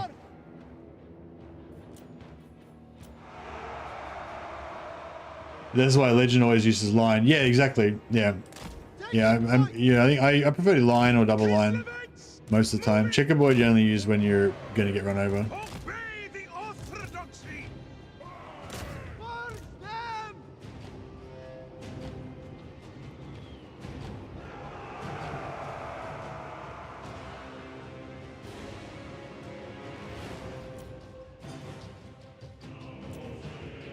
Warbear Raiders! I seek absolution! Slice them open! Charge bonus. I am risen! Hussars! Moving! On the march! No. Heal. Ocean! Door! Dash! Break these guys. Fire! Alright. We've activated them. You're gonna run for the edge. Warbear Raiders! Hell yeah, corner camping makes me happy. Yeah, corner camping is fun. Corner camping is fun. This power! Kislev, chosen son! Warbear Raiders! Kislev sends us forth! Alright, we need to try to pull out Kislev! of this. On the march! We can try and save these guys. Bring them down! There we go. March for Kislev! Sons of Kislev! Wherever Ursus asks! Taking position! Moving!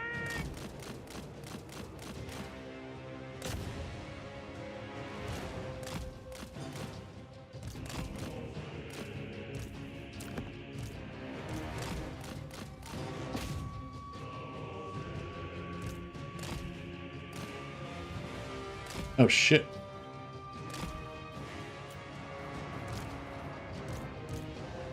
Kislev's true! Yeah, this is working perfectly. So you tank them just outside of the range of the guns, so that most of them blob and some peel, and the ones that peel get wrecked. Comrades of the bear! Warbear riders! We'll send Boris back in to try to tank him. Let this power! Moving!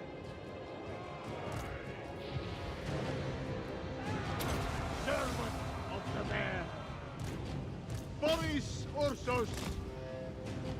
For this roar! Kislev sends us forth! Seeking advice! Yeah, once they stopped.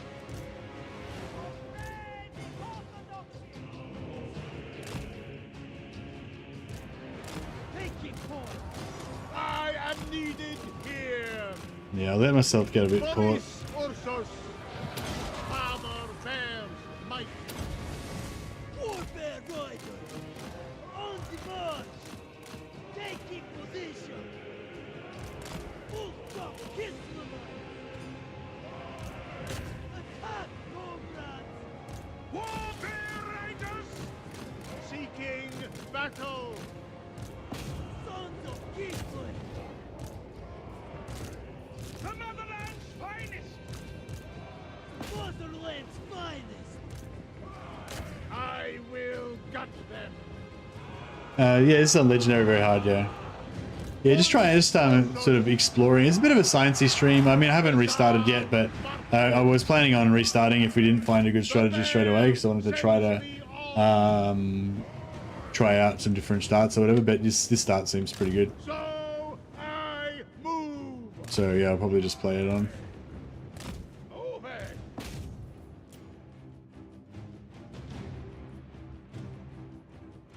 Yeah, they're gonna get destroyed after this because they already retreated. So we'll just gobble up as much of their stuff as we can.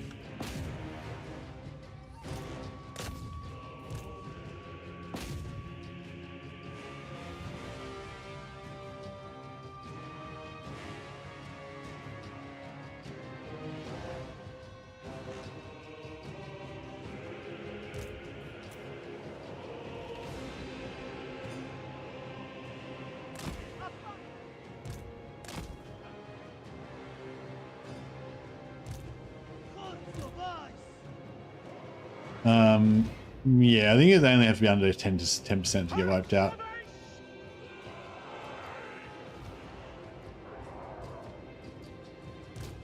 For the motherland!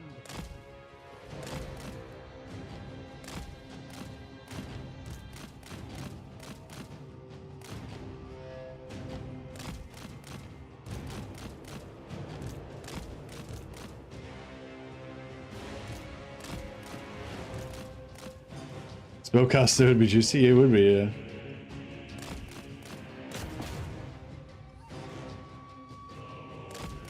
Oh, this is perfect. Just one at a time. No, my bears. Oh, they got out.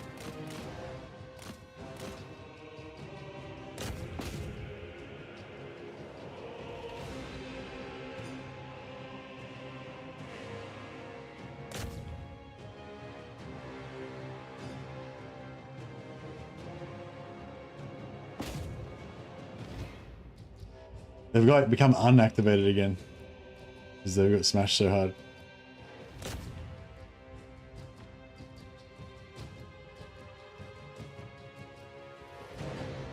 That's weird.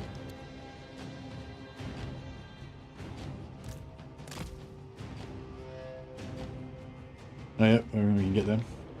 Just getting a bit more money, captives. I'll see you, Jacob. See you, Jacob. Thanks for chatting. Pleasure as always.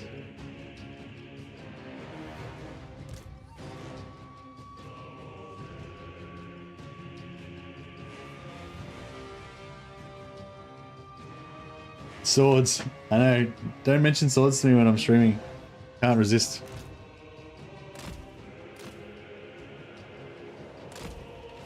Alright, we'll take him in for one more feed into the grinder. How good is this little grinder? So when you just put them in like a few units at a time like that, that's perfect. Like that's about as much as they can handle, you know? A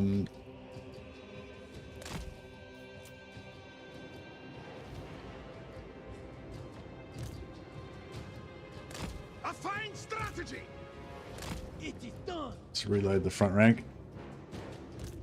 Boris, Ursus.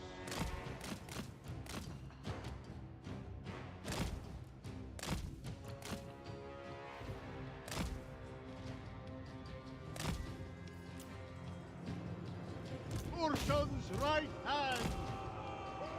Kislev's vengeance. My faith Did that charge bonus. They were braced, so they didn't really. Ursus. I go. Guided by Urson.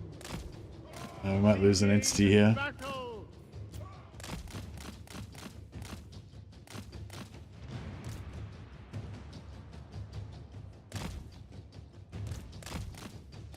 I don't think we lost any. What's Boris' victory conditions? Kill your starting enemy in Archaon. So yeah, pretty easy.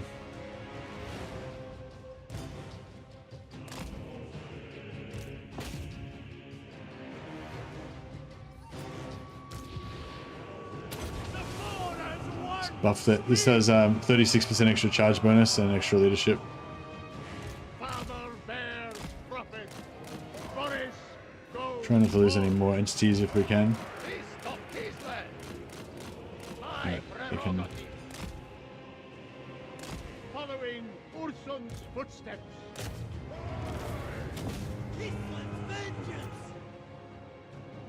Oh, we especially want the Lord.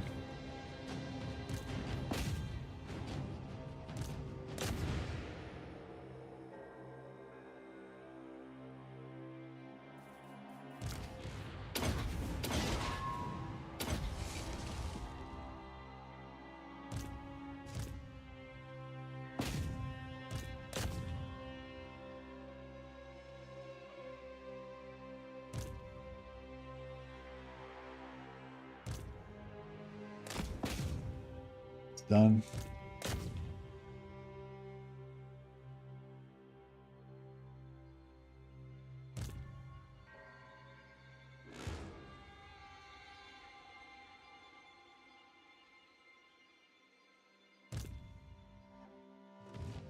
It's done.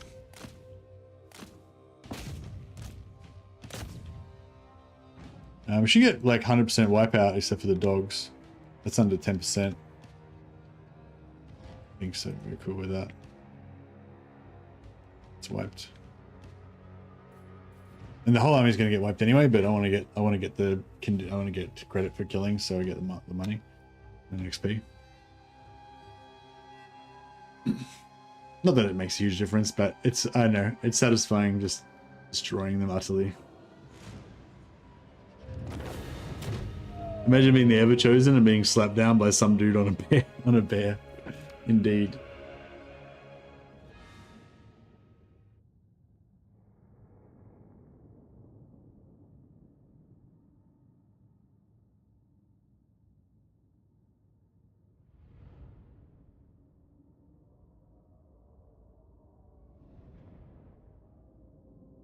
Formation of gyros. Why would you need that? Sorry, I missed that, Zuru. How you going, buddy? Yeah, that's it. Like, you don't need to do checkerboard for dwarfs because they only use the gyrocopters.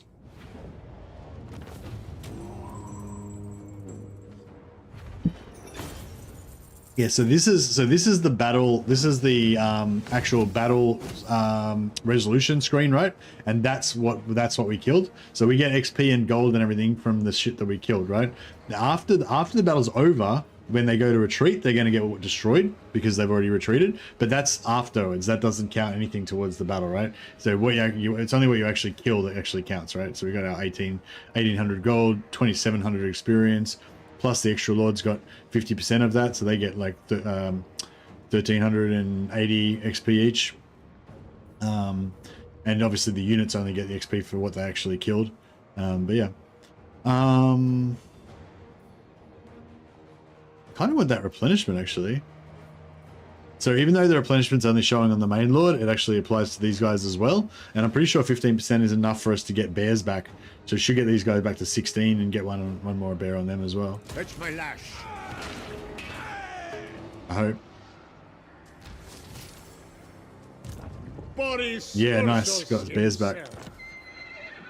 Got a ritual enforcer, ranked up in province with high corruption.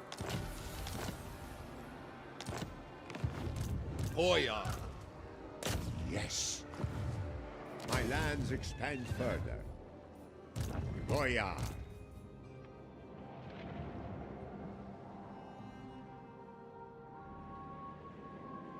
Never doubt the Boyar of Kislev. There is a tech to get rid of the attrition, but it's pretty far away. Boris Ursus himself. Alright, can we? I am not ready. Like, I know Archeon's here, but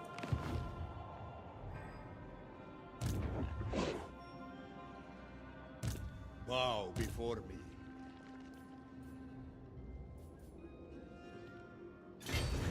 Shock assault. Tomorrow, Kvass comes first. I have decrees to sign. Power is my right. Move or die. Alright, I'll put the dervishes into Boris' army so they can get some healing. March.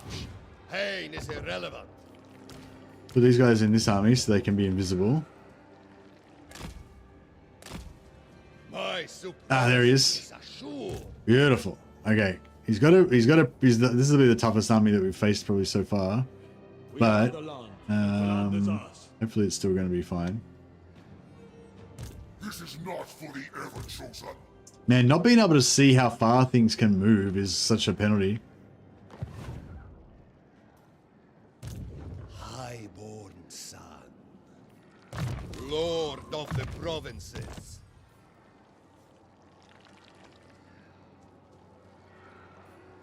Yeah, Kislev have hag heroes that can reduce the corruption by a lot. Yeah, that we can probably get them before we can get we can actually get the Commander of the soldiery. I accept this. the technology. tribute.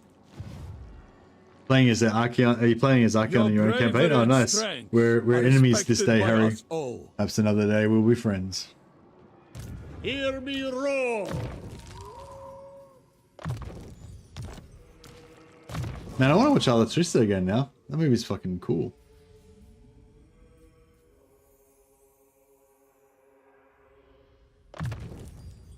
With this I serve Kislev. Defender of Kislev. Like he has this really cool relationship with this. There's another swordsman that he has this kind of relationship with, where like it's hard to explain, but they have like a mutual respect. They're at a couple of points they're hired by opposing masters, you know, so they're enemies, but like they have a kind of a mutual respect. But at the same time, they're kind of deadly enemies because, you know, they run into each other and they haven't fought, so they don't know who's best. They don't know who's better. So eventually they're going to fight, and one of them is going to die. And so they have like, it's just this whole like, I don't know, it's this really cool like fucking Spanish machismo swordsman thing. But yeah, I don't know. I need to watch it again so I can understand what it is to be a man as a Spanish mercenary in the 1600s, 1700s. Was it 1600s? Are you shooting for plus 100 devotion? Person? Yeah, exactly. Yeah, we're going for the plus devotion check. Yeah. With this, my rule is absolute. I accept only loyal men. Actually, we could just recruit with this guy. Of Kislev. Yeah, recruiting is almost as good as being in... Well, recruiting is probably even better than being in Force March. Like, if the AI thinks they can stop you from recruiting, they get really fucking... Oh, the Trista is on Prime, Apple TV, or even upload on YouTube. Yeah, that's right. Yeah, you can just... Is it on Prime, is it? Oh, cool. Is it on Prime for free, or you gotta pay? I hate how you gotta pay for shit on Prime. Like, that model sucks. I mean, I guess it's kind of cool because you have a lot of other stuff available if you're willing to pay for it, but yeah.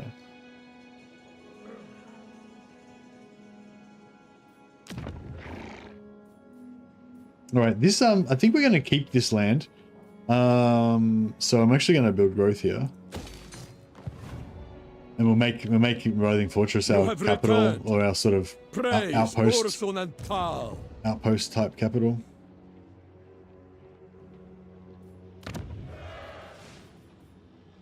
How you going, Farmer Maggot?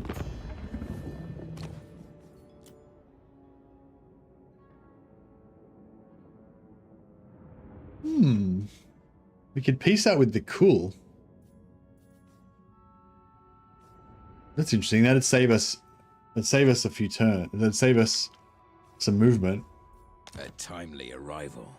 My warhounds haven't eaten in days. I want to vassalize them and have Norscan marauders as my front line. To just die. Lost Norscan slave soldiers. I know, I don't think that would work really with the Kislev vibe, but... Oh yeah. A tool fit for a lord.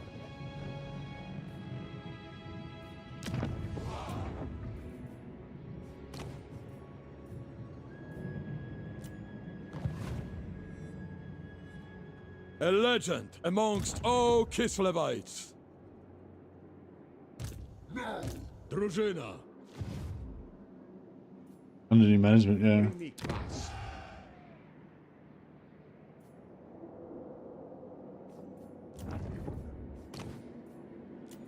Drużyna. Light the heart fires.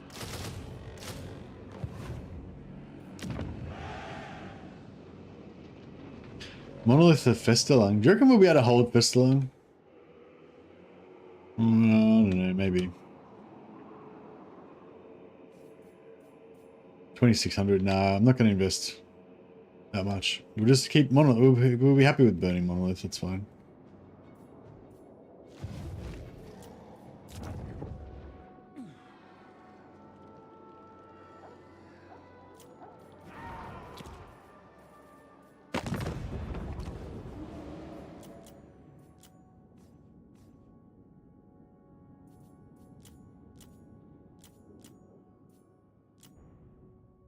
See, Ropsman already want to confederate almost.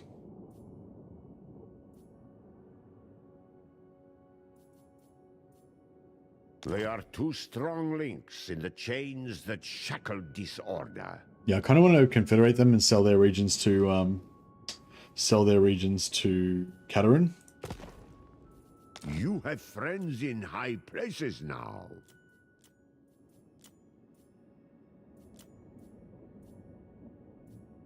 Yeah, I might just give him a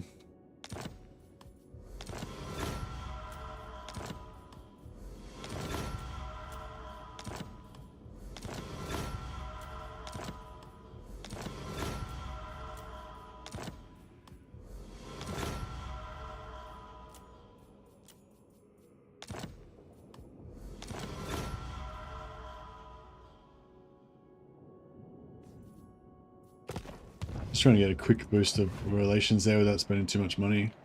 Kislev's defense is my solemn duty. All right. I'm just gonna go to the toilet back in a second. You are my enemy, and no enemy of mine lives long.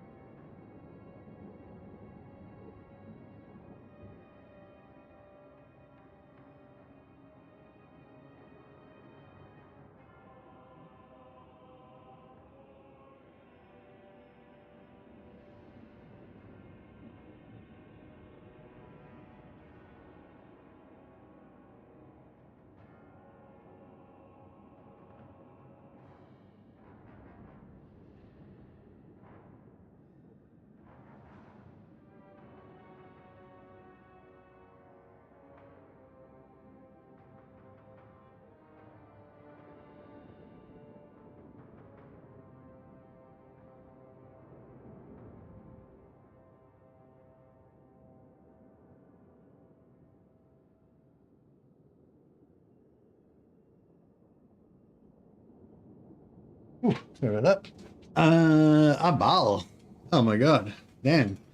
Abal. I thought we were going to be great friends. I thought, you know, Abal's a nice looking dude. He rides on a large monstrous creature. I ride on a large monstrous creature. You know, we've got a lot in common. Like, potentially this could be the start of a beautiful relationship. But apparently Abal has different ideas.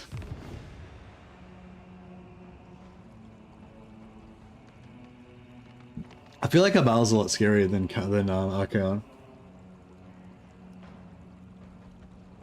Can you even vassalize as an order of affection? No. Yeah. Suck dick, Archaon. Suck it. Archaon got fucked. Yeah, so we set up an ambush and Archaon just walked into it. You get a big auto resolve bonus for ambushing. Unfortunately, we have to sacrifice our dervishes.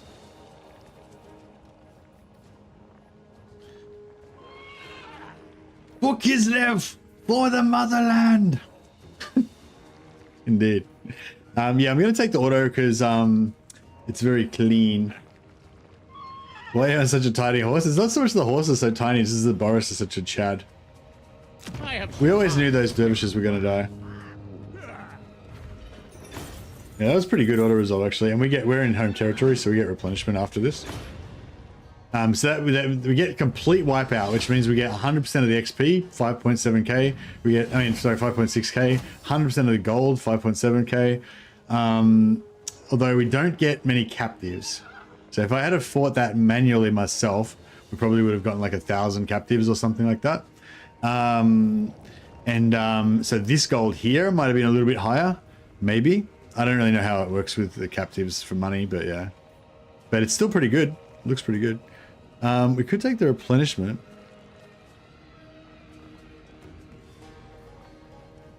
We still got plenty of money, so yeah, I might take the replenishment just to keep us rolling.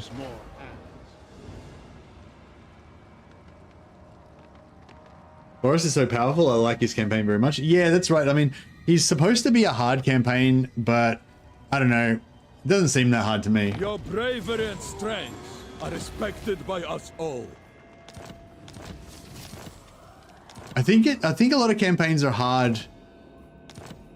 Like, they're hard if you try and play them a certain way. Like, if you have a predetermined, like, I must play this as a settled faction where I'm gonna build an empire and build out like that, you know, like then it's gonna be hard, you know. But like for me, I'm like, yeah, trying to settle down here is gonna suck. So I'm just gonna be a horde faction and just go and slay, you know. And then it's like, oh, well, it's easy now, you know. I don't have to defend anything, you know.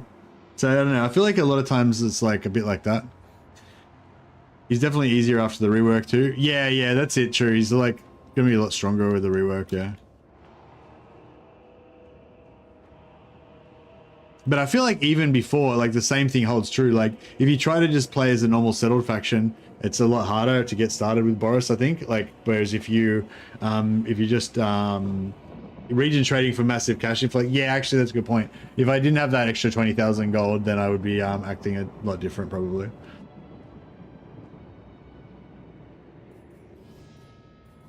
Although we just got like 6,000 gold from killing Archaon then. Do you just get orthodoxy points from ancillaries? You get some from ancillaries, you get some from lord traits, but the most of them you get is from fighting chaos. So it doesn't show up there because it happened last turn, but we just got like 20 or 30 points. Most people hate trading settlements and being in the red. Well, it's not like that's not what I'm saying. It's not the trading settlements and the being in the red. It's the not trying to defend your settlements. Like, you know what I mean? Like I just left this here. Like it was just pure luck that I still own this, you know, but I was expecting to lose that and then maybe lose that and maybe lose that. But I don't care because I'm going to be getting money from fighting as long as my armies don't die. My armies are my most valuable commodity, not these shitty tier 0 settlements, right? And then, you know, just go and kill Archaon and then make money as you go, you know? So it's like, I mean, obviously the region trading the money definitely helps, but like I could probably be where I am right now. Like the region trading didn't let me get more, let me recruit soldiers faster. It didn't let me, you know, move faster on the map. Do you know what I mean? Like I would just be broke now instead of having 20,000 gold there. But like, and I'll probably only have 2 lords or 3 lords instead of 5 or 6 because I'm just having extra lords because I don't care because I got so much money. But do you know what I mean? I feel like you could pretty much do exactly what I'm doing right now without the region trading and it would still work. I just wouldn't have as many lords basically, and yeah, I wouldn't be like not giving a fuck as much. Once Boris gets the plus 100 devotion for capturing chaos settlements, he just steamrolls very hard. Yeah, that's what I want to get to. That's what I'm looking forward to. So yeah, so should we peace out with these guys? They want to give me 3,800 gold. Ah, but they blocked me off there.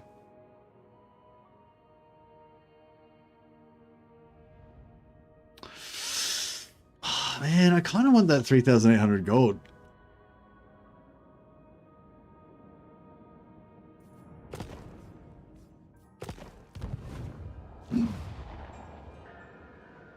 But yeah, I don't know. Well, yeah, it's just my opinion. I don't know. Like, I like obviously I think region trading and stuff and getting heaps of gold definitely helps. But also like getting these factions at war with you a few turns earlier when you didn't need to doesn't help that much. But yeah, what I'm saying is like I think the most important thing is like if you're trying to defend on multiple borders and you can't, then that's going to make you have a bad time. So if you can just accept like fuck it, I'll lose a few settlements, I don't give a shit, I just won't bother building them up in the first place. That just makes it frees you up a lot and gives you, yeah. I mean I don't know, whatever. If you guys reckon that none of my tactics make any difference and it was only just the region trading is the only thing that's making this campaign go well, then you're free to think that. But yeah, I don't think that's necessarily the only factor. I still feel like my point was valid. Follow the bear.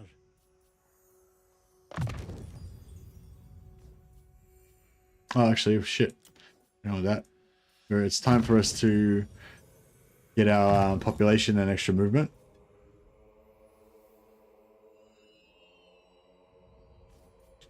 Top row, level 12 tree. What? Oh, you're just saying take this? Yeah.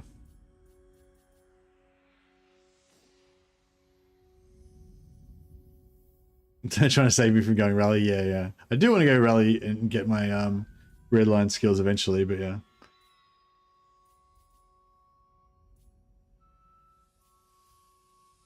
Yeah, no, all this other stuff is really good, but it's not, none of it's like stuff that you need to urgently get. But the Great Reclaimer, you want to get that ASAP as soon as you hit level 12.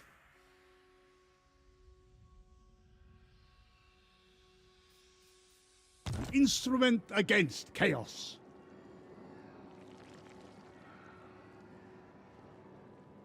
My authority is boundless. For Mother Kislev.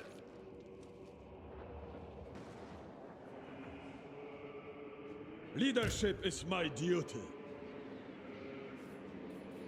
Respect my position. If I replace this guy with a guy that's got... No, I don't have one. I'm going to say a level 2 guy. Second only to the throne.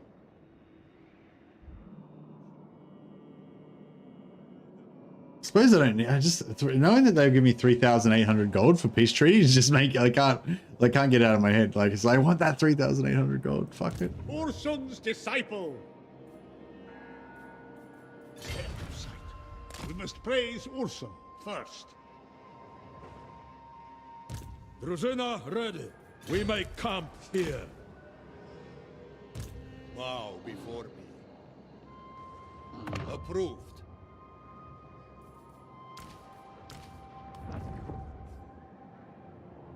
By our blood is Kislev kept safe.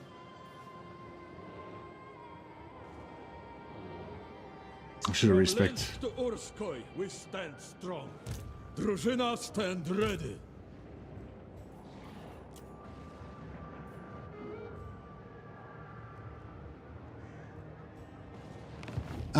No, I was planning on taking the 3.8k and then just leaving them alive and going through their lands to take out Abal. But it's just, yeah, it just doesn't. If I had another enemy that was connected on that I wanted to take out, like I could go after these guys, but oh, they're dead. That's cool. The guys that I was worried about here are dead, so we don't have to worry about them. Oh, and now we can fuck over the Demon Prince. A bold strategy. Drużyna. Speaking of region trading, Goya. yeah, we won't region trade Burning Monolith because Baron of the Motherland.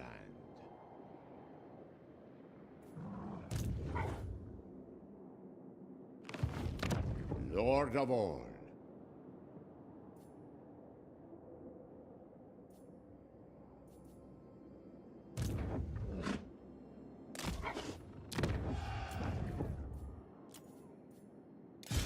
Hoya. looks like a pony next to Archaon's one. Yeah, they upgraded. I think they upgraded the size of Archaon's one. I kind of don't mind it on Boris though, because it just kind of like accentuates how strong, how big he is. Now I feel like these guys are going to declare war on me pretty soon anyway. They don't have an enemy. They hate my guts. They're stronger than me, you know. So I think yeah, we should take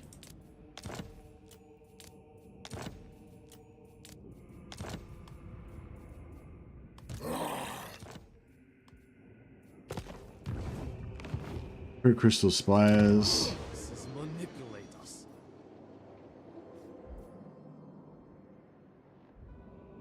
And then we're not going to sell Burning Monolith, but we can sell Monolith of Festella. Our loyalty goes unrewarded. I will put out your eyes. I will rip out your tongue. I will drink your soul.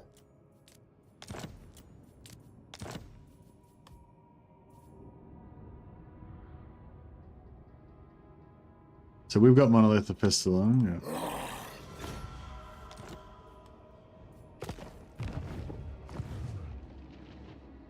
Where's the Tower of Flies? Oh, yeah, Tower of Flies. Over. Oh, Tower of Flies is tier 2.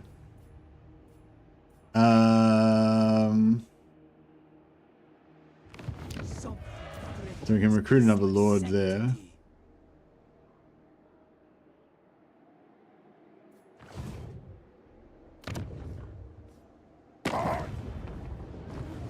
My task is unending. I have no time for fools. Oh, nearly.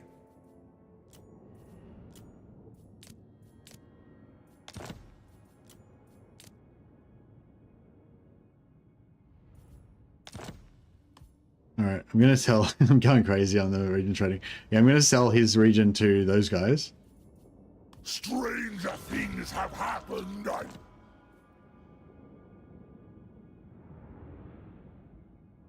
Oh yeah, join war against Daniel once we screw him over. That's a good idea.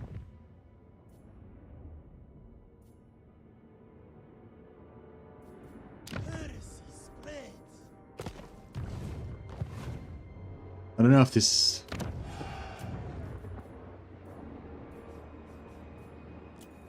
Hoya! Hoya!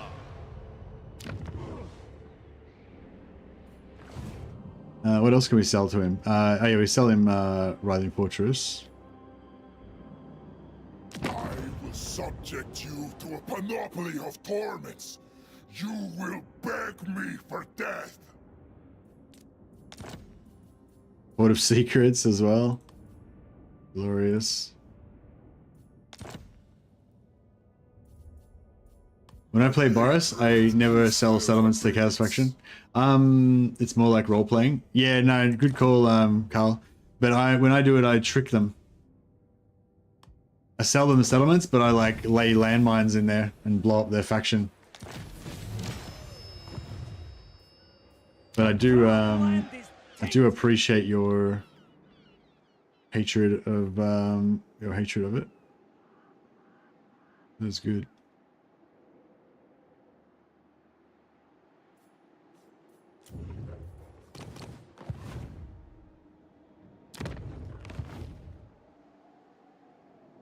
Let no man falter. There is but one fate for all who oppose Where's Burning me. Monolith? That's... Consummate annihilation. No, we're not selling Burning Monolith. Crystal Spires. We are going to sell to him, but we're going to immediately steal it back from him.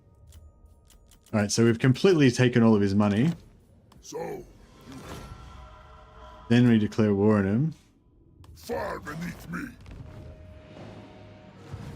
Then we I stand retake for Kislev. said settlements.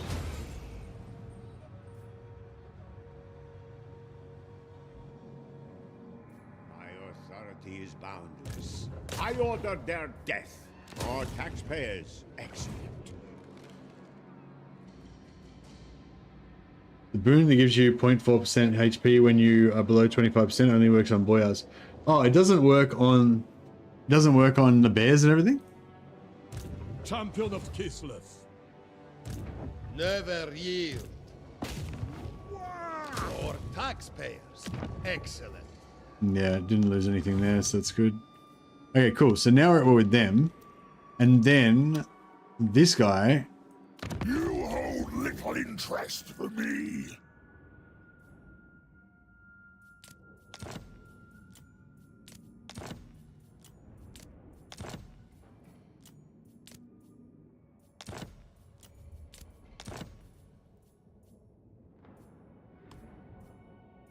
We'll make them broke as well.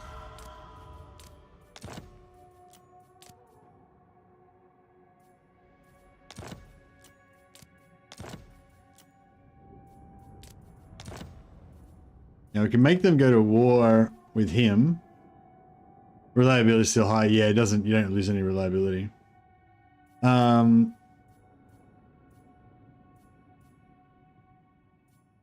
Yeah, I'll sell crystal. So not. I took back crystal spires, but now I'm going to sell it to the Nurgle faction.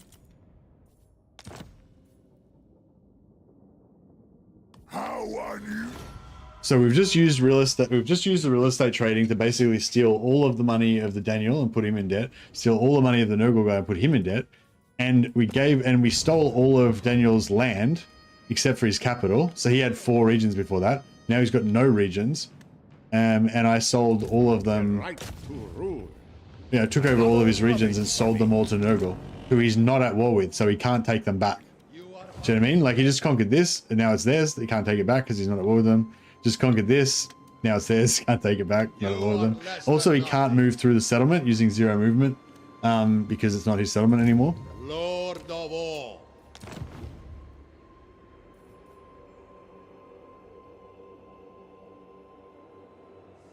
But yeah, if you played this with like if you played this like a role-playing version with like this is total war against all chaos, that would be pretty more fun, more scary.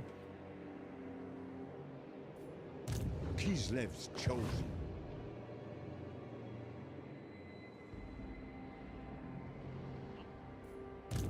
No higher. Yeah, we'll leave him here and we'll use Howling Citadel as a Highborn son. use Howling Citadel as like a bait settlement.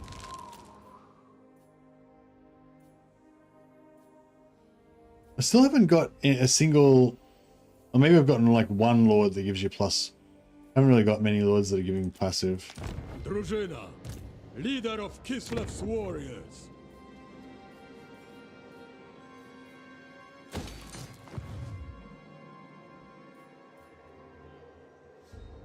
But yeah, I kind of like how Boris has got a tiny horse because it makes him look bigger, you know. Demon slaying is my purpose.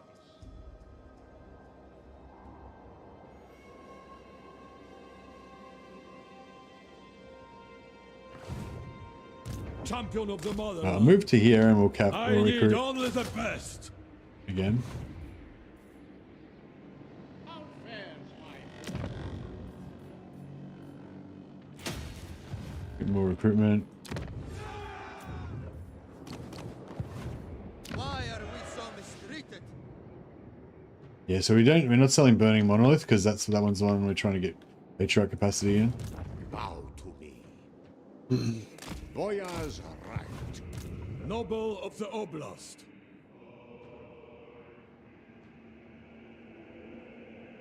A boyar for life. I'm gonna put this guy here. He's only level 1, and he doesn't. Yeah, he's only level 1, so I don't really need him too much. Kislev's chosen.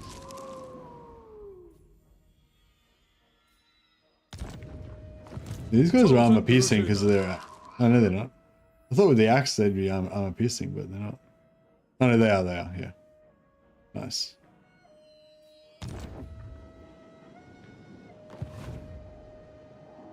Kislev's chosen. Power is my right. Governor of Kislev's lands. Prepare for shock assault. Bow to me. Highborn. Okay, we've got 2 orthodoxy points. I don't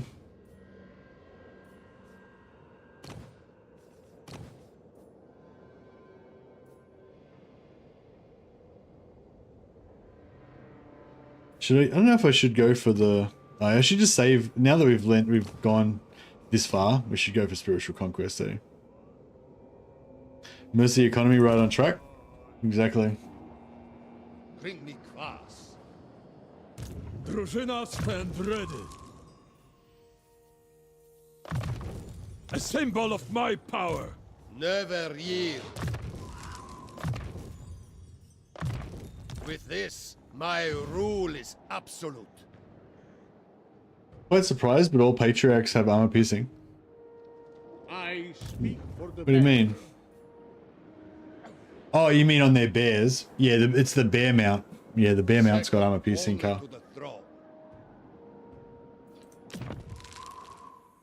Yeah, once you go bear mount, they go armor piercing. Everyone's yeah, even the frost. I think even the frost maidens. Everyone's got it. Can't see why Draginas cost more than Boyars. The Boyars seem better, but I don't know Kislev well. Am I missing something? Hey, Catatonic. I prefer the Boyars for like to use as melee heroes, basically to use as tanks and melee heroes. And the Boyars are definitely better at that job. But I think the Dragina have probably better army buffs and stuff. But yeah, I don't know. I don't know which one I would value more though. Yeah. Oh yeah, so we did that technology. So +4 melee for all units below rank 3.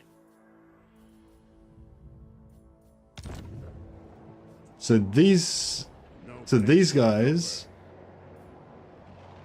No, we don't have anyone that's over rank 3.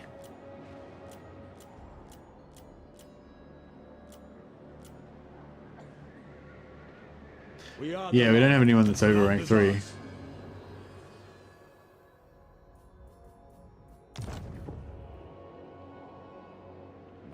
Authority is boundless.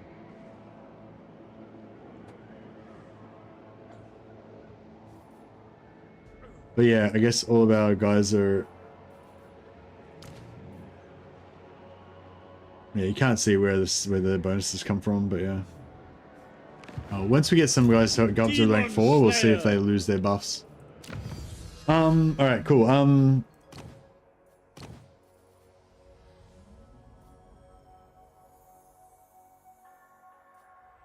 Income from post-battle loot would be nice. I know with the new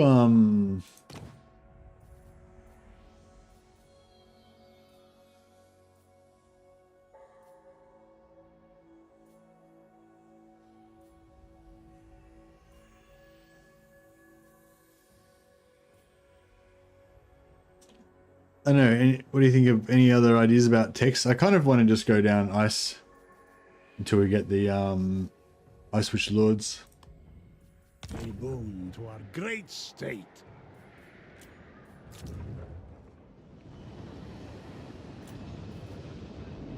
How's Malachi going?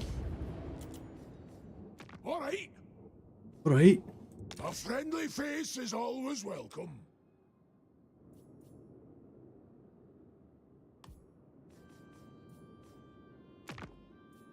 Others may rule.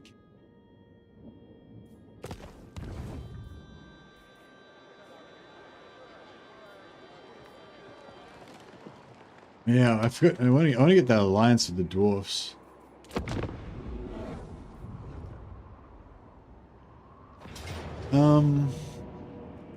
Oh shit. He's a bit closer than I thought he would be. Fuck, I had no idea he was going to be there. I should have put him outside of the army.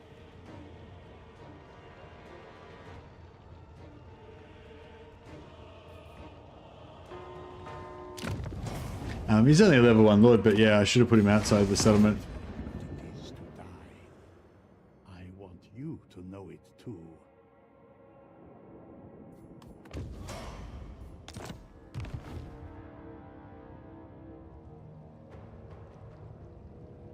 But yeah, I mean, yeah, I guess it didn't matter. It would have been nice to just save the lord so we could reuse him later, but yeah.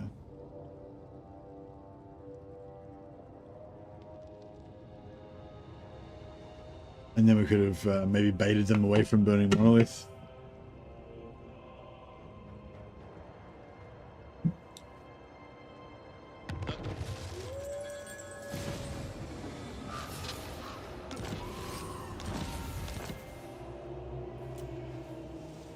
Oh, I've still got Yedich.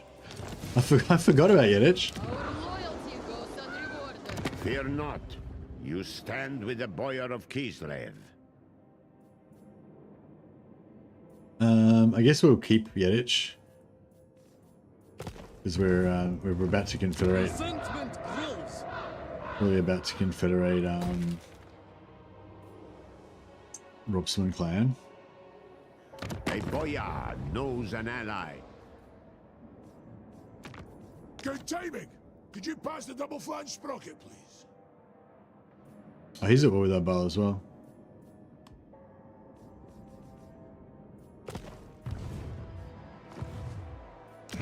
His Levites grow Snowy Hamlet, Cult of Ulrich. Immune to snow attrition. All region owners' armies. Oh, okay, so no snow attrition for us. Minus 10 corruption local region. +2 leadership when fighting warriors of chaos. So all of my armies, and +5 armor when fighting chaos. Pretty good. Yeah, if we region trade it, then the unique location will get destroyed.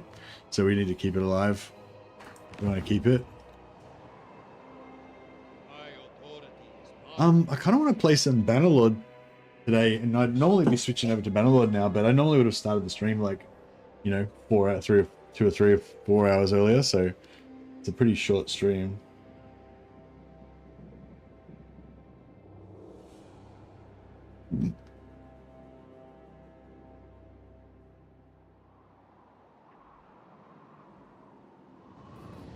Guardian of the land, follow my lead. This mission requires guile. A shrewd action. Commander of the soldiery, I will not be hurried. No place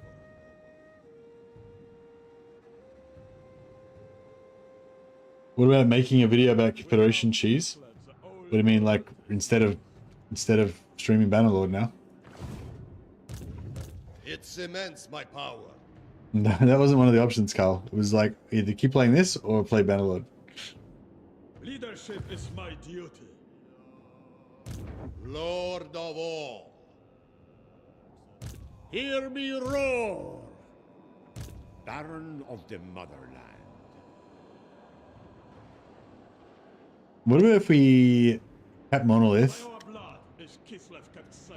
I don't know what that means. Sorry, catatonic. We must protect nature's bounty.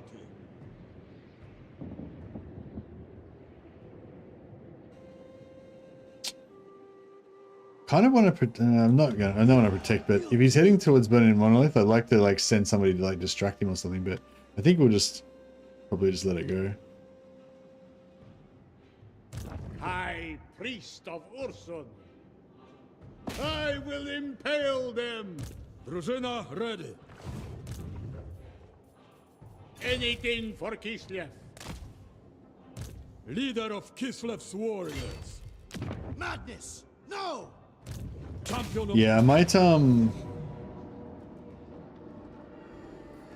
battle! Without Kislev, the old world is lost. having lots of lords make you appear stronger. Yeah, having extra lords does make you stronger. Boris Ursus. Follow the bear. Cut them down! Lord of the provinces. Come, we march!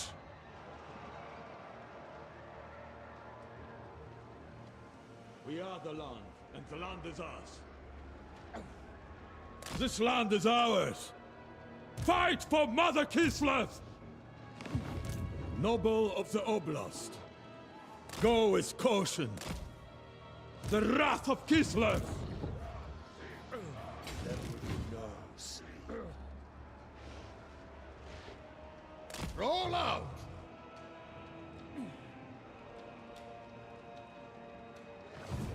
Alright, so we've got 4 lords in there, so we get maximum magic item drop chance and everything. Never yield.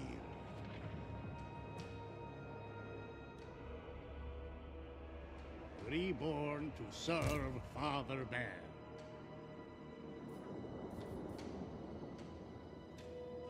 A legend amongst all Kislevites.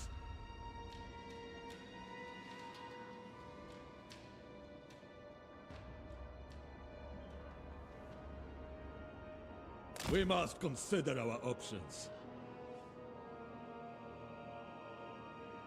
Another time, perhaps. Do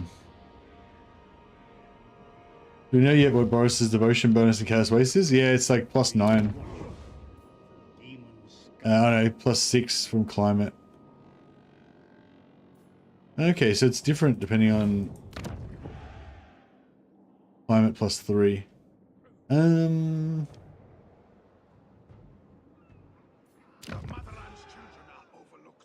Oh yeah, so it's +3 per chaos. So +3 from that one, +3 from that one means we get +6 from climate.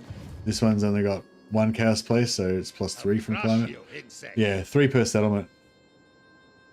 So this one doesn't give you anything because it's frozen, not chaos. Your death will be an afterthought.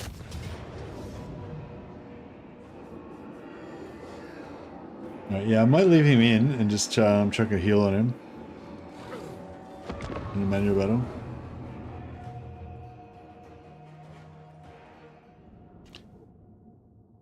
Yeah, plus there's a special commandment for, yeah, gives you a ward save when you're in that region, +10 devotion, -10 corruption, and -33% income in that province. Thanks, Carl.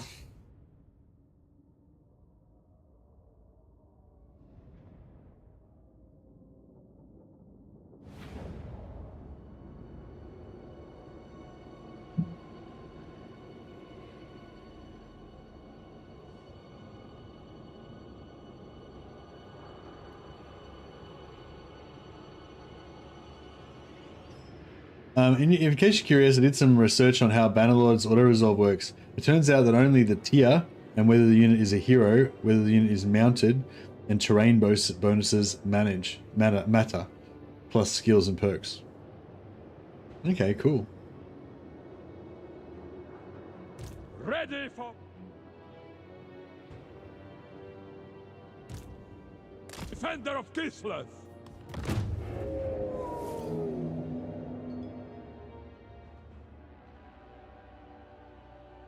Dual stream action? We do have dual stream action, that is correct.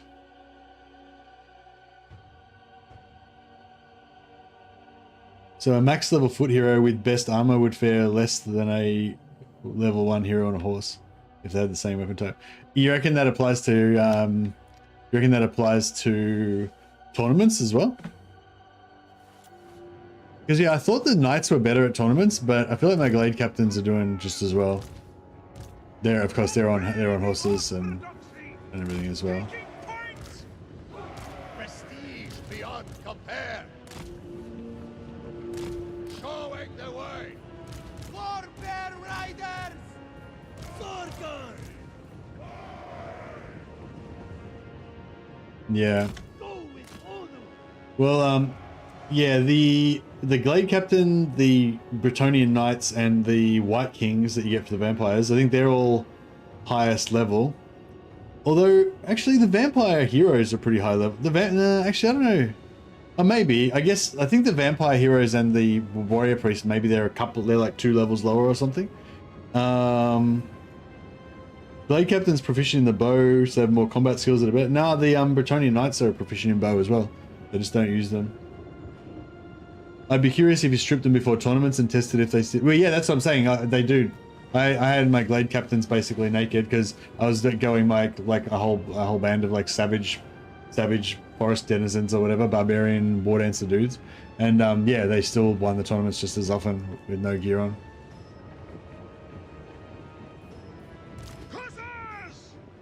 And the knights as well. At the start of the Spellsinger campaign, I was going around with I was stripping all the armor from the knights and selling them, and the naked knights were still winning the tournaments.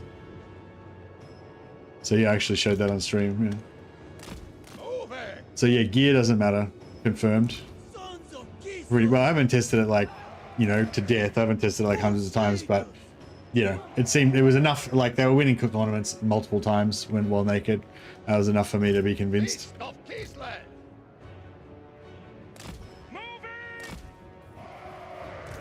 Anyway, sorry, the whole point of this battle is to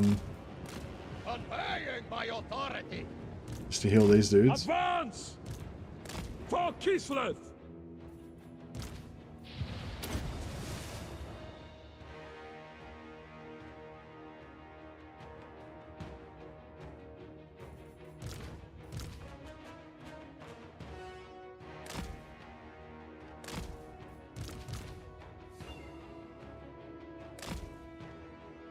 The boy, no, he's not going to fight in the battle. He's just there to get heals.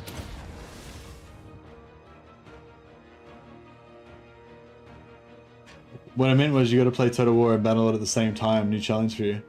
Well, I don't know if I could literally play them at the same time. I mean, I could slave my mouse to 2 different computers, playing the 2 different games, but I don't know. I feel like, you know, whichever one I wasn't concentrating on would not be doing very well.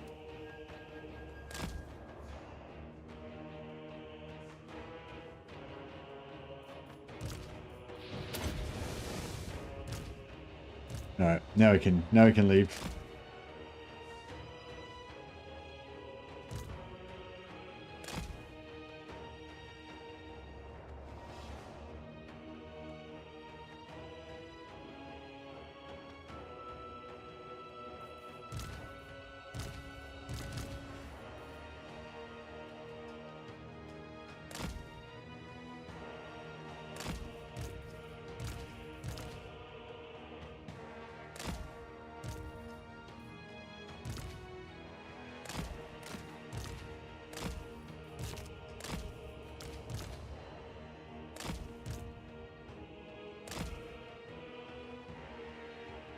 So many bowmen. There are a lot of bowmen, that is correct.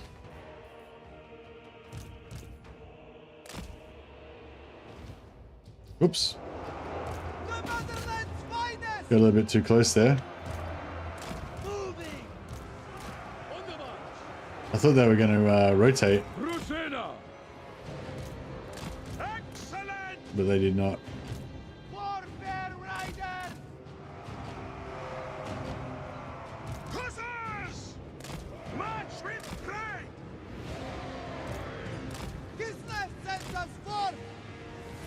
Sons of Kislev! March! Moving! Comrades of the bear!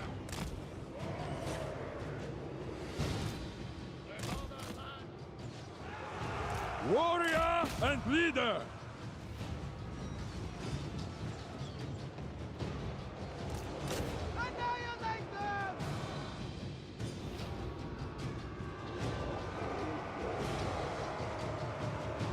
Defenders of Kislev!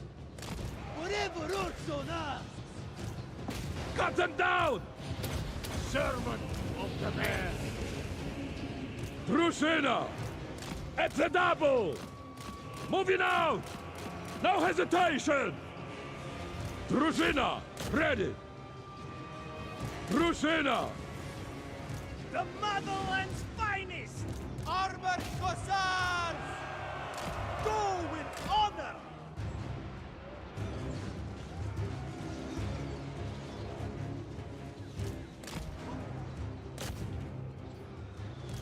Come, comrades! Patriarch! These guys survive? 11 guys. Yeah, they survived. Sons of Nice. Kislev! Kislevites moving! Land is power! Sargai! Hussar! Very well! What is he through? Follow the bear!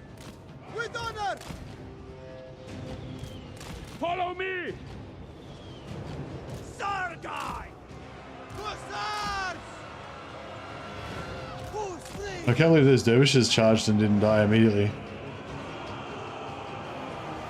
Pain is duty! Who's raiders? March with pride! Taking position! Kislev sends us forth! For Mother Kislev! Champion of Kislev! Drusilla! So 3 charges on the heel.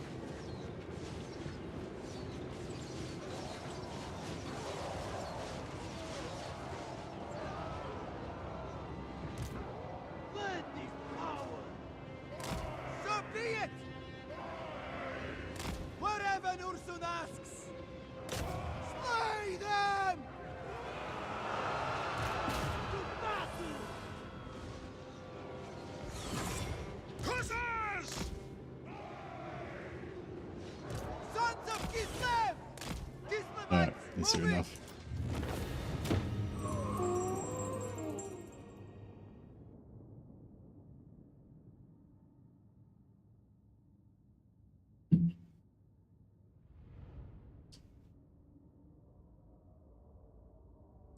Let some of my poor, ill-fated missiles die.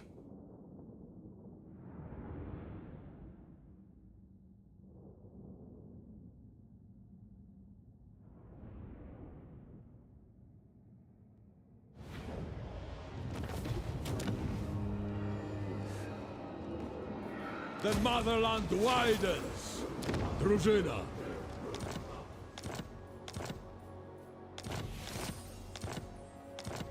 Another Seed of Rebirth. Got 2 now. Pretty good. My supremacy is assured. Drużyna! Leader of Kislev's warriors! We're going to come up against our Baal in a second. That's going to be rough. Never doubt the boyar of Kislev.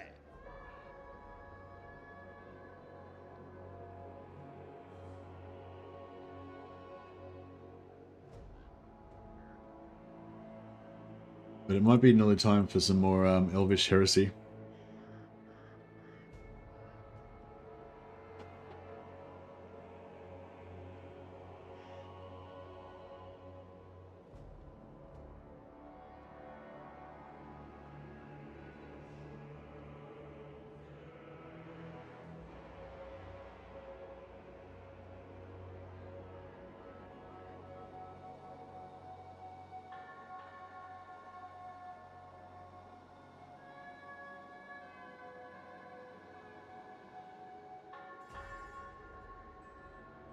Kislev Right. is Yeah, so I usually around this time I usually switch games, play a bit of Warhammer usually to start off with, and then play a few hours of Bannerlord to close out the session.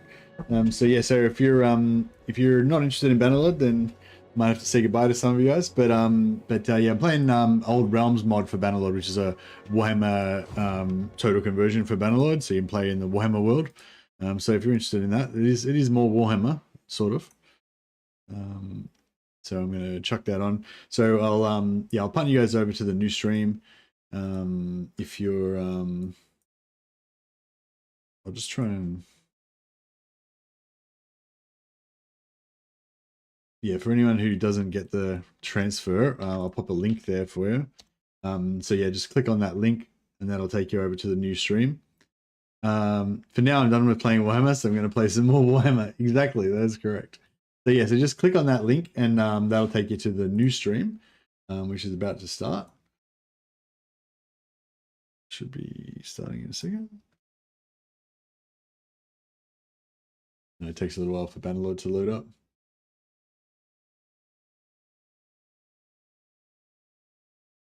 Getting there.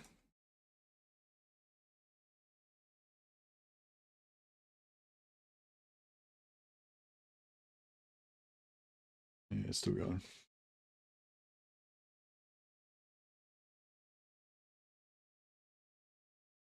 Just loading the mod. Really cool mod. Definitely recommend you check it out. Old Realms mod, it's called.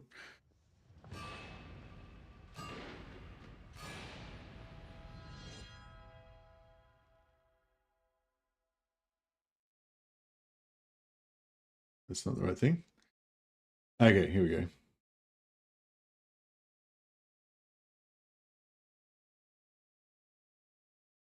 All right, pop you guys over to the new one, but just click on the links probably.